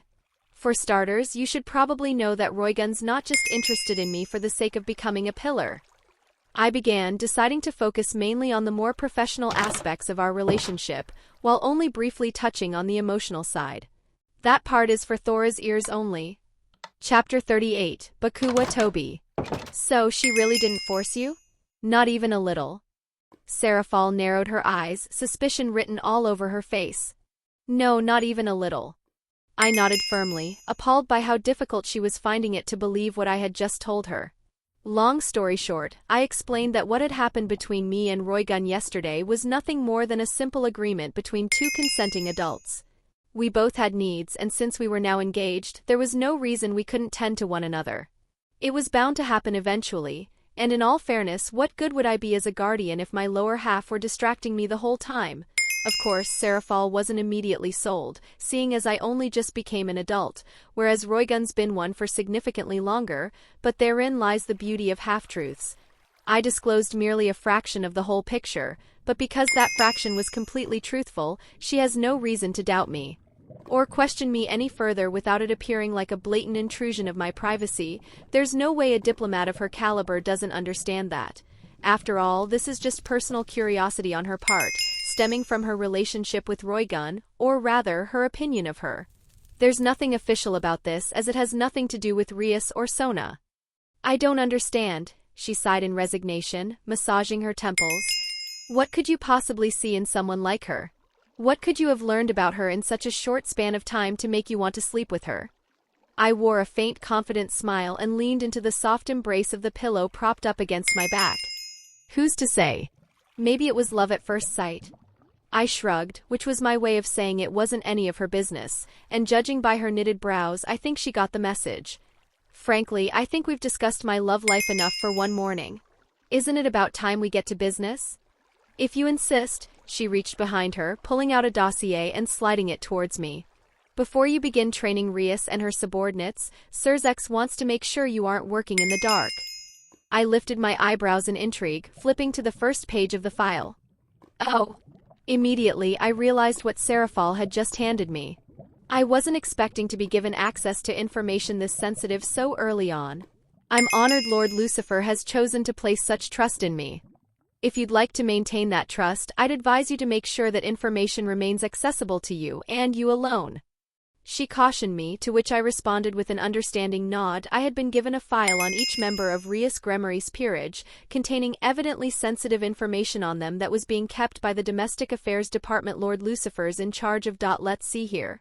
First, there's her queen, Akino Himejima, descendant of the Himejima clan, and daughter of one of Grigori's cadres, Barakil. Mixed bloodlines, huh? Interesting. Then there's Kaneko Tiju, or, according to this document, Chiron, her rook. She's a yukai, or more specifically a nekashu, which is a rare species of Nikomata. It's a shame I'm not bringing Halibel with me. Oh well, I do happen to know a thing or two about senjutsu myself, so it's not as if I have nothing to work with. There's also mention of some incident in the Underworld she was involved in, but I'll look into that later. Right now, I just want a bare-bones idea of what kind of people Rias has under her. Next, there's her knight, Yudo Kiba, or Isaiah, yet another member who's using an alias. Wielder of a sacred gear known as Sword Birth, and formerly a part of something called the Holy Sword Project. I guess I'll have to read into that as well. Looks like they're a pretty misfortunate bunch. However, struggle does tend to breed greatness. Maybe that'll serve to their advantage if everything goes well. Last but not least, her mutated bishop, Gaspar Vladi. A damper and former member of House Vladi, wielder of a sacred gear known as Forbidden Baylor View, a sacred gear with the power to, what the fuck? I paused, wondering if I was reading the file correctly. Did I happen to have an unused mutated bishop on hand? I wonder if there's a chance she'd be interested in the trade? After risers dealt with, of course. Quite the group, aren't they? Serafal asked knowingly. No kidding, I chuckled nervously. I thought it was strange that Lord Lucifer was worried about his sister losing to someone like Riser, of all people, but now I can't even fathom why he'd think there's even a remote chance that she could lose to him. A peerage with such an outlandish amount of talent is the kind you'd expect to see in the Underworld's top 10, I'm sure Roygun would agree. And he's worried a team like this could lose to the Rooster? Seriously? I'm speechless. There's definitely more to this. There has to be some reason why Lord Lucifer thinks the Rooster is a threat. I'll probably figure that out once I've thoroughly read through the whole thing. Serafal, is it fine if Thora looks at this as well? She paused for a moment, deliberating. I continued. She's the one who taught me how to use my demonic power properly. I think she'd be a great help when it comes to training Rias peerage. Is that S? Oh. She hummed, glancing at Thora, receiving an affirmative look from her in return. All right then, but keep in mind if she leaks anything, you're the one who'll be held responsible. Ha, as if such a thing would ever happen. I know, I said, holding the dossier towards her and pointing at Gaspar's section. A damper? What? I wasn't expecting her to be interested in that part over his insane ability. How strange. Not that. Over here, I redirected her attention to the part on his sacred gear. Oh. I apologize, young lord. She cleared her throat, mild embarrassment written on her face. Indeed, that is an alarmingly powerful weapon Lady Rias has on her side. Honestly, that alone should be enough to deal with Riser Phoenix from my perspective. I was thinking the same thing. I continued to read through the contents of Gasper's file. However, he appears to have some personality issues holding him back. If he can overcome them, I'm willing to bet he'll become the deciding factor of their rating game. Well, if there's anyone capable of inspiring confidence in people, it'd be you, young lord. As per usual, that warm smile of hers always manages to fill me with motivation. Oh my, you flatter me, I replied teasingly. Ahem, Serfal intervened. You can flirt all you want when I'm not here, but I'd rather you keep things cordial while I'm still around. She huffed, crossing her arms. Humph, she's just jealous she doesn't have a Thor of her own. Not that I blame her, huh? More importantly, she continued, you might want to start thinking about how you're going to introduce yourself as their guardian once you're there. First impressions matter. Fair point, I stroked my chin, trying to come up with a good introduction. One that'd set a good tone for how our relationship would proceed. Oh, I think I've got an idea. Serafal, you wouldn't happen to have any cloaks back there I could borrow? Rias hummed while hunched over her desk in Kuo Academy's old schoolhouse, where she had established the Occult Research Club, a place that offered a much-needed sense of privacy to serve as her and her peerage's base of operations. Keeping her away from the prying eyes of ordinary students, both men and women alike, who were willing to give up an arm and a leg just for an opportunity to get closer to her. She wasn't oblivious to her own beauty, but she didn't think humans would fawn over her to such a degree. They had already gone ahead and dubbed her and her queen the Academy's two great ladies for crying out loud, and they didn't just stop at them. Kiniko, her rook, had been handed the title of mascot, and Kiba that of the Academy's prince. She presumed that kind of over-the-top parasocial adoration only existed in the anime she watched back home, which her brother's knight gifted her DVDs of every now and then. But lo and behold, the rampant horniness she had been exposed to in the underworld existed up here all the same. She didn't even want to think about the landfill of love letters that had piled up in her locker. The only upside was, unlike her fellow devils down below, regular humans had no way of pressuring her into doing anything. It felt good to have her own autonomy as the overseer of Kuo Town. Well, co-overseer to be precise. How dull, she thought to herself. It had only been a few days since she settled into Kuo, and all those days had consisted of nothing but paperwork, and more paperwork. Whether it was about brainwashing, or rather, convincing the Academy's staff to ignore strange absences, mapping out routes within the town for their familiars to distribute flyers, or reviewing ongoing and possible contracts between her peerage members and the humans in the area, she found it immensely tedious all the same. Did I wonder how Sona's faring? She dropped her pen and leaned back into her chair, breathing a deeply exasperated groan. Her longtime friend since childhood, Sona Citri, had also followed her into the human world and assumed the mantle of the Academy's student president, operating under the alias Sauna Shurtorai. For whatever reason, unlike her, Sona was far more adept at handling paperwork or anything bureaucratic. A talent she envied more than anything at the moment. If it weren't for her pride, she'd probably find some way to negotiate with Sona to get her friend to do her paperwork for her. Era? You look stressed, Bucho. That's no good, you'll get wrinkles. Rias turned her head, facing the approaching figure of her queen, who had just walked out from the clubroom's kitchen. Holding a silver tray in her hand with freshly brewed cups of her signature, soothing herbal green tea. Of all the enemies I could face, I never thought a stack of paper would prove this formidable. She sighed, interlocking her hands behind her back and giving her arms a long, satisfying stretch. Then perhaps it's time you take a break. Overworking yourself won't do you any good. Aquino set the tray down on her desk, putting one cup down alongside a small bowl of biscuits she had personally baked. I'd love nothing more, believe me, Rias said while massaging her forehead. But if I stop now, the load will probably double by tomorrow. She grabbed one of the biscuits, popping it into her mouth and washing it down with a sip from her cup, delicious as ever. Her queen never disappointed. Aquino frowned, naturally displeased to see her king so stressed. In that case, at least allow me to help. Isn't it my duty as your queen to share the workload? Rias exhaled, shaking her head with a tinge of regret. Sorry, Aquino, but I can't do that, at least not this early on. I've got to figure out how to manage this on my own, otherwise what good am I as an overseer? Aquino paused for a moment. I see, she nodded. While she was concerned for Rias' well-being, her king did have a point. She'd have to learn to get used to her new responsibilities one way or another. After all, she wasn't here solely to escape her engagement with Riser, she was also here to gain experience in managing a territory, for when the day came when she would become her family's matriarch. Aquino walked over to the center of the clubroom, where Kaneko was sitting on the couch with a bowl of sweets in her lap, inhaling them like a vacuum, and Kiba was cleaning one of the many sheaths he used. Any contracts they had formed with humans in the town weren't in effect until nightfall. Wick H left them with a decent amount of leisure time after the school's final bell had rung. Kaneko-chan, Yudo-kun, would you two care for some tea? She offered, placing the tray on the coffee table in front of them.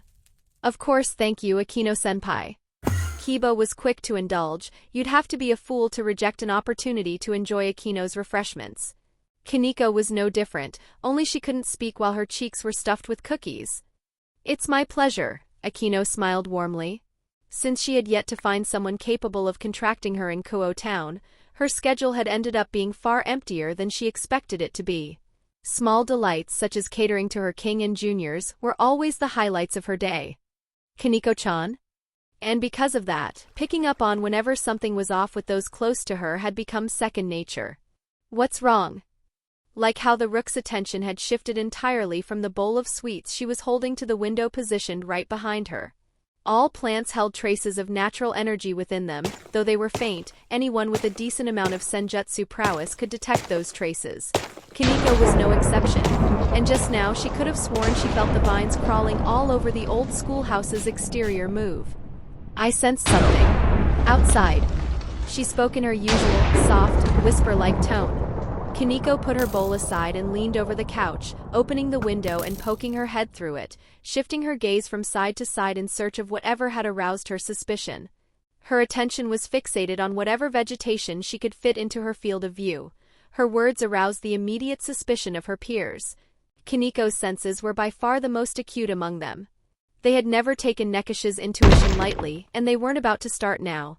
Kiba, Aquino, and Rias all followed suit, walking towards the window closest to them, peering out of it in search of anything amiss. Hey, Aquino. Rias motioned with her hand for Aquino to come towards her, her eyes fixated on the bushes outside. Did the school hire a new gardener?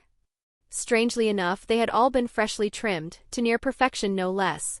Rias hadn't paid much attention to them, but she was pretty sure all of the greenery surrounding the old schoolhouse had been left unkempt for quite some time. No, not to my knowledge. Aquino shook her head. Even if they did, why would the school bother to maintain an area they no longer used? Rias and her peerage were the only people inhabiting the building. If any maintenance were to be done, they'd be the ones to do so. Besides, there's no way a gardener would be able to trim every bush in the vicinity without being detected by their demonic senses. Kaneko-chan, she turned to her rook, both their guards raised. Are you certain you sensed something? Yes. It was a faint key fluctuation, but I definitely sensed it, and it was alarmingly close to the building. Close enough for it to erect the hairs on the back of her neck. Should I send my familiar out to investigate? Yes, that's probably for the dash. Rias paused, her eyes widening in horror seemingly out of the blue. Kaneko-chan. Look out. Bucho? Kaneko tilted her head, unaware that an arm had just reached through the window, shooting straight towards the petite mascot's neck. What's the matter? By the time she had noticed, it was already too late. A hand had clasped itself around her throat, crushing down on it with a vice grip and yanking her through the frame. And once her body was outside, the arm had disappeared. She looked in all directions while she was airborne, completely unable to locate her assailant. Kaneko. Kiba acted on instinct, speeding towards the window and extending his arm outward, attempting to hold onto Kaneko and drag her back inside before she fell. Unfortunately, the vines clinging to the schoolhouse's brick exterior managed to outspeed him. They shot out and wrapped around Kaneko's ankle, slamming her into the dirt ground behind the building at full force, almost shattering her spine in one go. Fortunately for her, her natural durability and the endurance of her rook piece kept her bones together. Cough cough. She winced, spitting out a chunk of saliva and planting her palms on the soil, slowly hauling herself to her feet as she hurriedly channeled her ki, attempting to repair some of the damage she had just endured before facing the surprise aggressor. Assuming they chose to show themselves, Kiba didn't hesitate to vault out of the frame, using his wings to slow his fall at the last minute as he landed right beside Kaniko's fallen figure, hooking his hands under her shoulders and supporting her posture. "Yudo-senpai." She pointed behind him, this time noticing the vines begin to shift before they made their move. The knight materialized a long sword out of thin air, using it to swiftly cleave through the vines before picking Kaniko up and leaping backwards, distancing himself from the building. "That I don't understand. How were they able to get that close without any of us noticing?" The knight wondered, every fiber of his being on high alert as his vision frantically darted from side to side, hoping to catch at least a glimpse of whoever had mustered up the audacity to attack them. "Kaniko-chan, do you know where they are yet?" Kaniko shook her head, at a complete loss for words. 2 attacks had been launched too, and her senses had detected absolutely nothing. It was the first time she had ever felt so inept in a long time.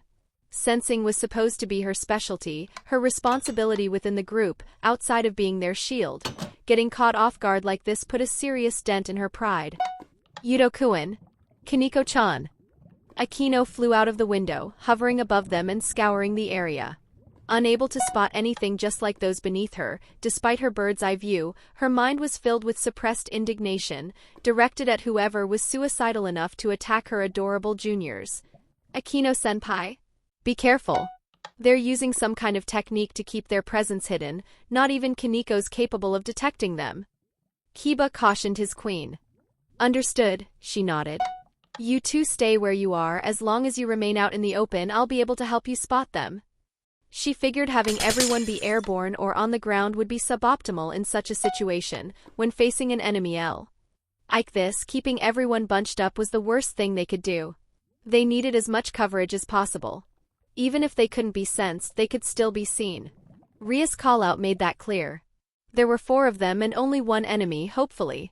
If they allocated their eyes well enough, chances were they'd be able to spot them before they made their next move on one of them. "Akino," Rias hopped out of the window frame, hovering beside her queen. "Isn't Sona's barrier supposed to be guarding the academy grounds from intruders?" "Yes, Sona's barrier is definitely still active. There's no doubt about that." Akino nodded, her thoughts aligning with Rias. Somehow, the enemy had slipped past Sona's barrier, completely undetected. Granted, they had already more than proven their stealth prowess. "That I don't understand," Rias pondered. "Are they unaware that this is protected territory? No, that can't be the case. Their attack was definitely targeted. The only question is who would be reckless enough to attack an area backed by 2 Satans? And more importantly, why?" "Bucho, don't you think there's something off about the enemy?" Rias raised an eyebrow. "How so?" "I mean, assuming they're trying to kill us, they had a pretty good opportunity to take Kaniko-chan out when they caught her by surprise." "Yet, they didn't," Rias finished, in agreement with Akino's suggestion. "It's also possible they're solely trying to take me out. I imagine they came here knowing who I am. I wouldn't be surprised if this was a Gremory-targeted attack. Enemies in noble society were as common as oxygen. It was an unavoidable part of high-class living." "That could be the case," she hummed inquisitively. "Still, I didn't expect them to be capable of bypassing Kaniko-chan's senjutsu.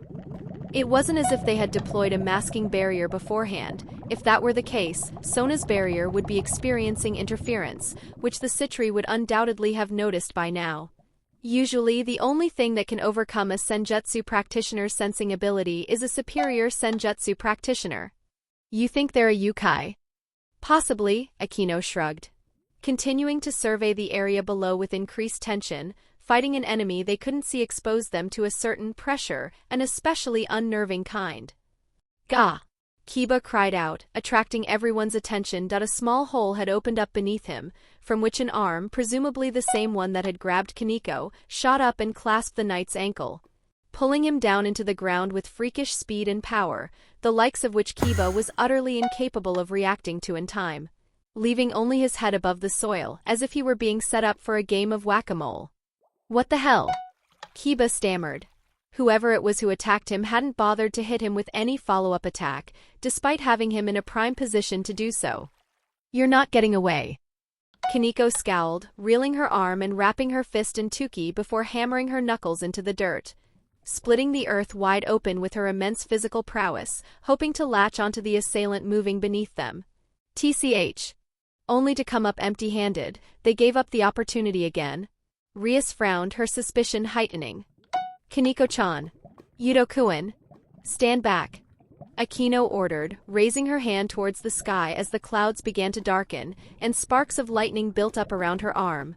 Kiniko didn't waste a second, knowing precisely what the woman dubbed the Lightning Priestess was about to unleash. She grabbed Kiba by the shoulders, effortlessly lifting him off the ground before bolting as fast as her tiny legs could carry her. Take this. A bolt of fierce bright yellow lightning crashed into the ground, blowing it apart with bomb-like intensity and leaving a considerable crater in its wake. The initial impact had kicked up a dust cloud that reduced their visibility significantly, but the superior hearing and sight of a devil more than made up for it. Did you get them? Rias asked, her expression tense. No, I didn't feel my lightning connect with anyone. Akino shook her head in disappointment, clenching her fist. Kiniko-chan, Yudo-kun. Do you see anything down there?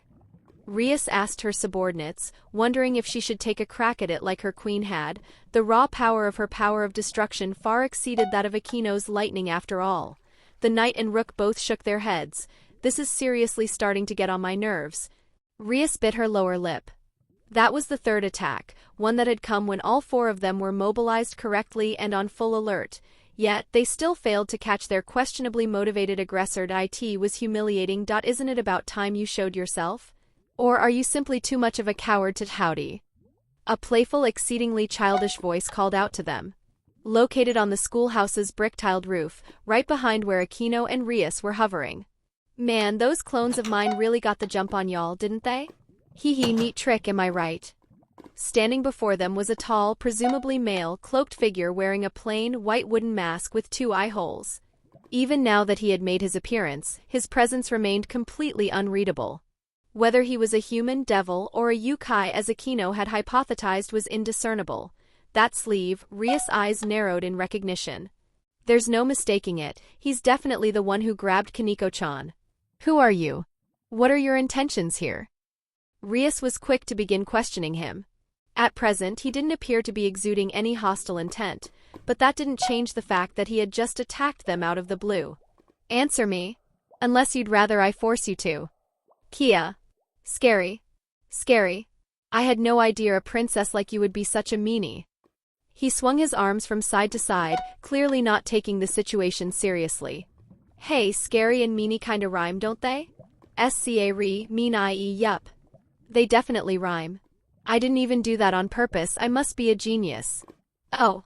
Purposely genius. I did it again. Rias and Akino exchanged an awkward look, equally confused by the figure's strange behavior. Did their aggressor happen to have some kind of mental disability? Rias wasn't sure what the protocol would be for such a case. Enough games, Rias groaned. You attacked us for a reason, didn't you? Did someone order you to? More importantly, do you even know who it is you just attacked in the first place? What kind of question is that? I just told you that I was a genius, didn't I? Of course I know who you are, he huffed, raising his index finger and pointing at Kiniko. That one's Chiron, the criminal's sister. Stunned silence followed, he then pointed at Kiba. That one's Isaiah, the failed experiment. A fierce, hateful scowl appeared on the knight's face as he looked up at Akino. You're Akino, a fallen angel's daughter. The queen's expression darkened, a shadow casting over her face. And last but not least, Rias shuddered, noticing a frightening, verdant glow illuminate through the holes in his mask. You're Rias Gremory, sister of a Satan you'll never match, and aunt of a child that's destined to outshine you. If he hasn't done so already, that is. What a truly pitiful woman you are. The auras of the peerage immediately began to change. At first they weren't sure whether the goofball standing in front of them was malicious or not, but now they no longer harbored such doubts. The information he had just disclosed was supposed to be protected by the Satan Lucifer himself. For him to have acquired it meant he had some serious backing. And here I thought this situation was negotiable. Rias let out a dry, self-depreciating chuckle. I guess that's not the case. A tremor ran through the atmosphere. Intense, raging currents of crimson and black circled around her figure like a blazing inferno. "Don't blame me for being a little rough." "No worries, I happen to like it that way," he replied, audibly unfazed. "Come on, give it your best shot, girl." Rias spread her arms, unleashing the Bale clan's power of destruction towards him, the formidable destructive matter said to be capable of erasing absolutely anything and everything from existence. An explosion, far greater than the one Aquino had produced, occurred, obliterating the schoolhouse's roof and creating a noise that was bound to alert Sona's attention. Unless a certain someone with a considerably close relationship with Sona were to take advantage of a hypothetical trip from their homeworld to dote on her like usual, making her unable to come to Rias' aid while she was preoccupied, of course, hypothetically speaking. "Did you get him?" Aquino asked, waiting for the smokescreen the impact had just created to vanish. "Yeah, I definitely felt it connect." Rias nodded. An attack simply connecting and an attack succeeding aren't the same thing. His calm, collected voice pierced through the smog, sending a sharp chill down their spines. "I see why he believes you're going to lose. Your brother's said to be capable of controlling demonic power like it's his hands and feet. You, on the other hand, control it like you're a damn amputee." The smoke cleared and there he remained, casually dusting himself off without sustaining so much as a lick of damage. "Oh well, I think I've seen enough from you." Faster than anyone's eyes could follow, he leaped off the rooftop, dashing towards Rias and planting his palm against her face, thrusting his arms downwards and pummeling her into the ground with 5 times the force Kaneko had endured. "You can go ahead and sleep, we'll talk later." "Bucho, she's fine, worry about yourselves." He latched onto one of the vines, using it as a rope to swiftly descend onto the ground, confirming that Rias had been knocked out. "Besides, it's your fault I was able to defeat her so easily. You all chose to hold back despite the fact I was attacking your king." He looked up at Aquino. "Especially you, why aren't you using your holy lightning? Don't tell me I'll have to kill the princess for you to take this seriously?" He raised his foot right above Rias' neck, daring them to keep holding out on him. Aquino clenched her fist, conflict welling up within her in a matter of seconds. Just the mention of the ability alone was enough to drive her mad. It was that man's ability after all, and there was no one she detested more than him. It was for that very reason she refused to make use of it, no matter how many times he told her to embrace her heritage. However, as strong as her disdain was, the cloaked figure made a good point. Could she really allow her king to suffer the consequences of her personal grudge? Is that the type of person she wanted to be? A woman who'd stand back and refuse to channel her strength when someone she wanted to protect needed it most. She felt paralyzed in thought. Should she do as he said? Should she try something else? Whatever the case, time was running out, and she'd need to make a decision soon. He let out a disappointed exhale, noticing Aquino's hesitation. Didn't she know? Hesitation was defeat. He raised his foot higher. "What a shame, I guess I'll have to I won't let you hurt Bucho." To his surprise, Kaneko decided to act while her queen remained frozen. Charging directly at him with more than double the ki she had previously gathered, with a few noticeable changes to her appearance. A pair of white fluffy cat ears had sprouted out of her head, alongside a tail that had slithered out of her skirt's waistband. "Oh?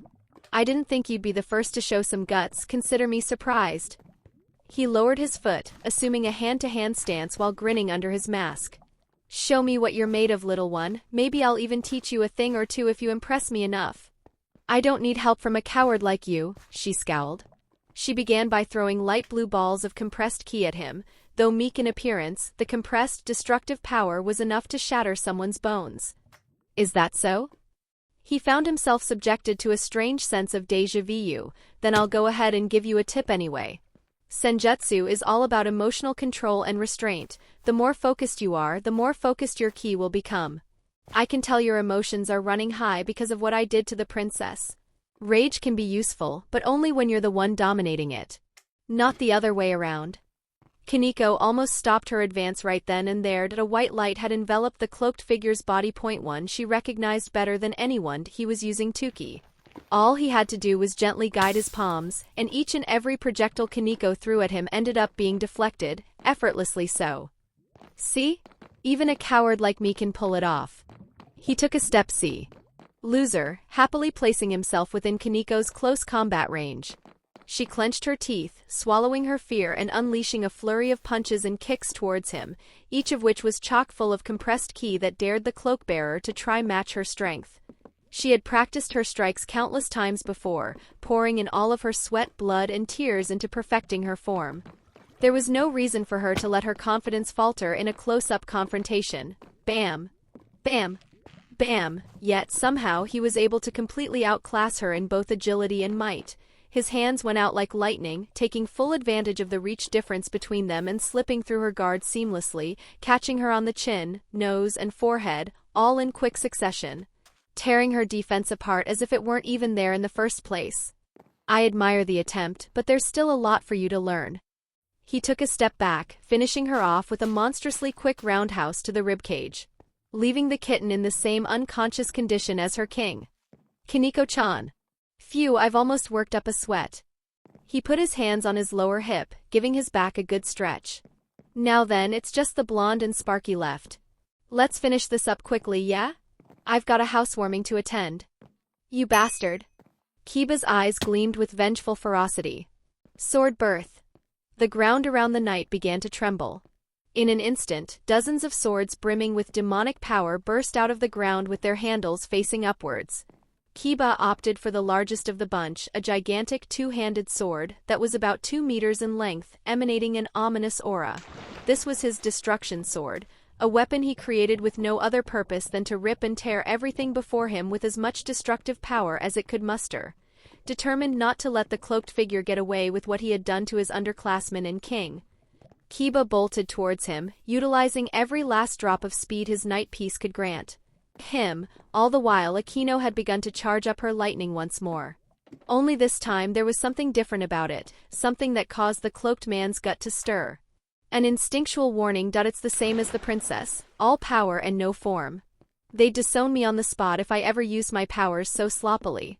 No, they'd probably outright execute me. Good grief. Welp, I might as well go ahead and give you my final lesson for the day. He didn't move a muscle, even right as Kiba was a literal second away from cleaving down on him with everything he had. The importance of coordination. A pocket of earth opened up beneath him, allowing him to slip down and grab Kiba by the leg again and yank him forwards, causing him to trip at the very last minute, and as a result, leave him in Akino's line of fire. Yudo-kun. She panicked. The cloaked man's timing had been perfect. He had made his move at the exact moment Akino reluctantly released her father's lightning, and taking into account its speed and power, redirecting it was no longer an option. Kiba recoiled, reflexively raising his sword above his head in an attempt to block the oncoming sparks. Like the assailant, his instincts too warned him that he couldn't afford to let himself get hit by the lightning. Unfortunately for him, it was too little, too late that if he were guarding against Akino's regular power, he might have stood a chance. But against this, there was nothing he could do.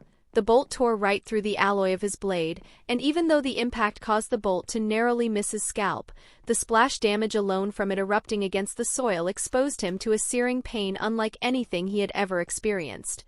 Blood spurted out of his figure, and his mind was unable to remain conscious in the wake of such agony, leaving him collapsed on the ground with faint trails of smoke rising up from his body, courtesy of being straight-up electrocuted.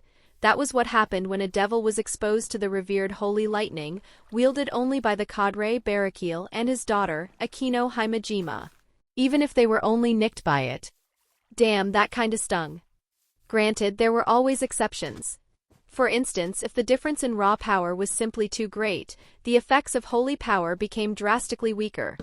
Sometimes it hardly even damages the target at all, depending on the circumstances. A few feet away from Kiba's lying figure, the cloaked individual crawled up from the earth. He shook his body to rid himself of the accumulated dirt and soil. He looked up, observing Akino's silent, blearily eyed figure. What? There's no need to look so traumatized. I'll heal him right up in a minute. He made a finger gun with his right hand, pointing it at her. Bang! A bullet of compressed wind struck Akino square in the forehead, knocking her out of the sky. The fight had ended. A blatantly one-sided one. Chapter 39. Thora's Tale. I flipped my hood down and took off my mask, gazing at it pensively.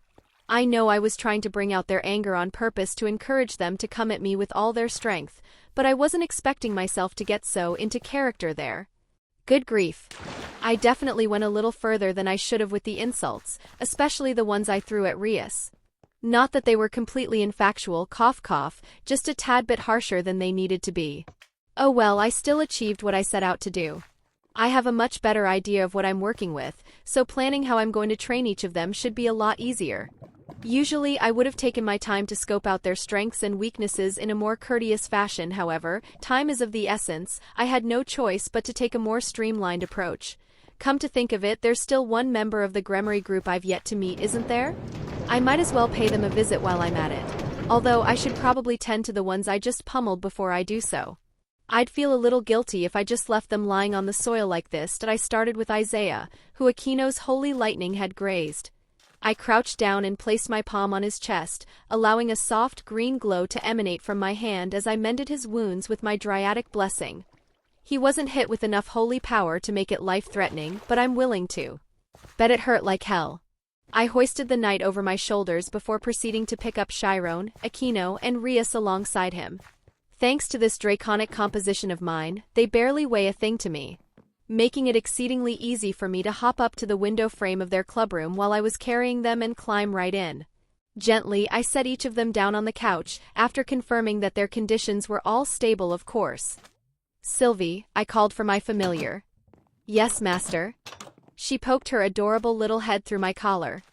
Stay here and watch over them. While I doubt it'll happen, I want you to inform me if their bodies experience any complications, and I'd also like you to let me know when they wake up. I was particularly concerned about Aquino and Chiron. After all, they both used abilities they hadn't touched for quite some time now. There's a chance that could cause some kind of adverse reaction. Though I'm not sure what, it's better to be safe than sorry. Understood, I'll place a clone of myself here to watch over them. Another version of her slithered out of my cloak and curled up on top of the coffee table. Sylvie's senjutsu prowess exceeds even mine. She's the best person I have at my disposal to keep track of their conditions. Thank you, I nodded appreciatively before exiting the clubroom. I scanned the area for the supposed seal Gasper's file had mentioned. Apparently, because of his lack of control over his power, Lord Lucifer created one to seclude him and his power from everyone else to prevent him from harming other people. Which, frankly, has me disappointed in both him and Rias for going along with such an irresponsible plan. And I'm aware that Gasper was given the option to roam the old schoolhouse on the condition that he remain within it, and that Gasper himself refused that suggestion.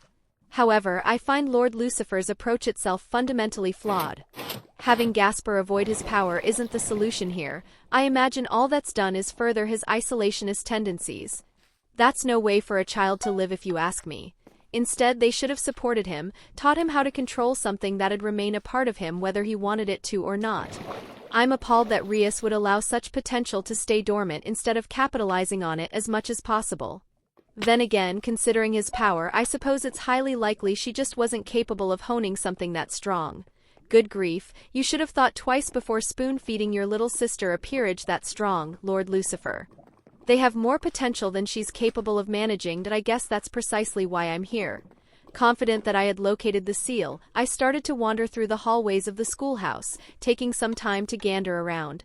It's been precisely one lifetime since I was amongst humanity after all, might as well enjoy the scenery while I can. From the looks of things, the human world seems about the same as it was in my first life. If you ignore the hidden supernatural aspects. Time-wise, we seem to be in the year 2008. Which explains a lot of the technology differences I'm spotting. The Underworld's clearly ahead in that regard, and I couldn't be more thankful for Lord Beelzebub's expertise. My spoiled modern ass would rather use a carrier pigeon before I settle for a flip phone. Bingo. I stopped in front of a wooden double door that had been barricaded with planks and covered in caution tape. I'm not sure what the point of having all this here is, as there's already a seal in place, and no one else inhabits the schoolhouse other than Rias and her subordinates. I extended my arm, feeling the demonic power coating the entrance's wooden exterior resonate with my own, causing a crimson, magical crest to illuminate in front of me as the seal attempted to prevent me from entering. Fortunately, since Gasper had no interest in breaking out, the seal was weak enough that even Rias would be able to destroy it with minimal effort. All it took was a little brute force to make the spell vanish into thin air, and without further ado I pulled the door open, causing the hinges to let out a pained creak thanks to their lack of maintenance. Hiya. Immediately, I was met with a high-pitched, girlish scream resounding from the coffin positioned in the room's center. Sheesh, he's got some serious pipes for a child that size. I think my ears are ringing a little. Sorry, I didn't mean to startle you. I apologized, closing the door behind me to keep the lighting down. While Gasper is perfectly capable of surviving in sunlight due to his damper physiology, apparently he still prefers to remain in the dark. Not that we devils are all too different, the sun doesn't harm us, but sometimes it does make us feel a little sluggish. Since Gasper's got both bloodlines running through him, he's probably got it a lot harder than I do. What's going on? What happened to the seal? Where's Rias? He continued, audibly shuffling around in his coffin. Usually I'd tell him the truth, but seeing as he's already gotten this panicky on me, maybe it's best I keep it to myself. I cleared my throat. She's asleep at the moment. So are the rest of her subordinates. Oh, I could still sense a great deal of hesitation in his voice. Who are you exactly? Why did you break the seal? As they say, first impressions are essential. My name's Alduin, I'm a devil sent here on behalf of Lady Leviathan and Lord Lucifer to oversee Rias' training, alongside that of her subordinates. Yourself included, Gasper. I crouched down, doing my utmost to sound as welcoming as possible. Unlike with the rest, there's no need for me to test him with immediate combat. His power is exceptional, even among a peerage with such talent, thus it'll require a special approach. Lady L. Leviathan? L. Lord Lucifer? He repeated, evidently startled. I nodded. There's a lot to explain, and I think it'd be better if we talked face to face. Talking through the lid of a coffin is a little crass, don't you think? And no, I don't want to go outside. I want to stay here. The outside is scary. The corners of my lips dropped into a frown, not because I was mad at Gasper or anything of the sort, but because I was starting to notice just how poorly his isolation had affected him. There's a lot I'm willing to forgive when it comes to Rias and her management of her peerage for the sake of making this arrangement work, but there are some things I'm not so sure I can ignore. Yeah, the outside can be scary sometimes. I let out a slow exhale, realizing that I needed to be a little more convincing. However, right now your king needs your help. Gasper, Rias is in trouble, and out of everyone in her peerage, you're the one who's capable of helping her the most. Trouble? The worry in his voice made it clear that he still cared deeply for Rias, despite her evidently neglectful treatment of the timid damper. Lucky you. Yes, her freedom is at stake, and she's going to have to fight for it soon. I continued, my tone growing somber. Naturally, that means you'll fight alongside her, but as things stand, your chances of winning aren't looking good. That's why I'm here, to hopefully tip the odds in your favor. Silence followed, but I remained patient, allowing Gasper all the time he needed to let my words sink in. Slowly, the coffin's lid started to slide open. A pair of small, pale white hands gripped onto the edge of the vampiric bed, followed by a head full of platinum blonde hair, which anxiously rose from below. A few more seconds of hesitation ensued, but soon enough my verdant reptilian eyes were fixated on two bright pinkish-violet ones. Hello, Gasper, I said with a warm smile. It's a pleasure to finally meet you. Horns. He yelped, staring at me with what I presumed was fierce apprehension. Ah, my appearance is a little frightening, isn't it? I chuckled lightly, scratching my nape. Sorry about that, but I don't think there's much I can it isn't scary. He intervened, causing my eyes to widen. Actually, I think they look cool. Cool? I tilted my head. I certainly wasn't expecting that response. What a pleasant surprise. Yes, he insisted, fervently nodding his head. But didn't you say you were a devil? Why do you have them? It's something that runs in my family. You can think of it as a coming-of-age feature we all get. I'm not about to burden a child by telling him how our bloodline works. The mood between us seems to be improving, and I'd rather not let it turn sour. His eyes sparkled, gleaming with curiosity. Is it all right if T touch them? He asked nervously. Sure, I leaned forward. Just be careful, they're quite sharp. Now that I think of it, I'm pretty sure I read somewhere that dragons only let their partners and children touch their horns. Does that mean I have to adopt Gasper now? Not that I'd mind. Whoa, they're like spears on your head. Goodness me, that childlike wonder of his is frighteningly adorable. It's making me want to adopt him even more. I'm glad you find them interesting, but I would like to start discussing the situation you're all in. While I was talking, a beeping sound started to emanate from my cloak, originating from my foreign affairs badge. Could her timing be any worse? I sighed to myself. Obviously, Seraphal was ringing me. Aren't you supposed to be busy smothering your little sister? Sorry, Gasper, it looks like Seraphal needs me for something. I stood up, glancing at the message flashing on the badge's screen, which was just a set of holographic letters woven from demonic power, instructing me to teleport over to her. Is it all right if we continue this conversation a little later? I promise I'll be back the second I've dealt with this. No, it's fine. If it's Lady Leviathan calling, then it must be important. He replied, seemingly content. Thank you, I gave him a light, affectionate head pat. He's surprisingly well-mannered for someone who hasn't had a whole lot of social interaction. Color me impressed. Don't worry, I'll be back soon. I appeared before Seraphal, taking a moment to glance around before speaking to her, finding myself in what looked to be one of Kuo Town's many residential areas, and an exceptionally effusive one it seems. The asphalt roads were utterly spotless, with not even a hint of debris or trash to be found. The surrounding intersections and sidewalks were laden with towering palm trees, the maintenance of which was almost up to Sallow standards, but not quite. The housing itself mostly consisted of small to medium-sized mansions, none of which could compare to the Underworld's noble infrastructure, of course. Still, for a human settlement, this is definitely a place where Japan's upper class would settle. Where are we? I asked my boss, whose mood appears to have drastically improved despite her not having said a word yet. Maybe the whole reason she's been so grumpy as of late was just because she hadn't seen her little sister for so long. After all, there are certain rumors going around about how she and Lord Lucifer are a little bit too attached to their younger siblings. However, for the sake of my livelihood, I'm not going to comment on that. You and Thora's new home while you're staying in Kuo. She pointed at a plain, white-colored modern villa positioned right beside the sidewalk we were standing on. Rias and Sona also have households set up in this neighborhood, though they're a little bigger to accommodate both them and their peerages. I'm certainly not going to complain. Sometimes, having too much space can be a disadvantage in itself. It can make the place feel hollow. As long as it provides a cozy dwelling for me and Thora, that's all that matters to me. Is that all you called me here for, though? I lifted an eyebrow. Of course not, the Satan shook her head. I've got to get back to work soon, and I'm not sure when I'll be able to visit next, so I thought I might as well hand this over to you before I forget. She reached into her coat and pulled out a vial, which earned my immediate recognition. Tiamat's blood. I felt my heart start to drum once more, but this time I was somehow able to demonstrate even more self-control than before. How odd, I thought awakening my Buné bloodline would intensify the reaction, but that doesn't seem to be the case. If anything, it's become tamer, and it must have something to do with how my Sallow cells naturally suppress draconic deviation. Like Halibel mentioned, I wonder, maybe my Buné side wasn't the only part of me that got stronger when I successfully awakened? Your maid's waiting for you inside, and unless you have anything you want to tell me, I think I'll go ahead and take my leave. Seraphal rolled up her sleeve, checking her wa. TCH. No, I'm all set.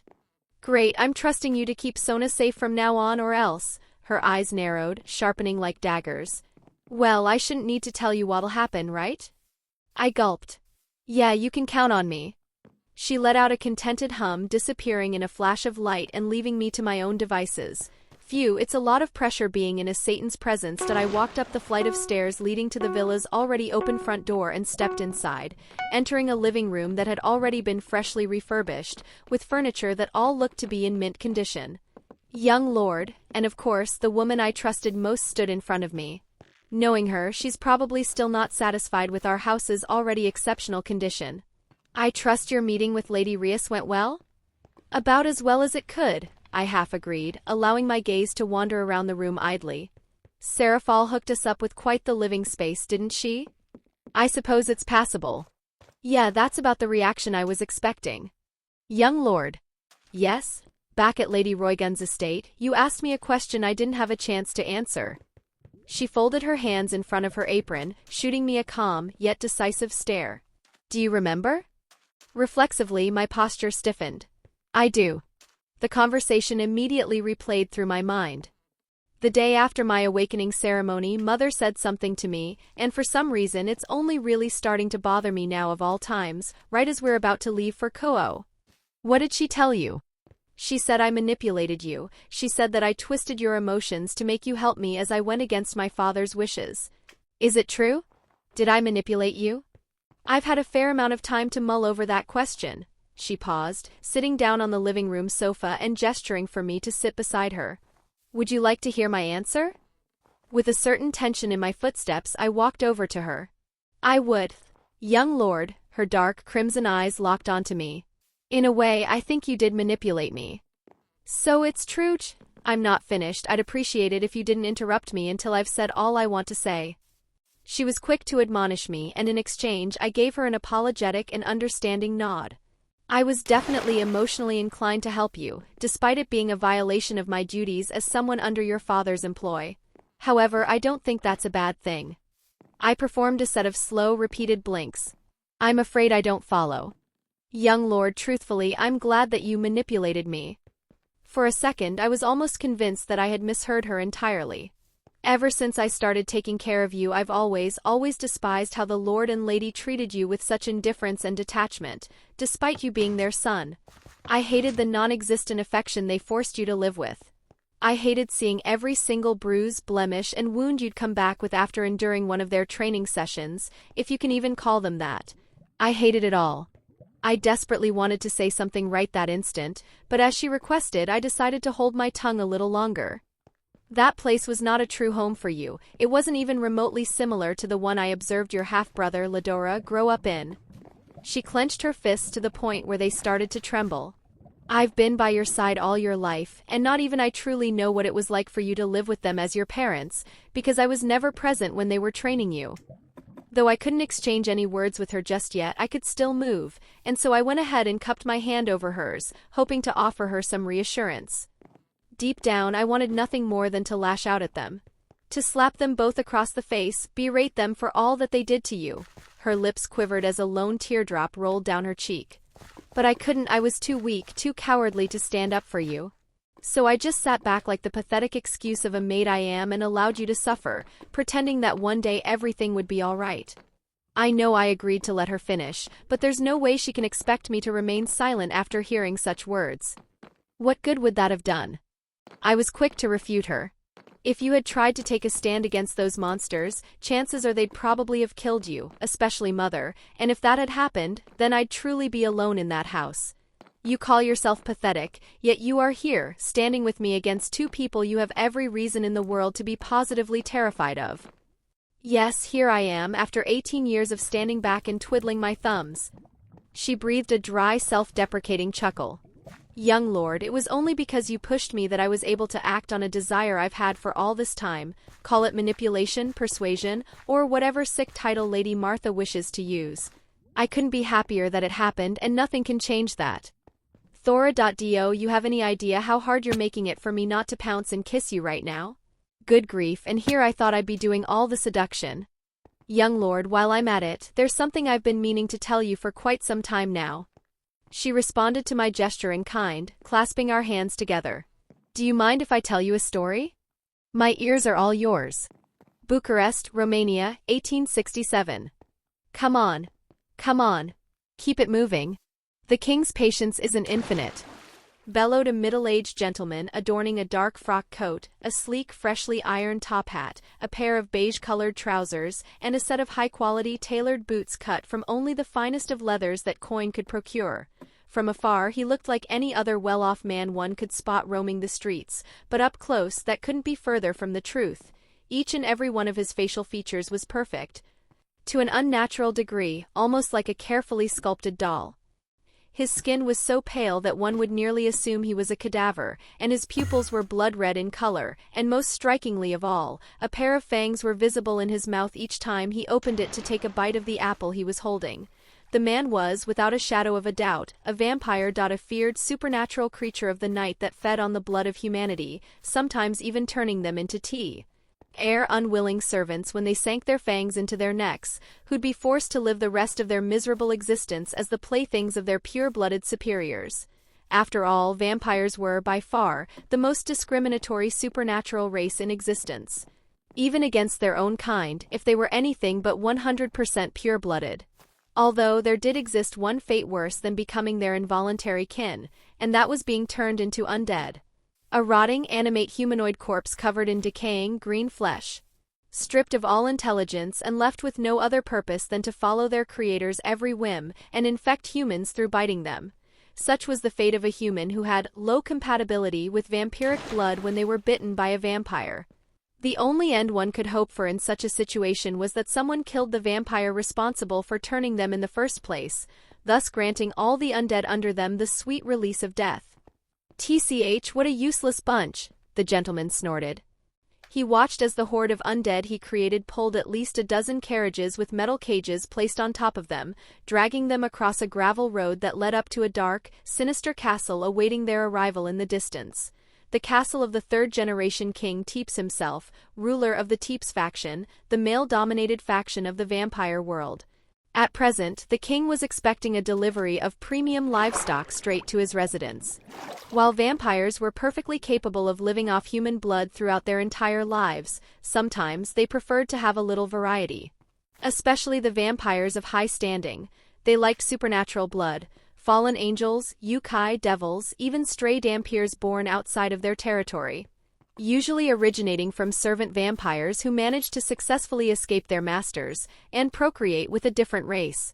Although such a circumstance was extraordinarily rare, it still occurred from time to time. Of course, their masters were far too prideful to sit back and allow them to escape their grasp.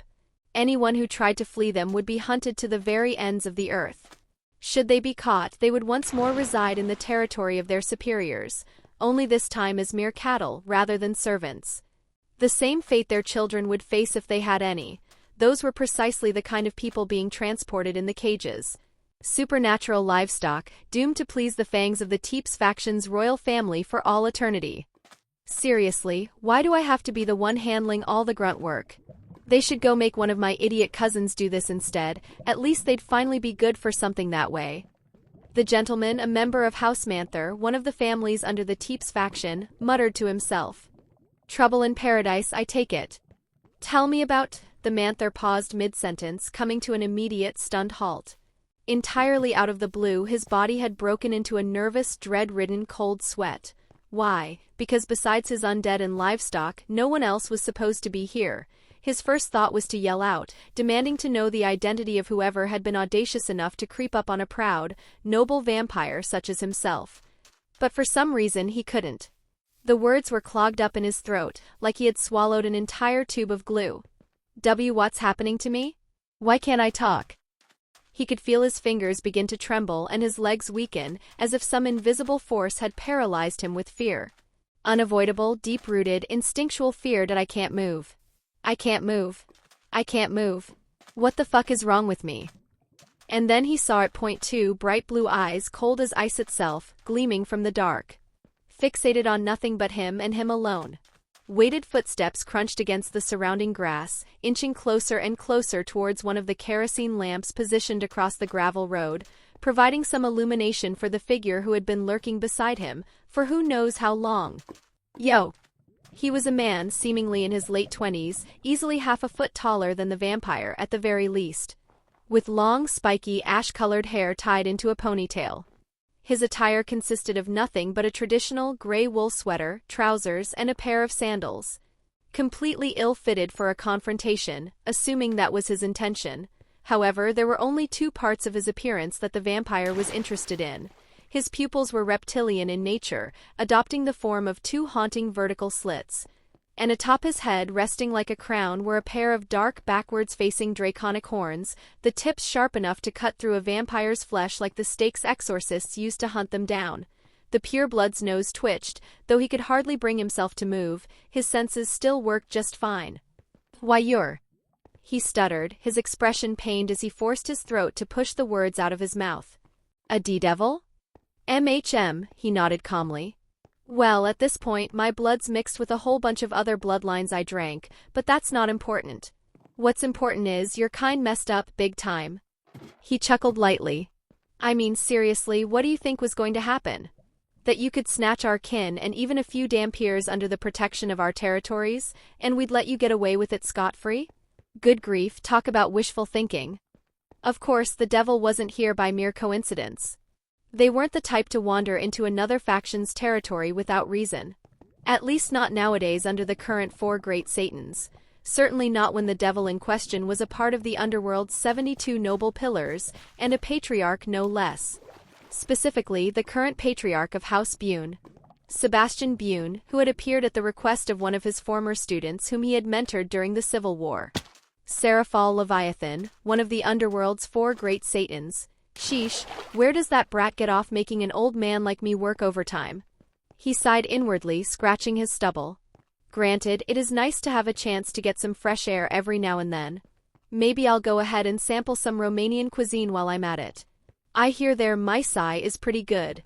Naturally, Seraphal, as head of foreign affairs, was quick to investigate the disappearances that happened at the NDS of Vampire's livestock procurement, and after discovering that the purebloods responsible for them were male, it was immediately apparent the Teeps faction was responsible. After all, no male-led noble houses existed under the Carmilla faction's banner. After making the discovery, Seraphal had contemplated a covert retrieval of their people, but quickly realized it wouldn't amount to much. Vampires were by far the most aggressive and arrogant of the supernatural races. The concept of negotiating or engaging in diplomatic proceedings with any other race was alien to them. A covert operation wouldn't stop them from continuing to encroach on their territory. A message needed to be sent. Vampires needed to learn their place in the pecking order, which was far, far below any of the 3 main factions.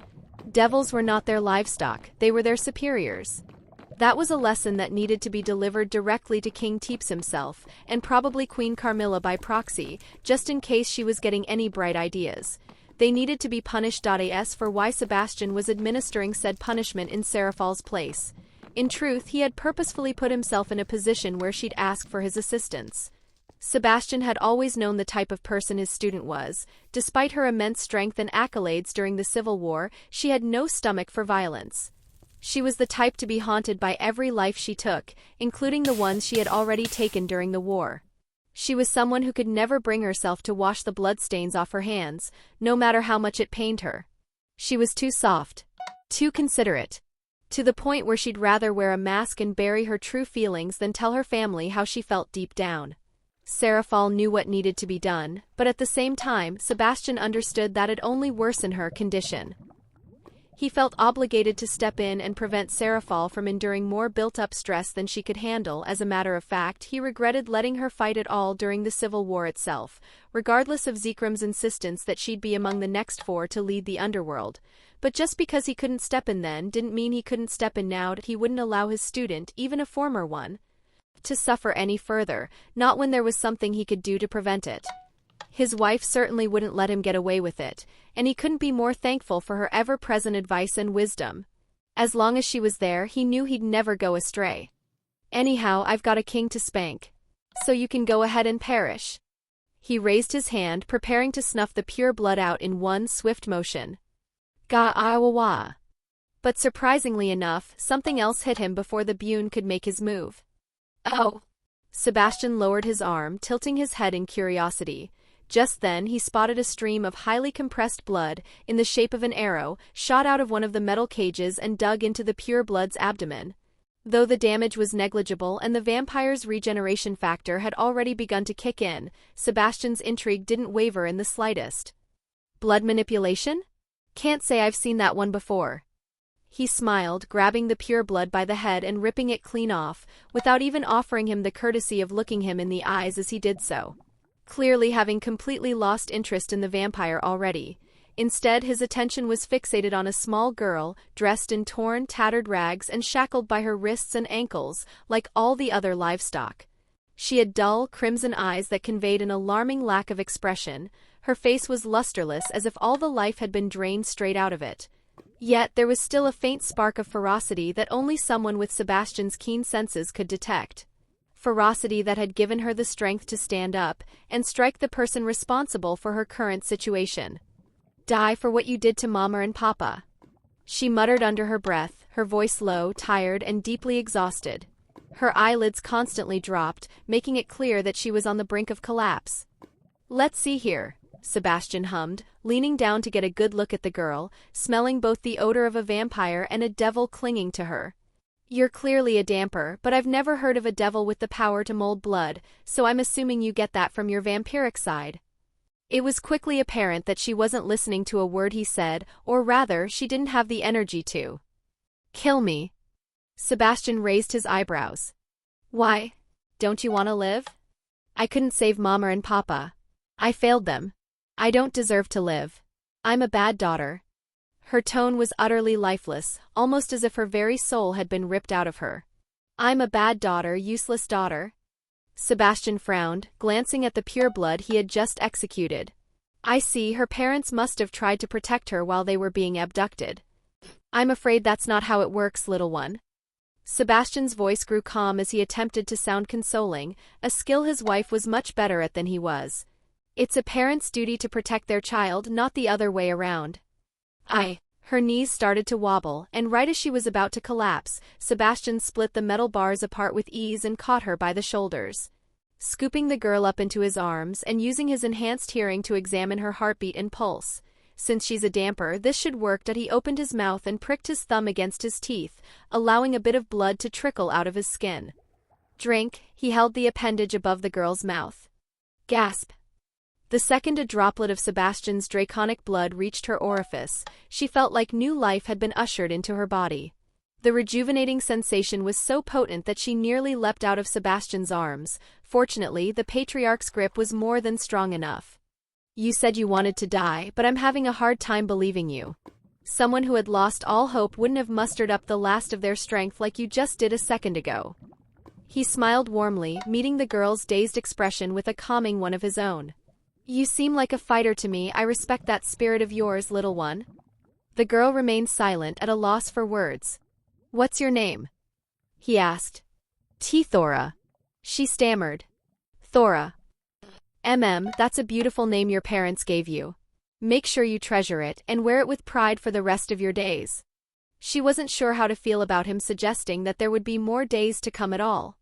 "Do you see that castle over there?" Sebastian pointed to King Teep's residence, looming in the distance. Earning a stiff nod from Thora in return. "Therein lies the man responsible for your parents' death." Immediately, rage coursed through the young damper's core. Enough of it to earn the admiration of even a dragon, a creature fueled by that very emotion. She's a fighter all right. "Tell me, Thora." The corners of his lips widened to reveal an ominous, toothy grin. "Would you like to see me burn it to the ground?" Her eyes widened as much as they possibly could, overflowing with hopeful vengeance. She nodded eagerly. "Alrighty then." A pair of jet-black draconic wings sprouted out of his back as he took to the skies, allowing Thora to claw into his arm to stabilize herself. Watch and observe the famed might of the great Sebastian Buné. That day, the Teep's castle would be drowned in an ocean of bright blue flames. And it'd be marked as the last day of the third-generation King Teeps. A day that every vampire from that day onwards would never forget, the day their kind would be trampled on like ants by the claws of the Underworld's demonic dragon. Chapter 40. Unsealing the maid. Sebastian fell eerily silent, his eyes carefully tracing over the letter he was holding again and again, until he had every last word written on it committed to memory. A letter he had just received from Serafal, regarding an arrangement that had been made between her, Surzex, and his son, Alduin. "So that's how it is." His voice had lowered to the point where it was indistinguishable from a growl. "It would seem my hunch was right after all." He thought back to the day of Sona Citri's birthday. More specifically, his suspicions about the meeting his attendant had reported, allegedly between Lord Citri and Alduin. Obviously, the letter in his hand proved otherwise. Lord Citri simply didn't have the political sway to pull off the arrangement described in the document. "You've gotten even bolder, Serafal." He turned around, facing his office window and looking downwards, peering out at the forest where his wife preferred to spend most of her time. "If it were just her, I'd deal with this in an instant. However, Surzek's involvement changes things. I imagine his support's what gave her the courage to do something this daring." Confronting Serafal would be foolhardy from a political standpoint, but well within his capabilities from a physical one. Confronting Surzex, on the other hand, would be suicide, plain and simple. He let out a slow exhale, making an effort to sweep away the wrath that was starting to plague his mind to allow for some much-needed clear thinking. I don't understand. Roy Gunn was supposed to prevent something like this from happening. Did I misread that woman? Where did I misstep? What didn't I take into account? He had a feeling Alduin would try to escape his clasp at some point. It was inevitable, taking into account how he was being raised. Sebastian might have closed his heart for the sake of his goal, but not his mind. Alduin's dissatisfaction was a ticking time bomb just waiting to explode. That's where Roy Gunn was supposed to come in truth. He had known more about the woman than just her ambitions at the time of receiving her letter. He knew about her need, her wanting, her longing for a relationship. He knew exactly what 4 centuries of emotional isolation had done to her, and that was supposed to work to his advantage. Roy Gunn wasn't supposed to let go of Alduin. It wasn't supposed to be in her nature to do so. Sebastian intended for her to be his anchor, an unavoidable Satan-class weight keeping his son right where he wanted him to be. She should have been desperate to hang on to the young Buné, viewing him as her one and only chance of having a proper relationship. And on top of that, she had a deep-rooted grudge for not only Serafal, but the 4 great Satans as a whole. Letting Alduin go was one thing, but letting him go with Serafal and Surzex of all people? That didn't make a lick of sense to him. Logically speaking, everything he planned should have worked. Alduin had only spent a little over a day with Roy Gunn, for crying out loud. There's no way he could have persuaded in such a short span of time. No, the fact that she had been persuaded at all didn't make any sense. His son was far too idiotic for that. She was an awfully complicated woman, and Alduin was a child whose most significant emotional relationship was a petty grudge with Riser Phoenix. Another child Sebastian found equally dim-witted. It's the same thing that happened with Thora. He cursed inwardly, recalling how long it took for him to wrap his head around the fact that Thora was actually beginning to disobey him. A feat which he refused to believe Alduin accomplished on his lonesome. Once more his gaze was fixated on the forest occupying his estate's backyard. That's right, I had a feeling she was the one behind it all. That he knew full well how skilled his wife was when it came to emotional manipulation. Sebastian clenched his fist and gritted his teeth in indignation. She had to be the one responsible for all this. There was no other way. Alduin definitely didn't have the skill set to manipulate anyone the way she could, unless of course she taught it to him. Or perhaps even did all the dirty work for him outright. Yes, it's her doing. It has to be her. I haven't told her the full extent of my plan outright. But knowing her, there's a high chance she's already figured it out on her own. He couldn't even begin to fathom what could motivate her to do such a thing. However, he knew better than anyone that Martha was a woman who cared for nothing other than her personal interests. If her disinterest towards the plain dull child that was her son had changed at all, that alone could be reason enough for her. There's only one way to know for certain. Before Sebastian knew it, he was standing at the entrance of Martha's forest. A torrent of emotions surged through his head as he started to piece together how he was going to confront her, and more importantly, how sure he was that she was truly behind Alduin's getaway. "What's the matter?"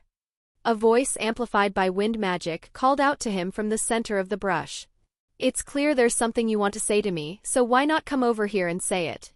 Unless you're getting cold feet." The latter half was clearly intended to be mocking. "Stay calm, Sebastian, stay calm." He shook his head, refusing to allow the comment to get to him. Letting Martha rile him up was a recipe for disaster, and for this conversation, his head needed to be cooler than ice itself. He approached the greenhouse and took a deep, reassuring breath before he stepped through the front door. As per usual, Martha was sitting down on a stool in front of yet another unknown plant species, tending to it with her careful, precise use of water magic, ensuring that the roots absorbed nothing less than the perfect amount of nutrients for their growth, not a touch less and not a touch more. "Well?" She turned to him, lifting her eyebrows without expressing so much as a trace of unease or apprehension. "How can I help? You rarely ever talk to me nowadays, so I presume it's something of professional importance." "Don't play dumb," Sebastian replied plainly, his icy glare filled with suspicion. She could act as surprised as she wanted to for all he cared. He already knew how proficient her ability to mask her feelings was. "Pardon?" She folded her hands over her lap, still unmoved. Sebastian raised the letter he was holding. Allowing the vines of a nearby plant to reach out and grab the sheet of paper and carry it over to Martha, Silently, she held the letter up to her face and carefully began reading it over line by line, her expression growing more and more animated with each word she processed, suggesting that she was genuinely taken aback. "Oh my," she remarked. "It seems our foolish son has gone ahead and done something well foolish." Sebastian scowled, his mood souring by the minute. "Fuck, I can't read her. I imagine he's not the only one." "How do you mean?" Her act persisted. Slowly, Sebastian began to walk towards her. "You have something to do with this, don't you? We both know for a fact that Alduin doesn't have the necessary wit to pull this off on his own, so I can't help but wonder whether he got help from someone more politically adept." He narrowed his eyes, making it blatantly clear who the subject of his scrutiny was. "Well, that's obvious, isn't it? It was the Ice Girl and Zekram's star descendant. You shouldn't need me to spell that out for you." He held back a snort. The audacity of this bitch. "Was it?" He continued. "To make this arrangement happen, Serafal and Surzex would need to get in touch with him, and that couldn't have happened here. However, it could have happened at that little birthday party he had to go to, thanks to your relationship with House Citri. And..." She wore an appalled smirk, unflinching even once Sebastian was standing right in front of her. "Even if that were the case, this still isn't my fault. You had a whole month to intervene, and the measure you needed to take wasn't exactly a difficult one."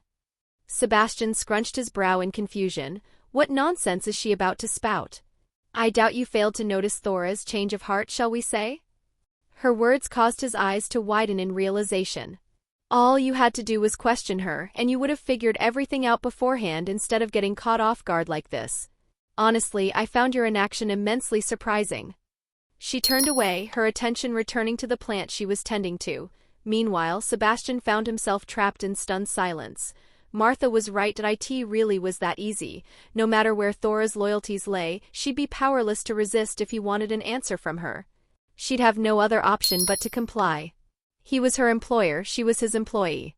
He was a patriarch, and she was just a mere maid at the end of the day. Go up to her, and demand an answer as to what was going on with his son. That was literally all it would have taken to avoid his current situation. SOY. Why didn't he? What possibly could have stopped him? What could have kept him from noticing such a ridiculously easy solution? "It would appear you're equally surprised," she hummed. "Maybe you ought to do a little reflection, Sebastian. You wouldn't usually make such a childish slip-up, taking your obsession with that sleeping girl of yours into account." A trickle of Sebastian's demonic power started to leak out, which was more than enough to render even an ultimate-class devil scared shitless. "Watch how you speak about my wife, Martha. Your wife's sitting right in front of you," she said dryly, looking up at him fearlessly. "Or has your vision also started to fail you alongside your foresight?" Of course, Martha was no mere ultimate-class devil. Sebastian scoffed, refusing to answer. "You say that as if you haven't known what this arrangement between us really was from the get-go, as if you haven't known what that child's fate would be from the second he was given life, from the second his heart started to beat. What about you?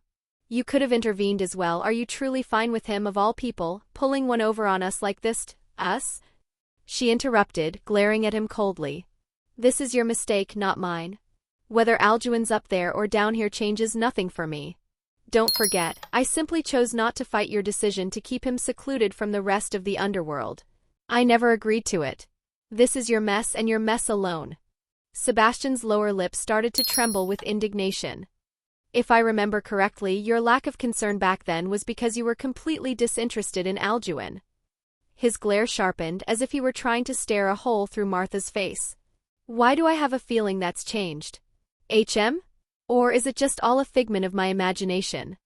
Sebastian hadn't forgotten the day he and a not-so-sober Alduin had returned home after his successful awakening ceremony. When Martha left her forest of her own volition, all for the sake of ensuring that Alduin's body adjusted to the sudden influx of draconic energy without any complications. That wasn't something the Martha he knew would do. In the first place, the only reason she trained him at all was because he vehemently demanded she do so before he was even born. None of this makes any sense. For over 17 years, everything was moving just as Sebastian wanted it to. Why? In the past month, all his expectations had been snatched right out of his hands, ripped to shreds and spat on. Before he could even fully process what had happened, Martha breathed a bemused scoff. "What? You think just because Alduin bested an equally foolish man such as yourself, that somehow makes him worth my attention? Goodness me, Sebastian, you've truly lost your edge. I'm not sure whether I should ridicule or pity you. Sebastian's scowl deepened. But he did warrant your attention, didn't he? He pressed further. Not only did you personally watch over him after his awakening ceremony, you even took him outside of the territory to get his evil pieces. And I know better than anyone how much you loathe leaving the comfort of this little sanctuary you've created for yourself here. Attention? It seems we have different interpretations of the word. As per usual, Martha replied with haste, proving she wasn't a woman one could easily best in verbal combat for the umpteenth time. I simply wish to see what effect the ceremony had on him, that's all. It's almost been millennia since a Buné successfully awakened, anyone in my position would be equally intrigued. Intrigue, what a convenient word, and he took an extended, slow breath. Enough with the games. The fact that he managed to get Thora to switch allegiances was one thing. But Roygun? Unless the universe itself has gone mad, there's no way he could persuade her as well, not without your help at least. It had to be her, it just had to be. Sebastian couldn't bring himself to accept that Alduin of all people had bested him. His pride wasn't capable of enduring a blow that deep. I'm not sure what else to tell you at this point, she sighed, her voice brimming with disappointment. I'm not the one who organized this for Alduin. Maybe instead of emulating one of his temper tantrums and accrediting your blunders to me, you should cast your suspicion at your former students. You know, the people who actively gave him the political backing he needed to pull off such a stunt. She spoke as if she were chiding an unruly child. Sebastian wasn't sure what to think. Usually his instincts were on point, and those same instincts were telling him that Martha wasn't lying. His gut was cautioning him that his shrewd wife wasn't responsible for all this, as hard as his mind found that to believe. Could this really all be Serafal and Surzek's doing? Did they organize all this on their lonesome? He took a deep breath, calming himself. I need to relax, he's only just reached ultimate class. I have plenty of time before I need to act, valuable time that I can use to plan. It seems like you've made up your mind, she observed. I'll be watching closely, Martha. I suggest you keep to yourself like usual while I handle this. Sebastian cautioned before making his departure. If Martha truly didn't have any involvement with Alduin's new position, he'd rather it remain that way. Fighting a two-front battle against the two Satans and his wife at the same time was the last thing he needed. How pathetic, but Martha paid his words little heed. She had no real interest in this conversation from the moment it began, nor did she wish to coddle her husband as all his plans went to shit. First Thora, now Roygun. A few moments after Sebastian had departed, a slow, amused smirk started to crawl up Martha's face. Not bad at all. Honestly, she was a little grateful to Alduin for giving her the chance to see Sebastian throw a hissy fit. Though she was perfectly capable of doing so herself, having Sebastian flounder at the hands of someone he deemed so idiotic was far more satisfying. Maybe he's inherited some of my wit after all. Despite her claims, one of Sebastian's hunches were, in fact, correct. Even if only a little, Alduin had started to attract her interest, but it wouldn't hurt to make sure this isn't a mere fluke. She opened her mouth and bit down on her thumb, using the freshly drawn blood to create some kind of a circular formation on the flooring of her greenhouse. One which quickly began to resonate with her immensely robust ki and imploded into a cloud of white smoke. It is an honor to receive your call after all this time, my lady. The smoke cleared to reveal a woman with fair skin and dark hair fashioned into a single bun atop her head. Her attire consisted of a long, loose-fitting white and red robe, similar to what a Shinto priestess would wear. However, as beautiful as she was, there was something off about her, something sinister shimmered in the dark, abyssal orbs that were her eyes, something inhuman. Tadjit Saheim, Martha addressed one of the three princesses of Ryuichi Cave. I have an assignment for you. A delighted smile appeared across Tadjit Saheim's face. Of course, my lady, all you need to do is ask. Out of all the summoners who managed to successfully form a contract with the cave, there was only one capable of enlisting the subservience of the prideful princesses themselves. Martha Sallos, the first person to ever gain the ability to refer to the White Snake Sage herself as a friend, and earn the undying admiration of each and every resident of Ryuichi Cave. Sylvie included. I need you to go to the human world and keep watch over my son, Martha said, handing Tadjit Saheim the letter Sebastian had received. The specific locations in there. Tajit Saheim fell silent for a moment, wondering if she had misheard the woman. Son? Yes, that's precisely what I said. The corner of Tajit Saheim's lip quivered, her eyes widening as if the biggest bomb in the world had just been dropped on her. Since when? You mean to tell me there's been a young lord this whole time? Tajit Saheim grabbed Martha by the shoulders, rocking her back and forth with her mouth agape. This totally isn't going to be a royal pain in my ass, Martha exhaled, forgetting just how much the princesses fangirled after her, which would probably affect her son by extension. Oh well, it'll have to do until I decide to make a personal appearance. I sat in silence, patiently listening as Thora recounted the final details of how she and Sebastian originally met. Honestly, when she talked about the old man, I wasn't sure what to think. Even though Ladora himself told me that Sebastian used to be different from the man he is today, I was still struggling to visualize the version of him Thora had just described to me. I just can't seem to match the Sebastian I've lived with all my life to the one she has, and apparently everyone else around me who knows him, Serafal included. To me, he's always been cold, cynical, and apathetic. But to them, he was supposedly their fucking knight in shining armor. Young lord, she continued. I'm not telling you this story because I expect you to suddenly change your feelings towards your father. Though he was indeed a better man in the past, that doesn't excuse how he's treated you. I simply thought it was about time you knew more about me. I nodded, taking a moment to gather my thoughts before speaking. Like how you're a damper. Now I understood why she reacted the way she did to Gasper's file back on the train. I don't mean to judge, but you don't look the part. I don't understand, her lack of vampiric physical traits aside, shouldn't I have sensed it at some point? About that, she turned around and pulled down the back collar of her uniform. Sometime before you were born, I had my vampiric side sealed. I watched with growing intrigue as blood-red runic symbols appeared on her upper back. And for some reason, the energy radiating off the inscription evoked a sense of familiarity within me. Sealed? I repeated. I had no idea it was even possible to outright seal part of someone's biology like that. The lady's the one who made it for me. Ah, that explains why it feels familiar. It was necessary for me to properly care for you around the clock. Even though we Dampiers are capable of physically living without consuming blood, mentally speaking, extended periods of abstinence can cause us to become irritated, for lack of better words. Ever since the Lord took me in, he's been feeding me a drop of his blood once a month to keep my concentration from wavering. Interesting, I should probably make a mental note of that for when I start training Gasper, she continued. Because of my prolonged consumption, I've developed a certain instinctual yearning for draconic blood, particularly that of your father's, and since you share his, you wouldn't be able to control yourself around me, I finished, earning an affirmative nod from her in return. But isn't flat-out sealing your vampiric side a bit excessive? It's not like you'd need to consume much of my blood anyway. A few drops a month would have done just fine, wouldn't it? You know it's not that simple, she shook her head. The logistics aren't important. What matters is that you're the house's young lord, and I'm a servant and your caretaker. For me to do such a thing would be exceedingly uncouth. Right, house rules and all, I muttered idly, mulling over her words for a moment until a wry, mischievous smirk overcame my lips. But we're not home anymore, are we? She was quick to recoil, immediately picking up on what I was about to suggest. What? You said it yourself, you're supposed to be my caretaker. I scooted closer to her, my heart and mind scheming in tandem. How are you supposed to properly take care of me if you don't have access to your full strength? We're not in the Underworld, who knows what threats could be lurking about? Young Lord I leaned in, my voice reducing to a low, expectant whisper. Or am I not worth unsealing it for?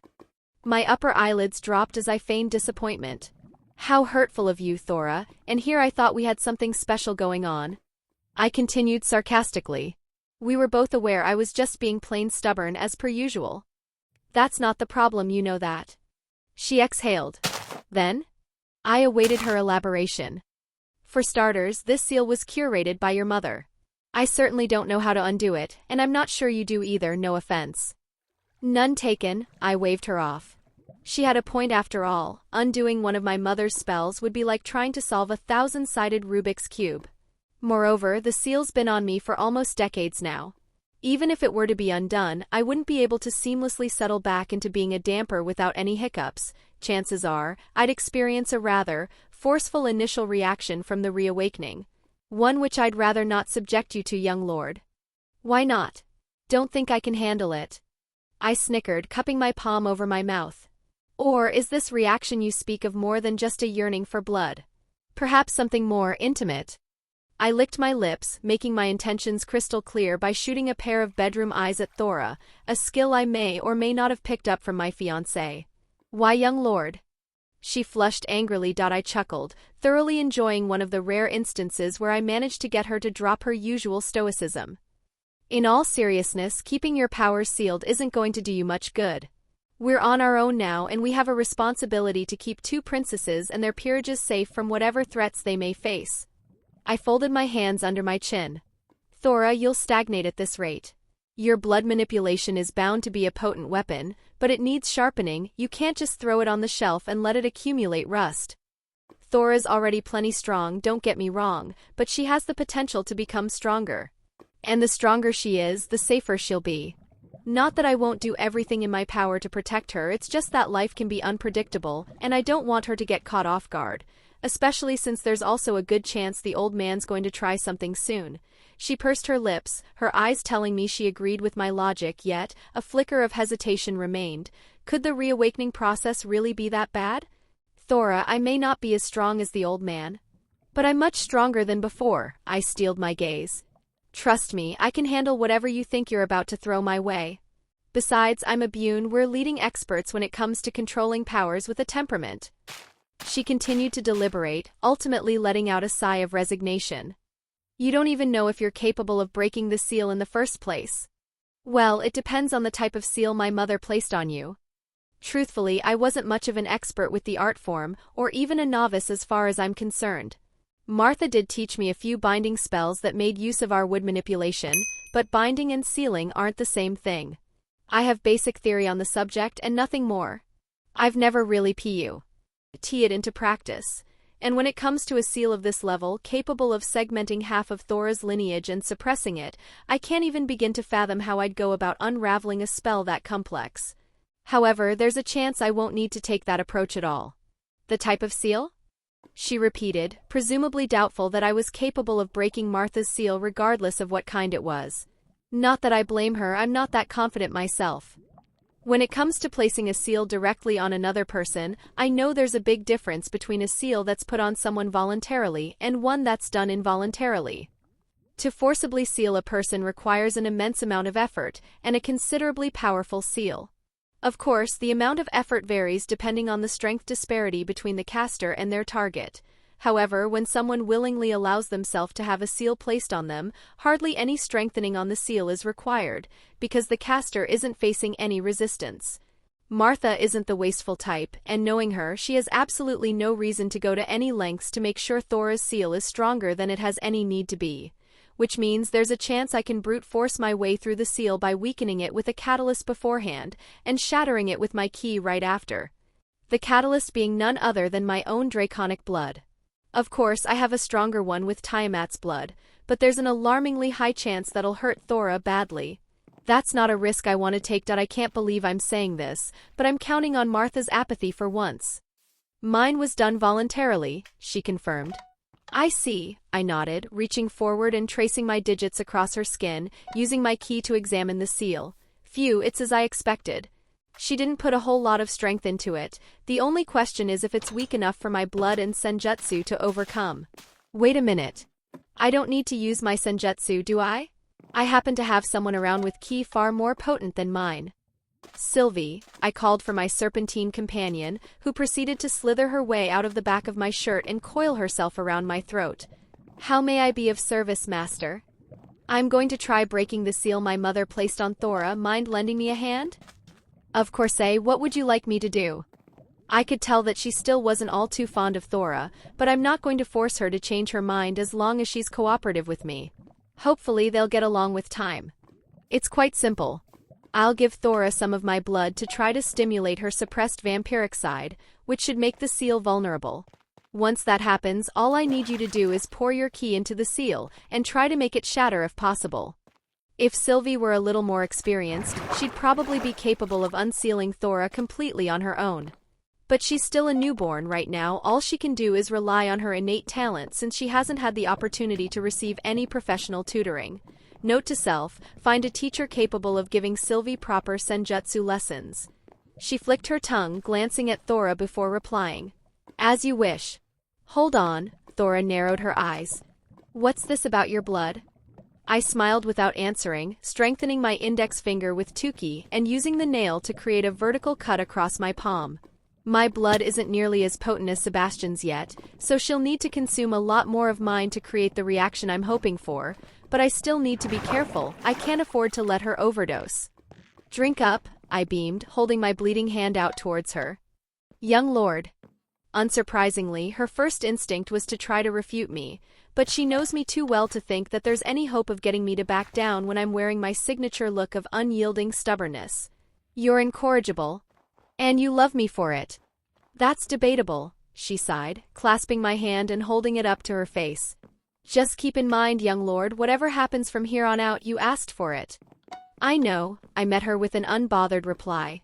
I've caused you a great deal of trouble ever since I was placed under your care. It's only fair that you're allowed to return the favor, isn't it? She scoffed, pressing her mouth against my wound and beginning to suck the blood out, a sensation that had me immensely ticklish, but in a pleasant way, the kind that made my face redden a little and caused my temperature to rise. As expected, the sanguine seal began to react, lighting up in response to Thora's ingestion of my blood. If my hypothesis is correct, her suppressed vampiric side should be trying its damnedest to break out of the seal now that she's consumed draconic blood once more. After years upon years of abstinence, let's hope this works. Sylvie, you're up. Very well. She slithered across Thora's arm and made her way towards the hopefully weakening seal, taking a moment to examine it before acting. It seems Lady Martha didn't bother giving the seal any added defense. Breaking its hold won't be too much of a hassle. Jay, just hurry up and do it already. Thora urged as her cheeks flushed beet red, presumably an effect my blood's having on her. Fine. Sylvie bared her fangs, proceeding to sink them into Thora's flesh precisely where the seal was. Thora hardly even winced in return, but I could tell that something was beginning to build up within her, something that would release any moment now once she reawakened. And then it happened. The seal's bright luster faded from sight, and the runic letters plastered on Thora's upper back vanished into thin air. A fierce blood-red aura exploded out of Thora's figure, radiating a starved intensity that erected the hairs on the back of my neck. I didn't hesitate to grab Sylvie and place her behind my back. I'm not sure what's about to happen, but I have a sinking feeling that Thora's about to experience quite the episode. Well, I am the one who said I could take whatever she ended up throwing at me. Her appearance started to change, her skin growing a touch paler, and the usually dim shade of crimson held captive within her irises started to brighten, glowing the same way mine did. Her metamorphosis was finished by the extension and sharpening of her canines, making her presence as a proper vampire known. Or a proper damper, I suppose. Thora, are you all right? Even after her physical change, it was clear that she hadn't fully settled into her unearthed strength. Her face had reddened even further, and her breaths had grown long, heavy, and labored. Sweat was pouring down her face and staining parts of her uniform, causing the parts of her skin that were visible to glisten like a summer lake. Why, young lord? Slowly, her eyes shifted towards me as her fingers clenched the edge of the couch, like she was trying to restrain herself. Yes? But I chose to remain as close to her as I possibly could, intent on keeping my promise. She bit down on her lower lip, the sound of leather tearing filling the room as she raked her nails through the fabric of the sofa. Her face told me whatever restraint she was trying to muster wasn't going to last. Feed me, she growled, lunging at me and grabbing me by the shoulders. Her body weight pushed me onto my back, and her hands clawed into the folds of my shirt, which she tore into with abandon. I could see steam puff out of her mouth with every breath, and I could feel her attention laser-focused on my neck. So that's what she's after. I was beginning to wonder why my instincts didn't warn me of any danger for a moment. I guess it's my turn to prepare lunch for once, I simpered. My hand gently supported her nape as I pulled her in close, aware that part of Thora was still attempting to hold back on her vampiric instincts out of concern for me. There's no need for you to hold back, you can drink to your heart's content, I whispered into her ear, giving her lobe a faint, provocative nibble. Her sharpened canines plunged into the side of my neck and slurped up my blood like she hadn't eaten in centuries. I could feel her heart race as our torsos pressed together. In an attempt to soothe her, I ran my fingers through her cascading, sweaty raven locks. "Hey, Alduin." She heaved, raising her head as blood dripped from her gaping, panting mouth. I flinched in response to hearing her call me by name. "Yes, Thora? I want more." "More blood? I've still got plenty to spare. You can go for seconds if you'd—" "No," she cut me off. "I want more. I want more of you, Alduin. Give yourself to me." I felt my heart skip a beat as Thora looked down on me, her eyes shimmering with blatant carnal desire. Even though I was the one who suggested something like this might happen, I wasn't truly expecting it to come to fruition. It was supposed to be a mere jest. Yet here she was, stripped of all her usual decorum and straddling me with her palms planted firmly on my abdomen. Sweat continued to pour down her skin and rolled onto mine, creating a humid, musty amora around our bodies. One which restlessly wafted through my nostrils and caused my face to mimic the bright red blush on her face. My flight or fight response kicked into overdrive. It's clear what Thora wants from me, or at least what her instincts desire. However, is it right to respond to them? Should I push her away and tell her she isn't thinking straight? Or should I adopt the same advice I gave Roygun? Stop thinking and just go where my heart leads me.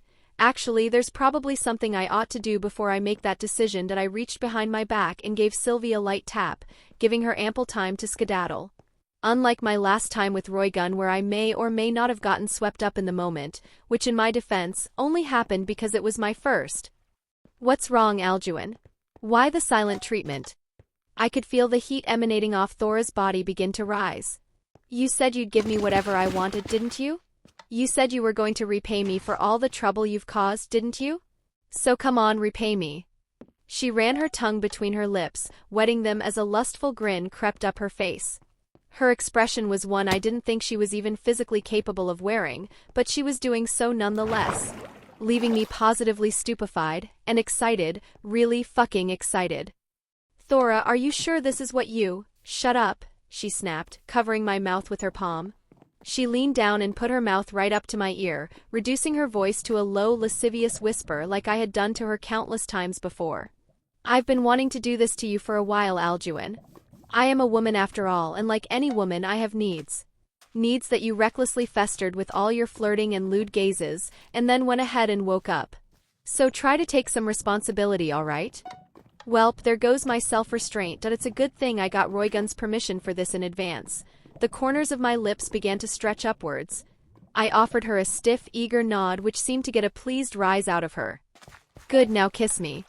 She withdrew her palm, sliding her arms around my neck and pulling me into a deep, hungry exchange.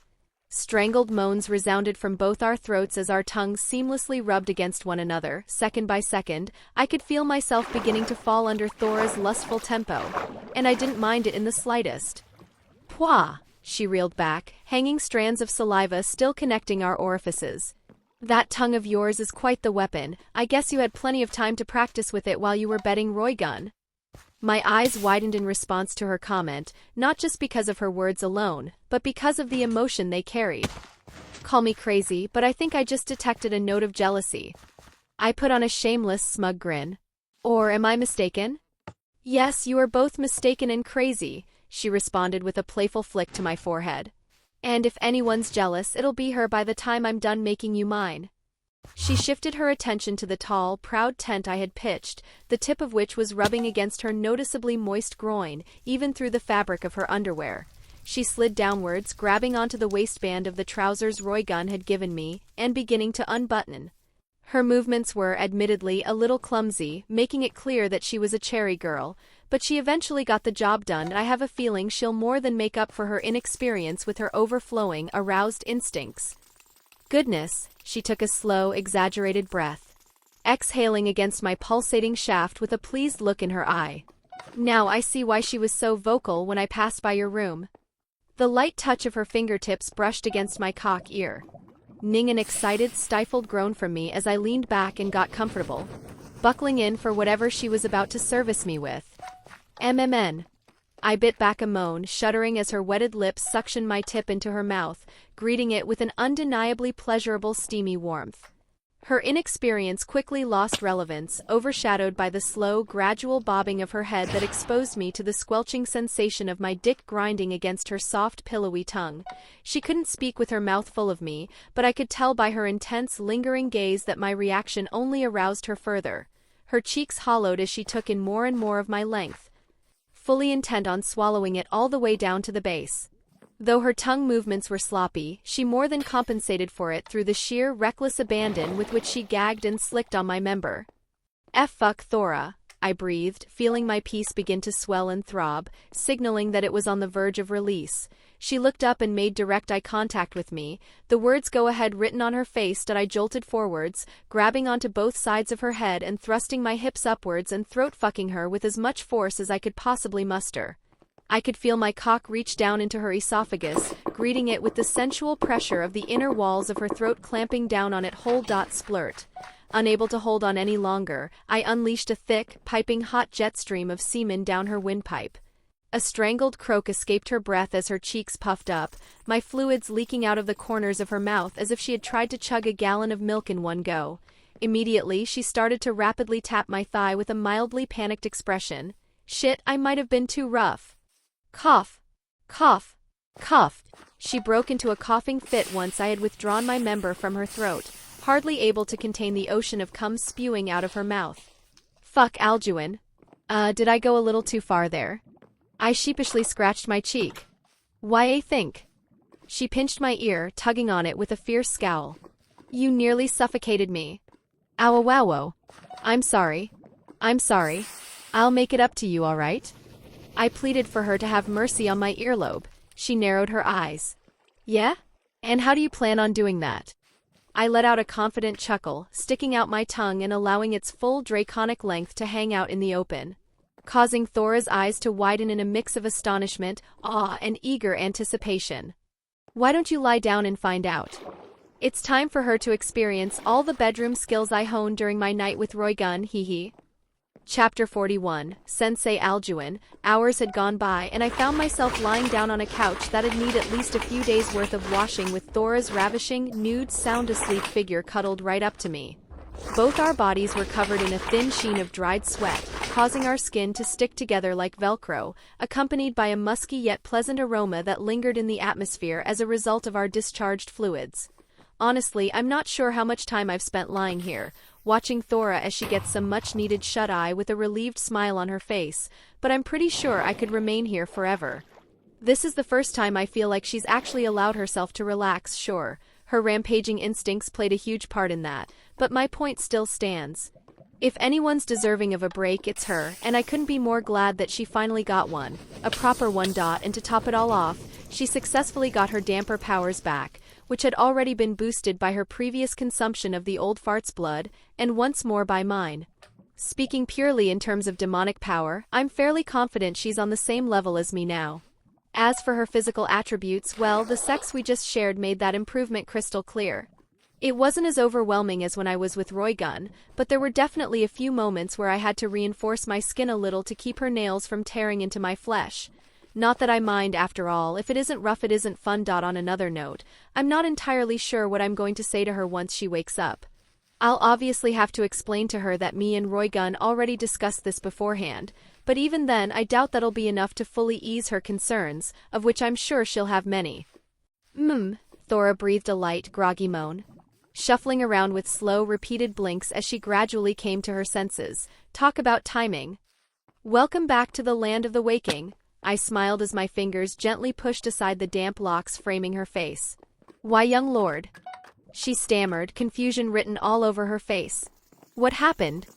Don't you remember? We successfully removed the seal suppressing your damper abilities. My smile grew increasingly mischievous. But if you're wondering what happened after that, then I suggest you take a look around and see for yourself.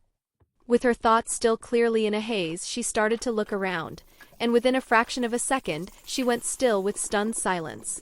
Taking in the sight of our bare bodies lovingly pressed against each other, the musty smell lingering above us, and the countless number of stains etched into the newly acquired sofa, she opened her mouth, presumably to yell out in panic, but found herself incapable of giving volume to any words. If you're still confused, then allow me to refresh your memory. I cleared my throat, preparing to do a dramatic imitation of Thora's voice. I want more of you, Alduin. Give yourself to me. Does that happen to ring a bell? I smirked, resting my cheek against my palm. Or maybe this will. I've been wanting to do this to you for a while, Alduin. I am a woman after all, and like any woman I have needs. Thora remained speechless, but I could see the gears starting to turn in her head. Her brain's probably rewinding through the fond memories we just made, which included a surprising amount of straddling and biting on her part. Again, not that I mind. SSHIT. She blurted out, gripping the sides of her face with an exceedingly jittery expression. Shit. Shit. Shit. Shit. Shit. Shit. What have I done? I huffed. What have we done, I think you mean? And now isn't the time to be acting so casual? Fuck. How the hell am I going to explain this to? Oh, Lady Roygun? She'll kill me.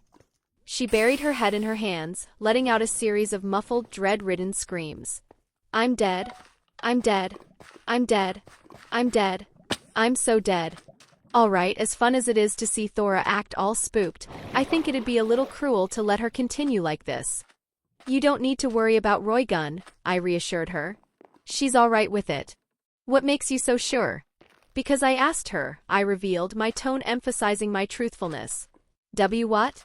Right before me and Roygun slept together, we got into a bit of a heated argument per se, mainly about you. I began, deciding it best to explain everything from the top. She noticed that our relationship was closer than that of mere master and servant, and jumped to the conclusion that we were involved in some kind of scandalous romantic relationship. Of course, I told her that wasn't the case, but I hesitated, a small part of me still deliberating whether I should tell her what I've wanted to say for quite some time now. She raised an eyebrow. But no, there's no use in second-guessing myself like this. This is literally the best opportunity I'm going to get to tell her how I feel. I'd be an idiot to let it slip out of my fingers, but I took a deep breath before speaking. I told her I'm in love with you, Thora. She did an immediate double-take, wondering if those words had really just come out of my mouth. Yes, you heard me correctly. My added confirmation rendered her even more speechless than before. Her eyes widened as much as they possibly could as utter, sheer bewilderment radiated off her. Young Lord, I cut her off. I'm not finished also, please don't call me Young Lord for the time being. I sighed, earning a stiff yet understanding nod from her in return. At first she was less than ecstatic about that. However, I made it clear that I felt this way about you for a substantial amount of time, and she, someone whom I had literally just met, had no right to interfere with that. She looked ready to intervene, but I held up my hand before she could, gesturing that I still wasn't done. I know, legally speaking, she had every right to do so. But the basis of our conversation wasn't that of legality, it was a much more emotionally charged one. I said as I recalled some of the more dicey moments involved in that discussion. After a bit, well, actually a lot of back and forth, we came to an agreement. She allowed me to be with you on the condition that I don't let my relationship with you diminish or compromise mine with her. Lady Roygun actually agreed to that? She questioned with narrowed eyes. As expected, getting her to understand Roygun's perspective is going to take a little elbow grease. She did, I nodded affirmatively. If you really want, I could call Roygun up here if you'd rather hear it straight from her mouth. Serfal won't take kindly to that, but personally speaking, this situation warrants an exception. And no, that's not necessary. You might be reckless, but I know you wouldn't lie about something that consequential, young Alduin. Though her voice had begun to steady, I noticed a pang of guilt start to infect her expression. However, that doesn't excuse my actions. I am your caretaker, why I went ahead and sullied you without a second thought. Clutching her chest, Thora attempted to sit up and escape my clasp. Nonsense, I frowned, wrapping my arms around her waist and pulling her even closer than before. Alduin? Inexcusable? Sullied? Those words shouldn't even be an afterthought to you. I made my brimming dissatisfaction clear through my voice. I'm going to say this once and only once. What just happened between us occurred because I wanted it to, not because I was forced, pressured, or any other despicable idea you've conjured up in that head of yours. If you try to degrade what I believe to be a beautiful moment we just shared again, then your actions will truly become inexcusable. Understood? After all she's endured for my sake, offering my body to her is the bare minimum I've prepared myself to do. I plan on showering her in so much love she'll feel like she's drowning. And there's absolutely nothing she can do to avoid that. Thora flinched in the presence of my overwhelming displeasure. I doubt she was expecting a scolding from me of all people. But she'd be a fool to think I'd simply sit by and allow her to adopt such an appallingly self-depreciating train of thought. Good grief. I had no idea her self-esteem could even drop like that in the first place. She gulped. You understood. Good. A warm smile returned to my face. Now then, how about an answer? Pardon? She tilted her head. I chuckled lightly. Goodness, Thora, I didn't peg you for the type to be so dense. I just confessed to you, didn't I? The least you could do is give me a response. Her cheeks and ears flushed like a blossoming rose. It looks like her head's finally processed that part of my long-winded explanation. You weren't joking? I could feel her heartbeat start to hasten with each passing second. I don't want to jinx myself, but I think things are looking promising for me. I'm appalled you'd even ask me that, I huffed, mildly insulted. Of course I wasn't joking. Don't tell me you think I'm the type to just get intimate with any woman I stumble across? Good grief, Thora, how you've wounded your young lord's heart. I placed the back of my hand against my forehead, feigning an overly dramatic, pained expression. I didn't mean it like that. I know you didn't, I was just messing with ya. Even 1,000 years from now, I don't think I'll ever be capable of resisting the urge to tease her. It's almost like it's ingrained in my DNA at this point. Humph, way to ruin the moment. She crossed her arms and pouted. The mood seems to have lightened up between us, that's certainly a positive. Alduin, she began, her voice carrying a distinct weight. What I said when we were intimate about having wanted you for a while. I didn't just say that solely because of my questionable state of mind. Well, I guess none of the things I said or did were just because of that. Maybe it would be more accurate to say my reawakening brought out things in me I was keeping repressed. Is that wrong of me? Wrong? Why would it be wrong?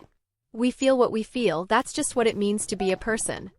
Having a duty or a responsibility you feel strongly towards doesn't mean you need to cut off your emotions. If that were the case, society as we know it would have collapsed a long time ago. We'd basically be living in a world full of Marthas, just without the duty stuff and only the emotionless part. I don't even want to imagine what such a world would look like. Yes, I suppose you have a point. She took a moment to gather herself before continuing. At first, my affection towards you was simply the motherly kind. As I watched you grow up from the time you were hardly as tall as my kneecaps, to the point where you were level with me, it felt like I was raising one of my own. It instilled me with a sense of warmth and tenderness I never thought possible, which I desperately needed after the Lord's first wife, Gilda, no longer had an active presence in the house. My eyes softened as I listened to her words. I don't know what kind of state House-Buné was truly in when Ladora had left, and Gilda had just fallen into a coma before me and Martha were around. But I doubt it was a pretty sight. But for some reason, which I still don't fully understand to this day, the form of my affection started to change and my longing started to deepen. My heart found itself wanting more than just a motherly bond. I'm not even sure if it was directed at you specifically or just the person closest to me at the time, but it happened nonetheless. I wanted more, Alduin. I had spent nearly 2 centuries living as not more than a maid, content with my only true relationship being that of someone fortunate enough to be brought into the Lord's fold. But once you came into life, some part of me decided that wasn't enough anymore. You wanted love, I concluded with an understanding nod.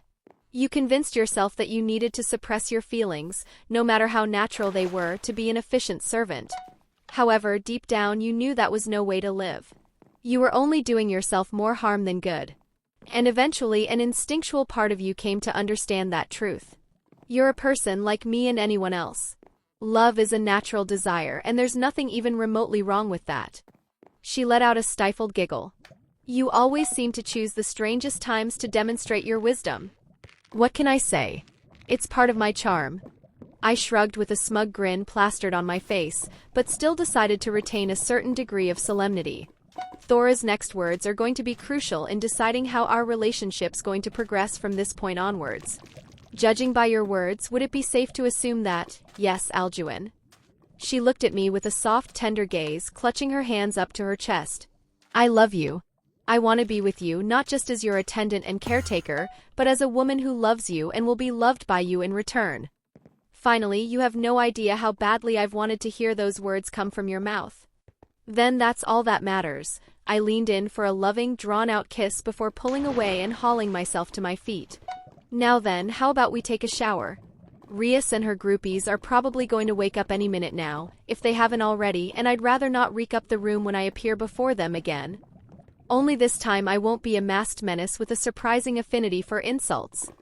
I think that would be for the best, she agreed. After heading upstairs and taking a nice warm shower together, which I totally didn't stall out so I could ogle at Thora's soapy breasts for an extended period of time. She took me to my bedroom, which appeared to be styled in a modern, contemporary fashion. It adopted a dark crimson and gray color scheme, similar to the ones used for my clan, and housed a large king-sized bed in the middle with verdant pillows and blankets, which I imagine was inspired by my Salos lineage that I love being a spoiled noble, especially when my pain-in-the-ass noble parents aren't around. Thora began walking over to the wardrobe. I noticed how much you liked the robes the Lord got for you on the day of your ceremony, so I took the liberty of ordering a special set of attire while I was discussing your living arrangements with Lady Leviathan. She pulled out what looked to be a loose-fitting, light-colored kimono with a black edge and a black scarf, reminiscent of the one the old man had given me in shape, but different in coloration and design.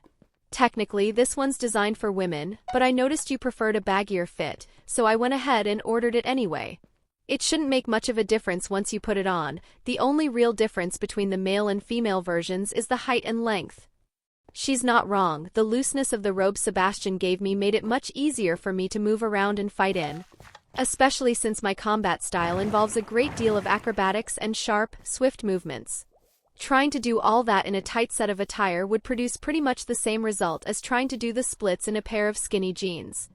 It looks snug. I took it out of Thora's hands, gliding my hand across the fabric to get a feel for its make.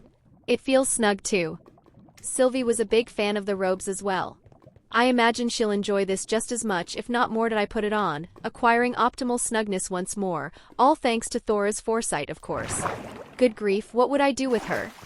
It looks like the Senjutsulus one has actually done something useful for once. As if the presence of the kimono alone had somehow summoned her, Sylvie entered the room, immediately slithering her way up my newly acquired ensemble and burying herself beneath my scarf. I see your familiar's attitude hasn't changed. Thora narrowed her eyes. It's not my fault a meager specimen such as yourself insists on clinging to my master like an unruly growth of weeds. Sylvie huffed, proceeding to poke my cheek to get my attention. By the way, master, my clone in the clubroom has detected the awakening of the Red One and her servants. I see, I guess that's our cue. I've had some time to think, and I believe I've established a good starting point to begin their training based on the little test fight I conducted.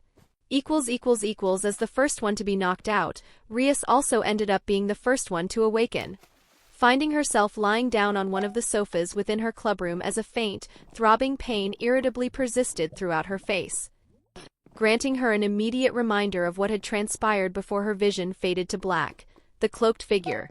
She jolted upright, her eyes darting across the room and observing the sight of Akino, Kaneko, and Kiba all sprawled out similarly to her, with no visible signs of injury on their bodies. Much to her relief and confusion, someone had attacked them, she had no doubt about that.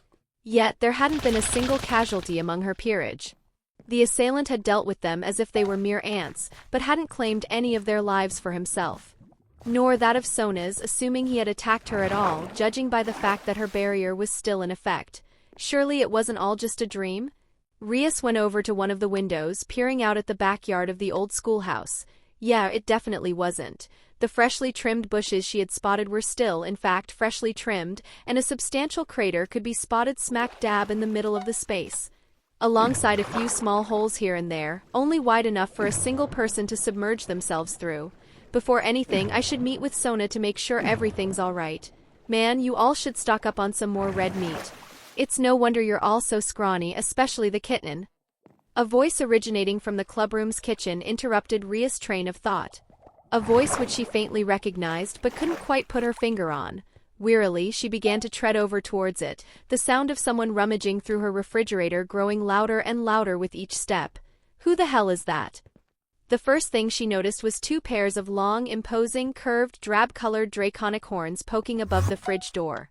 One front-facing pair and another back-facing one. Excuse me. Before she could order whoever was audacious enough to sneak into her clubroom and start gorging on her supplies, the door slammed shut, revealing the figure's appearance in full. Yo, it's been a minute since we last met, Rias Gremory. He was a tall, kimono-wearing man with long, extraordinarily spiky ash-colored hair that seemed to be doing its best impression of a porcupine. His eyes were of a deep, verdant and reptilian nature, and he also had a piece of raw steak in his mouth, which he was idly chewing on for some reason. Last met? I'm afraid I have no idea what you're talking about. Rias paused, squinting to get a better look at the man. Strangely enough, it wasn't just his voice she found somewhat familiar, but his appearance also itched at her memory. Which she found odd, considering one would typically remember someone with such a wild image. Slowly but surely, memories from Sona Citri's 18th birthday started to resurface in Rias' mind. Specifically, an incident that went down between a certain rooster and lizard. Her attention was more focused on the latter rather than the former. Alduin Buné? She muttered. It was a little hard to tell at first with the horns, increased muscle mass, and whatnot, but once she conjured up a mental image of the man without those attributes, there was no denying it. He swallowed the steak in one swift gulp before speaking. In the flesh. Oh, and sorry about the little trashing I gave you and your subordinates. I kinda had to do it for the sake of getting a training regimen together, hee my bad. He scratched his nape with a sheepish, aloof expression. Trashing? Rias paused once more, giving her brain some time to connect the dots. That was you? Guilty. He quipped in the same moronic voice he had initially used. But it was all for the sake of your training, all right? So you can't get mad at little ol' me. Training? I never asked for anything of the sort. She stomped, infuriated that she and her peerage had been ambushed for such a moot reason. And besides, she highly doubted that was even the full story, since it didn't explain the insults he had thrown at her before knocking her out cold. Insults which she remembered perfectly well, word for word. And last but not least, you're Rias Gremory, sister of a Satan you'll never match, and aunt of a child that's destined to outshine you. If he hasn't done so already, that is. What a truly pitiful woman you are. Her face reddened with fury just thinking about it. I know, but your brother did, and that's precisely why I'm here. Rias shuddered at the mention of her older brother. So rejoice, princess, your long-awaited wish of being freed from the talons of Riser Phoenix's wedding arrangement shall finally come true. All thanks to your super-duper ultra-amazing mentor Alduin sensei. She wasn't sure how to explain it, but she was suddenly hit with the instinctual urge to slap the living daylight out of the overtly jovial devil before her. Suppressed only by the shock of her older brother making such an arrangement behind her back. I never asked for Oni-Isama's assistance. She crossed her arms, feeling a little patronized by her older brother's meddling. Alduin let out a thoughtful hum. That doesn't mean you don't need it. No offense, but you and your peerage didn't strike me as the most prepared lot for a confrontation with Riser. Not that he's all that dangerous, but still, in your current state, I have no doubt that you'd lose to him in a peerage-on-peerage battle. Battle? She raised her brow with a questioning look. He didn't tell you about that either? Good grief, Alduin sighed, gripping his forehead. Lord Lucifer's already devised a plan to help you formally cancel your marriage. I'm not sure if you're aware of this or not, but the chances of the Phoenix clan honoring the arrangement to postpone your wedding until you've graduated from Human University are slim, if not virtually non-existent. Your value to their family's standing is simply too high to give up. The drastic widening of her eyes was more than enough to tell him that Surzex had indeed kept her in the dark about the situation.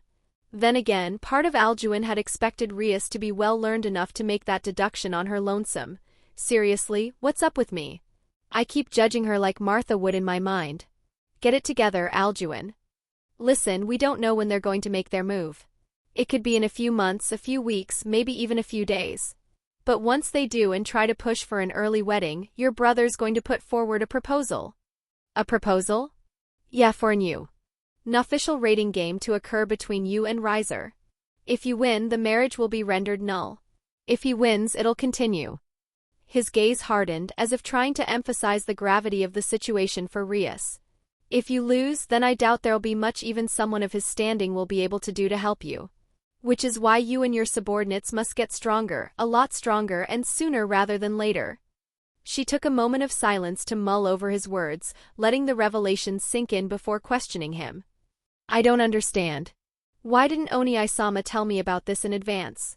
And more importantly, why are you the one he sent to train, assuming what you're telling me is true?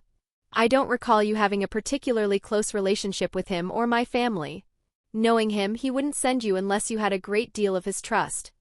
She folded her arms, glaring at him with suspicion that if Surzex had sent Grafia, or any of his other peerage members, to handle her and her peerage's training, she wouldn't question it too much.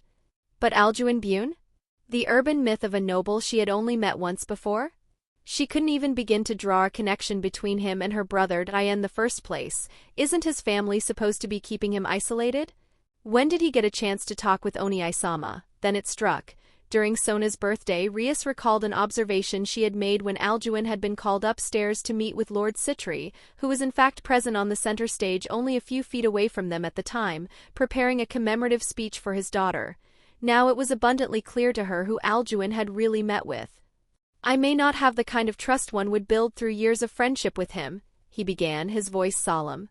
But we did make a deal, and I know better than to do something as idiotic as turning my back on a Satan. Especially your brother. She couldn't fault him there. Surzex, alongside Ajuka, was without a doubt the strongest the Underworld had to offer. Someone of Alduin's comparatively meager prowess wouldn't betray such a figure unless he had a death wish. Besides, Surzex's and Serafal's diplomatic protection was of great personal importance to him. Without them, he'd be exposed to the wrath of his father, who was just as capable of stomping him with ease. Put simply, they've assigned me as you and Sona's guardian, so to speak, as well as the person responsible for getting you and your peerage in shape for your inevitable bout with Riser. Oh, she scoffed. So not only does Oni-sama believe I'm incapable of training my subordinates, he also thinks I'm too inept to protect myself in my own territory? He shrugged. Your words, not mine. The sound of the clubroom's front door opening followed, causing both Rias and Alduin to step out of the kitchen to observe whoever had just entered. Young lord, I've brought him. There stood Thora, adorned in a fresh-made uniform with a familiar cross-dressing platinum blonde damper by her side, who clung to her skirt with blatant apprehension. He peered out at the room from behind her with an expression that made it clear he wanted nothing more than to curl up into a ball and hide away from sight, but was still doing what he could to muster up the courage to remain in the presence of the others. Gasper! Rias cried out, positively stupefied to see him out and about. What are you doing here? You're supposed to be in your seal. I broke it, Alduin admitted. When I said I was here to train you in your peerage, I meant your entire peerage. Naturally, that includes Gasper. Rias looked ready to blurt out all sorts of reprimands at him, but Alduin gestured that he wasn't finished. Relax, I'm well aware of what Gasper's power is, I've read his file.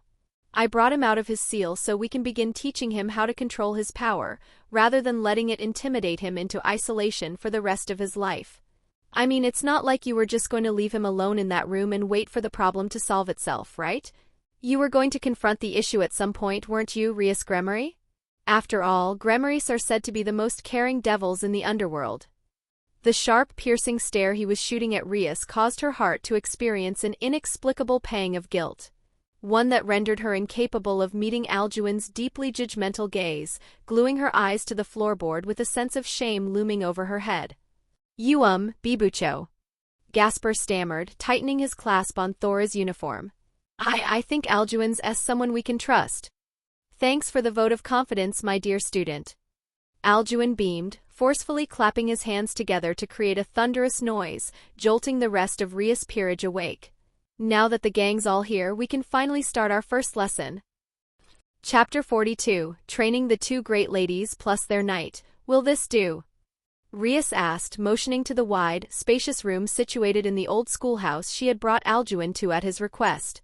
A room that adopted the visual appearance of a school gymnasium, and had been inscribed with intricate earth magic enhancements by the bishop of her older brother's peerage, MacGregor Mathers, creating a self-repairing feature similar to the chamber where Alduin and Sebastian sparred back at the Buné mansion. Yeah, this should be more than strong enough. Alduin returned a firm, approving Nod.to begin their training. He believed it best to approach each member of the Gremory peerage individually, in order to confront all the immediate flaws he had spotted in their abilities and skill set. Starting with none other than the leader of the group herself, the crimson-haired Ruin Princess, who wielded the power of destruction. So? What's my first lesson, sensei? She voiced his self-proclaimed title with blatant sarcasm. Crossing her arms and raising an eyebrow, still not entirely convinced of Alduin's teaching ability. Sure, he was powerful, immensely powerful, especially for his age. But possessing strength and possessing the means to help others achieve it didn't always go hand in hand. Whether Alduin's confidence regarding his ability to train every member of her peerage, herself included, was a product of actual skill or plain ego remained to be seen. When you unleashed your power of destruction on me back then, do you know why it did such a negligible amount of damage? He began without a shred of judgment or patronization in his voice this time. Rias clicked her tongue, understandably not fond of the memory. Isn't it your responsibility as my teacher to tell me that? He wagged his finger at her. A good teacher doesn't spoon-feed his students the answer, he helps them hone their ability to think for themselves. After all, I'm not going to be here forever. You'll still need to continue training yourself once I'm gone, and you'll also need to be capable of overseeing the training of your subordinates from that point onwards. She couldn't argue with his logic there. Granted, the drastic difference between his current attitude he was demonstrating and the one he had shown while he was all cloaked up was rather jarring. His code-switching ability might even be on par with Seraphal herself. I'm guessing it's because your defense was too high. She started eyeing his horns, hinting at his draconic constitution. Call me suspicious, but I have a feeling your body got a bit of an upgrade since we last met. Well, it's true that I'm your all-powerful sensei and you don't have a hope of even scratching me in a million years. Boo. What? That observation would only be useful from a life-or-death battle perspective. Once again, the urge to give Alduin a fierce palm across the face was tugging at her. You need to think from a self-improvement one and start learning to spot the flaws in your usage of demonic power and figuring out how you can remedy them. He gave her a light tap on the forehead, irritating his student even further. First of all, I didn't give you permission to touch me. She huffed with a scowl. And second of all, isn't it just an issue of destructive power? My power of destruction simply wasn't potent enough to break through your natural defense. I can't think of any other way to look at it. Really? Because I can, Alduin frowned, unsatisfied with her answer. If you tried to force the absolute maximum output of destructive power your body was capable of mustering, what would happen? She scoffed. What kind of question is that? I'd lose control of my powers and they'd go berserk, obviously. And therein lies the root of your issue, control. He smiled. In theory, you have 100% of your inherent power of destruction available to you, but you'll never truly be able to call upon that 100% because you're incapable of controlling all that power. Are you suggesting that you can fix that? She narrowed her eyes, finding his claim exceedingly bold. Control was the biggest hurdle to overcome when it came to mastering one's use of the Dryad Clan Trait. Even though her brother was capable of doing so like it was hands and feet, that was something he could do from birth. It was more a matter of superior genetics rather than intricate training. Zekram's proficiency was also in a league of its own, but he was the progenitor of the clan trait, for crying out loud. Added with the fact that he had been around since Lucifer and Lilith began conceiving the 72 pillars. His skill was a given. Then there was her mother, Venelana. Truthfully, she wasn't sure how powerful she was, as she had never seen her utilize her power of destruction before. However, she did know her mother was strong enough to be dubbed the flaxen-haired Ruin Princess. The predecessor to her crimson-titled in the presence of the other three wielders of the clan trait in the Underworld, it was impossible for her not to feel meager in comparison. Like metaphorical mountains of expectations were pressing down on her shoulders that she'd never be able to lift off of her. He chuckled. Fix? If by fixing you mean getting you to that 100%, then I'm afraid I'll have to disappoint you. He shrugged in resignation. He wasn't even close to reaching the full potential of either of his bloodlines. He'd have to be clinically insane to think he could do it for a clan trait he was approaching for the first time. Figures, she exhaled softly. Remember, I'm not here to try to put you on your brother's level or anything. Your objective is for and your peerage to beat Riser and his peerage, if you can even call it one. He snickered. I'm going to do my best to hone your control as much as possible, but the rest will be up to you and your subordinates. You'll still need to command them and strategize accordingly during the actual battle itself. Believe me, I'm the last person to have a high opinion of Riser, but he's had experience in actual raiding games. Whereas I haven't. So what? Alduin scoffed, much to Ria's surprise. He may have experience, but you have holy power and sacred gears. That rooster's flimsy, lust-driven peerage can't even begin to compare. Though it wasn't anything world-changing, his words did inspire her with a fair bit of confidence. Confidence she'd need going into her confrontation with the man in question. Yeah, I suppose that's true. She smiled warmly. All right then, how do you propose we begin? Alduin grinned, slapping his palms together and intoning. Tree bind flourishing burial. The gymnasium's maple flooring began to tremble violently, causing Rias to stumble and stagger around as she struggled to maintain her balance, while her teacher's footing remained perfectly still. What did you just do? She panicked as the ground beneath her split wide open, allowing an onslaught of thick trunks to slither out and wrap around her body in the formation of a tree, firmly binding her in place. I'm creating your training exercise, that's all. He covered his mouth and breathed a stifled giggle, pretending as if he wasn't enjoying himself. As you're probably aware, the root of demonic power is imagination. This makes it an energy source heavily reliant on one's mentality. So, in order to improve your control, I'm offering you a scenario where you'll be constantly exposed to the sensation of controlling your demonic power. Simple enough, isn't it? That doesn't even remotely explain why you've bound me here. She tried to struggle herself free, but it was to little avail. The trunks were simply far too strong for her to brute force her way out of. The goal is simple. All you have to do is charge your power of destruction around you, kind of like you're putting on a cloak of destructive energy, and use that to break yourself free from the tree I just created. His face had the words "it'll be EA. Seer said than done though written all over it. Again. That still doesn't explain why you're doing it like this of all methods. She wasn't sure what exactly was going through Alduin's mind, but she did know one thing.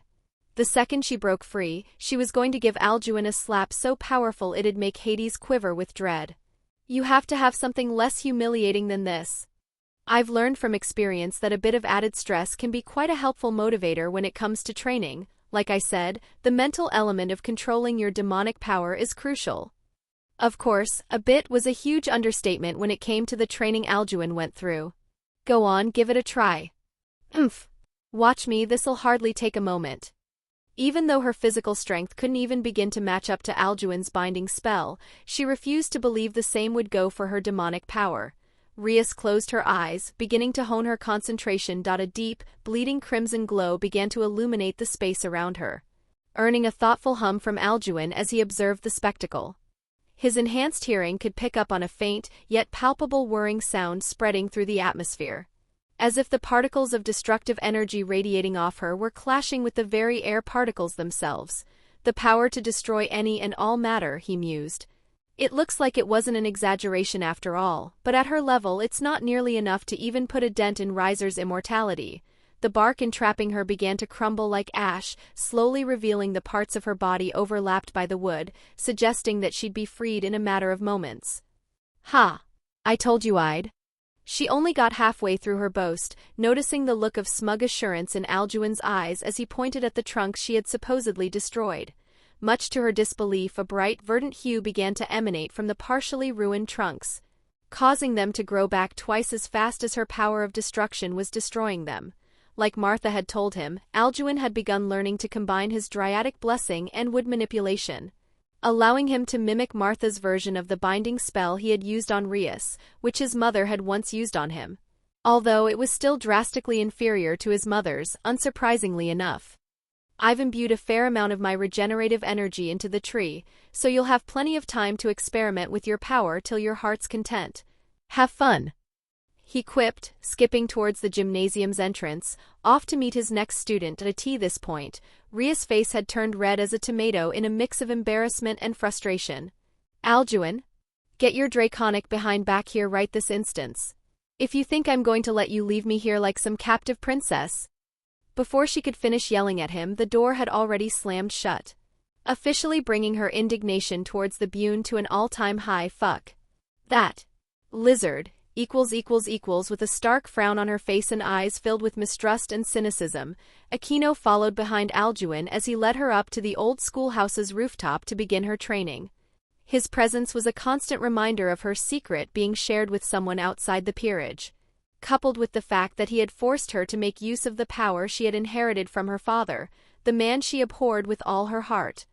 You know, Alduin began, finding the awkward silence between them deafening. If you keep scowling at me like that, you'll get wrinkles. Do you really want to ruin that pretty little face of yours? He attempted to spark up some small talk between them, but Aquino's face remained unmoved and evidently unimpressed. Where's Rias? She asked accusatorily, completely dismissing his comment. She's training downstairs, he answered plainly, choosing to shrug off the queen's conjecture. The Gremory peerage was clearly a close-knit group with a firm familial bond. The fact that they weren't immediately accepting of him barging into their day-to-day life like this hardly took him by surprise. I gave her a little homework assignment, so to speak, but I'm sure she'll be fine. His offhand response only furthered her skepticism. Who told you about me? About us? She continued to question him, her demeanor growing increasingly defensive, as if she were convinced that Alduin's placid, calm posture was a ruse of some kind. Well, seeing as I have access to all your information without being a wanted criminal, you should be able to take a guess, he side-eyed her while walking up a staircase, his expression indecipherable to Aquino, who typically proved to be an exceptional judge of character. I don't understand. Why would Lord Lucifer entrust you with such sensitive information? The Satan was known to be particularly, or perhaps a little too protective of his sister, to a point where most believed him to be a closeted ciscon. For him to trust anyone at all with such knowledge regarding her and her peerage spoke volumes about the level of trust he placed in said person. Isn't that question a little redundant? How else am I supposed to train you all if I don't know anything about you? He chuckled, wearing a smug, close-lipped smile. Aquino, you don't like me very much, do you? Somehow, he seemed completely unoffended despite his observation. Does that really surprise you? A bemused smirk crawled across her face. You know a concerning amount about us and we hardly know a thing about you. Urban myth San. In truth, Alduin knew his awareness of her secret wasn't the only thing bothering her. In fact, it wouldn't be a stretch to say she was more bothered by what he knew about the other members of the peerage. Like it kindled some kind of protective impulse within her. A trait which he actually found respectable, the queen of a peerage served as the king's right hand. They needed to be capable of looking after their juniors alongside them. I see how that could be troubling, he gave her an understanding nod, walking out onto the rooftop as the gentle afternoon breeze swished through his hair. Why don't you go ahead and ask me some questions then? Maybe it'll ease your worries a little. Pardon? Aquino blinked repeatedly, taken aback by Alduin's abrupt willingness to ease her concern, despite the standoffish attitude she had just expressed towards him. You heard me. Go on, ask me anything. As long as it's not anything perverted, of course. My fiancé wouldn't be too happy about that. He smiled, clasping his hands behind his back. Fiancé? You're engaged. Her eyes widened as she got her first glimpse into her teacher's personal life. Is it really that surprising? He tilted his head. I'm a high-class devil just like your king, it's only natural for me to be placed on the marriage market as well. He left out the part where his father made the decision without his prior knowledge, solely because, unlike Rias, he ended up liking his chosen partner. Well, now I know what my first question is. Her hostility started to subside as piqued curiosity seeped through the cracks of her skull. To whom? Rias was already taken, and it couldn't be Sona since she definitely would have at least heard whispers about that by now, not to mention that there was a pre-existing, board game-colored condition one would need to adhere to if one wanted to marry the Citri in the first place, which left two potential suitors Aquino could think off the top of her head. Sikvera Agars and Latia Astaroth, though she couldn't quite imagine their personalities meshing all that well with what little of Alduin's she had experienced. Then again, considering Rias and Riser's engagement, chemistry hardly seemed to be a concern within high-class society when it came to pairing people with each other. Roygun, he answered. Roygun? Aquino repeated, not recognizing the name that wasn't even remotely on her list of possibilities. However, she could have sworn that she had heard the name somewhere before, and after a bit of mental searching, an answer presented itself. One which she felt highly inclined to greet with immediate dismissal. Wait. Roygun? As in Roygun Belphegor? The ranker? That Roygun? Of course, who else would I be talking about? He smiled, acting as if nothing was surprising about the fact that he was engaged to a woman who was centuries older than him, possessed Satan-class strength, was a part of the Underworld's top 10, and to top it all off, an extra demon. There was only one other instance in the history of the Underworld where an extra demon and a pillar were wed, and that was between Graphia Lucifuge and Surzex Lucifer. The main difference being their marriage occurred right after Lord Lucifuge disbanded the house itself, whereas Alduin and Roygun's was going to occur while the latter remained not only an extra demon, but the matriarch of their house, as Sebastian had put it, sorting out the kinks of their union was bound to be a challenge, put lightly. Aquino stood in stunned silence with a blank expression on her face, unsure what to make of what she had just heard. And Alduin was happy to give her all the time in the world she needed to process. "Now I have even more questions," she sighed, and he gestured for her to fire away. "First of all, how old are you?" 18. Much to her irritation, he continued to act like everything was normal. "Fun fact, my birthday's right in between Sona and your king. A month after and a month before, respectively." She completely ignored the latter part, compelled to focus all her attention on the former. "Why, you're the same age as us," she stammered. She felt obligated to reject such a notion, but her keen senses couldn't detect so much as a shred of falsehood from him. "Yup," he popped the pea, swirling his hand around his face. "I know I look a little older, but it's just a result of a little appearance change we Buné clansmen get when we're of age. Don't pay it any heed." That was much easier said than done when he had literal horns on his head. "You're not lying to me, are you?" She couldn't help but ask. After all, regardless of her opinion on Alduin, she couldn't deny that his strength was nothing short of overwhelming. She and the rest of the Gremory peerage had experienced it firsthand.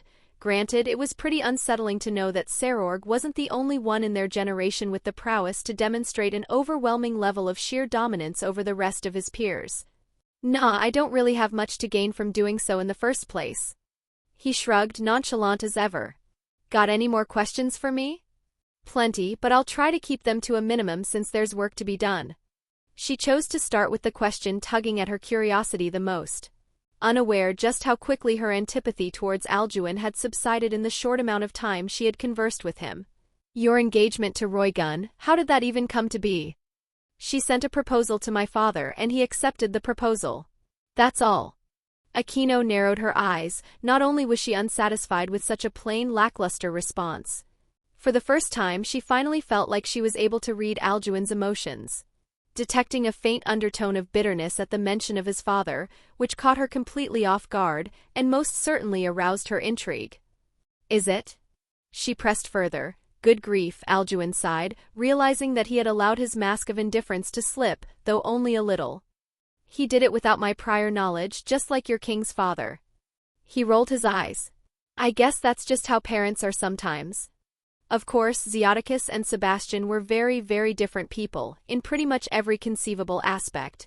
Aquino pursed her lips, convinced that there was much more to Alduin's noticeable dislike towards his father than he was letting on.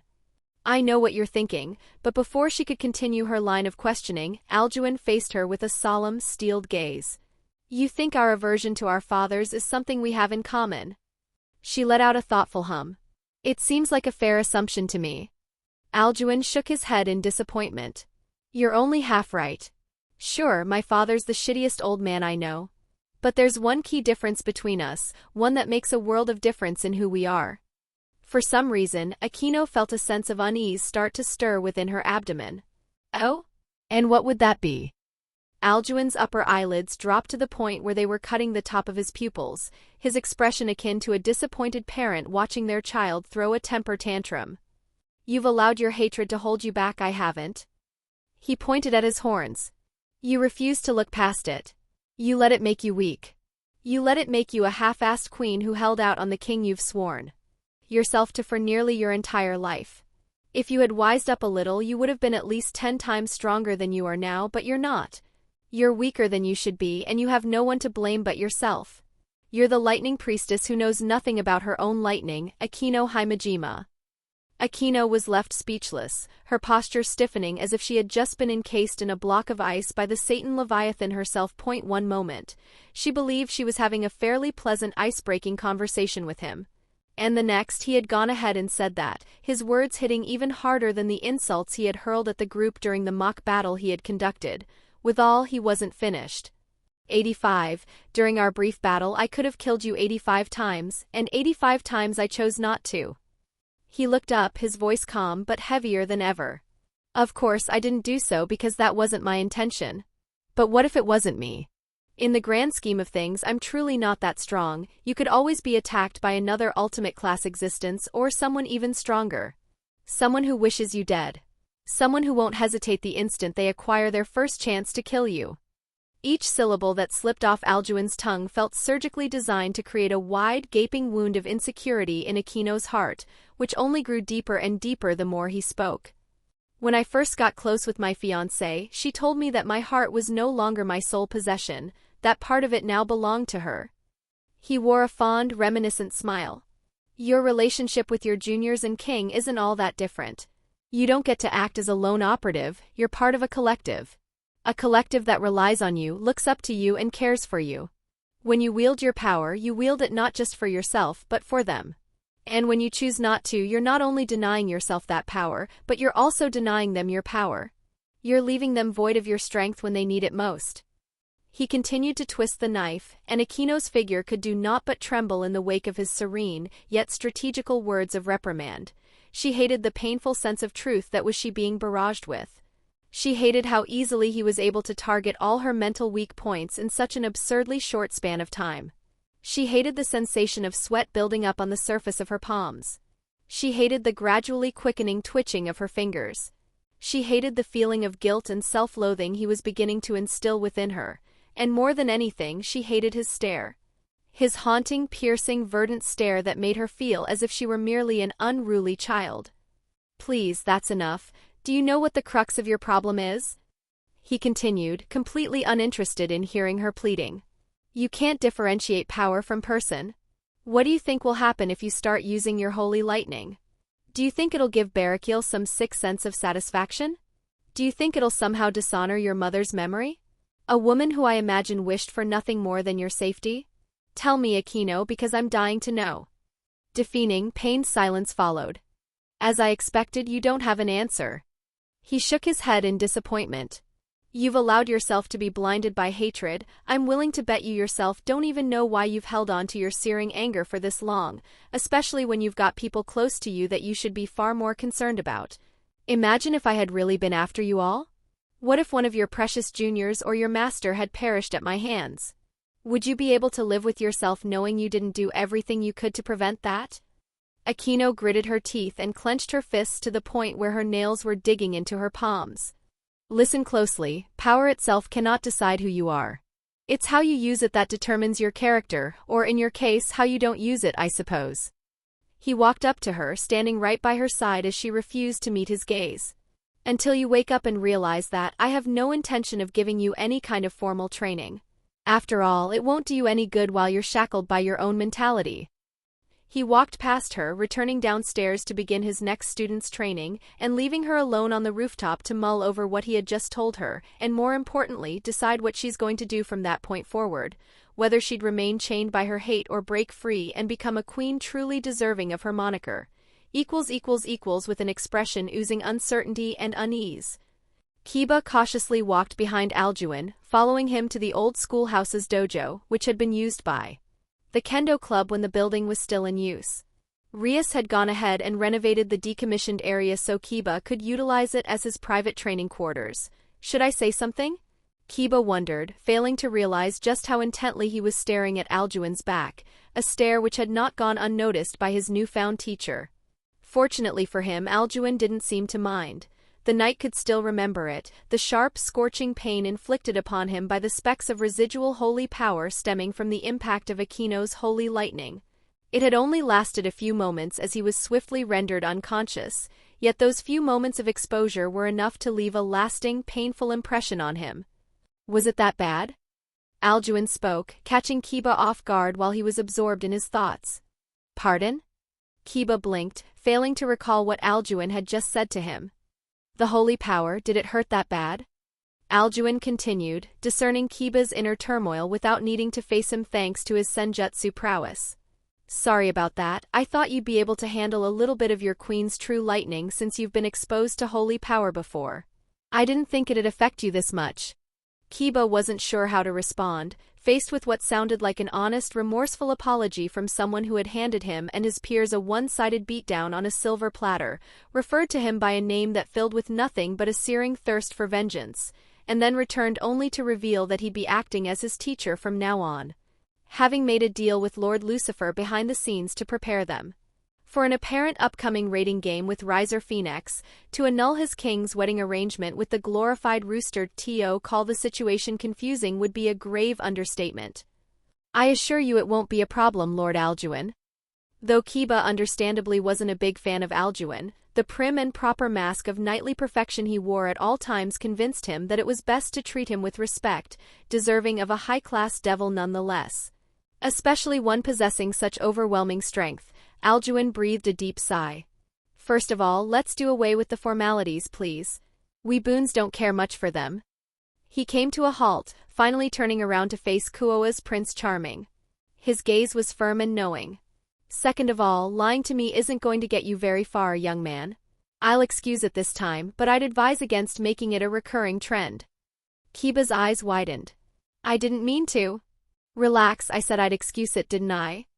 Alduin waved his concerns off. Besides, having the sensation of being nicked by holy power fresh in your mind might be a good thing. I'm afraid I don't quite follow. Kiba furrowed his brow. Even though I haven't gotten around to beginning everyone's training, there's already one conclusion I can make about your group with absolute certainty. His smile widened before he turned away and continued his stroll through the schoolhouse's hallways. The root of all your problems are mental. Mental? It didn't take long for Kiba to figure out what Alduin was referring to. The realization plastered a firm, fierce scowl on his face. Yeah, I'm talking about the Holy Sword experiment. The wall standing between you and the growth you're trying to achieve. The mere mention of the project alone was enough to positively infuriate Kiba.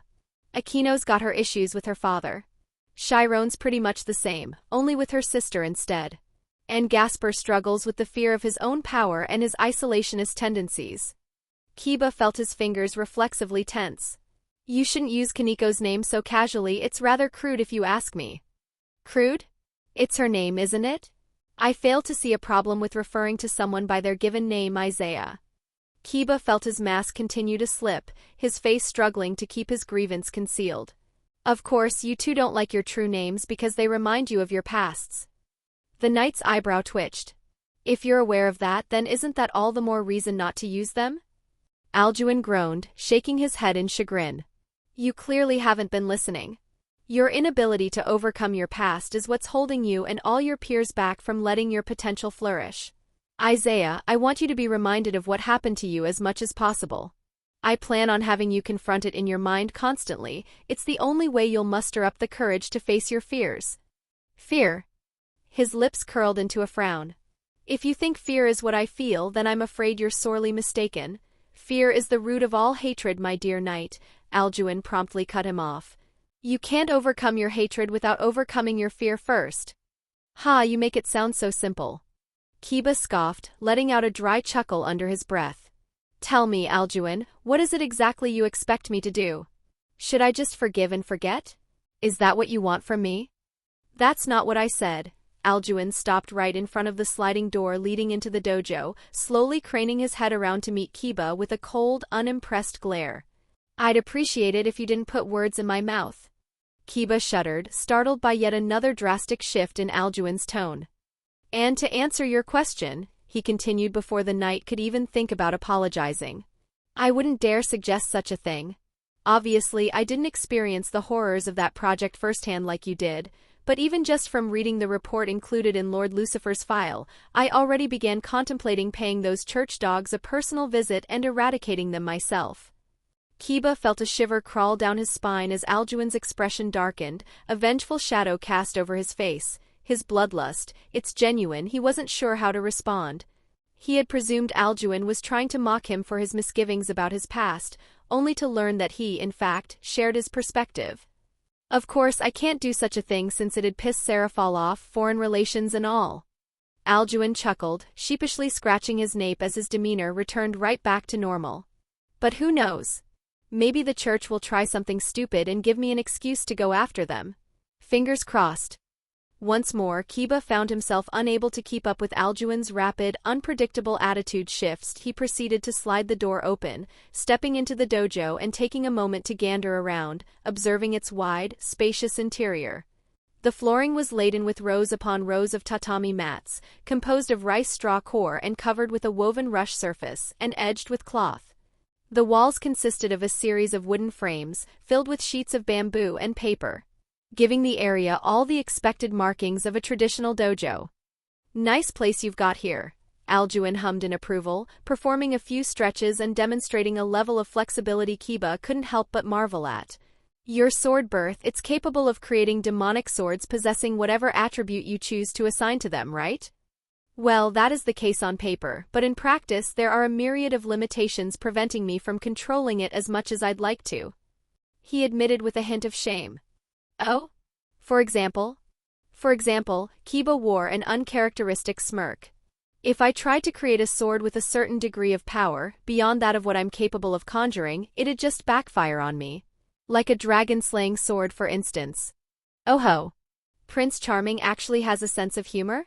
Color me surprised," he breathed a heartfelt bout of laughter. "In that case, let's make that your first assignment." Kiba blinked. "What?" Alduin returned a smirk of his own. "You're going to learn to create a dragon-slaying sword."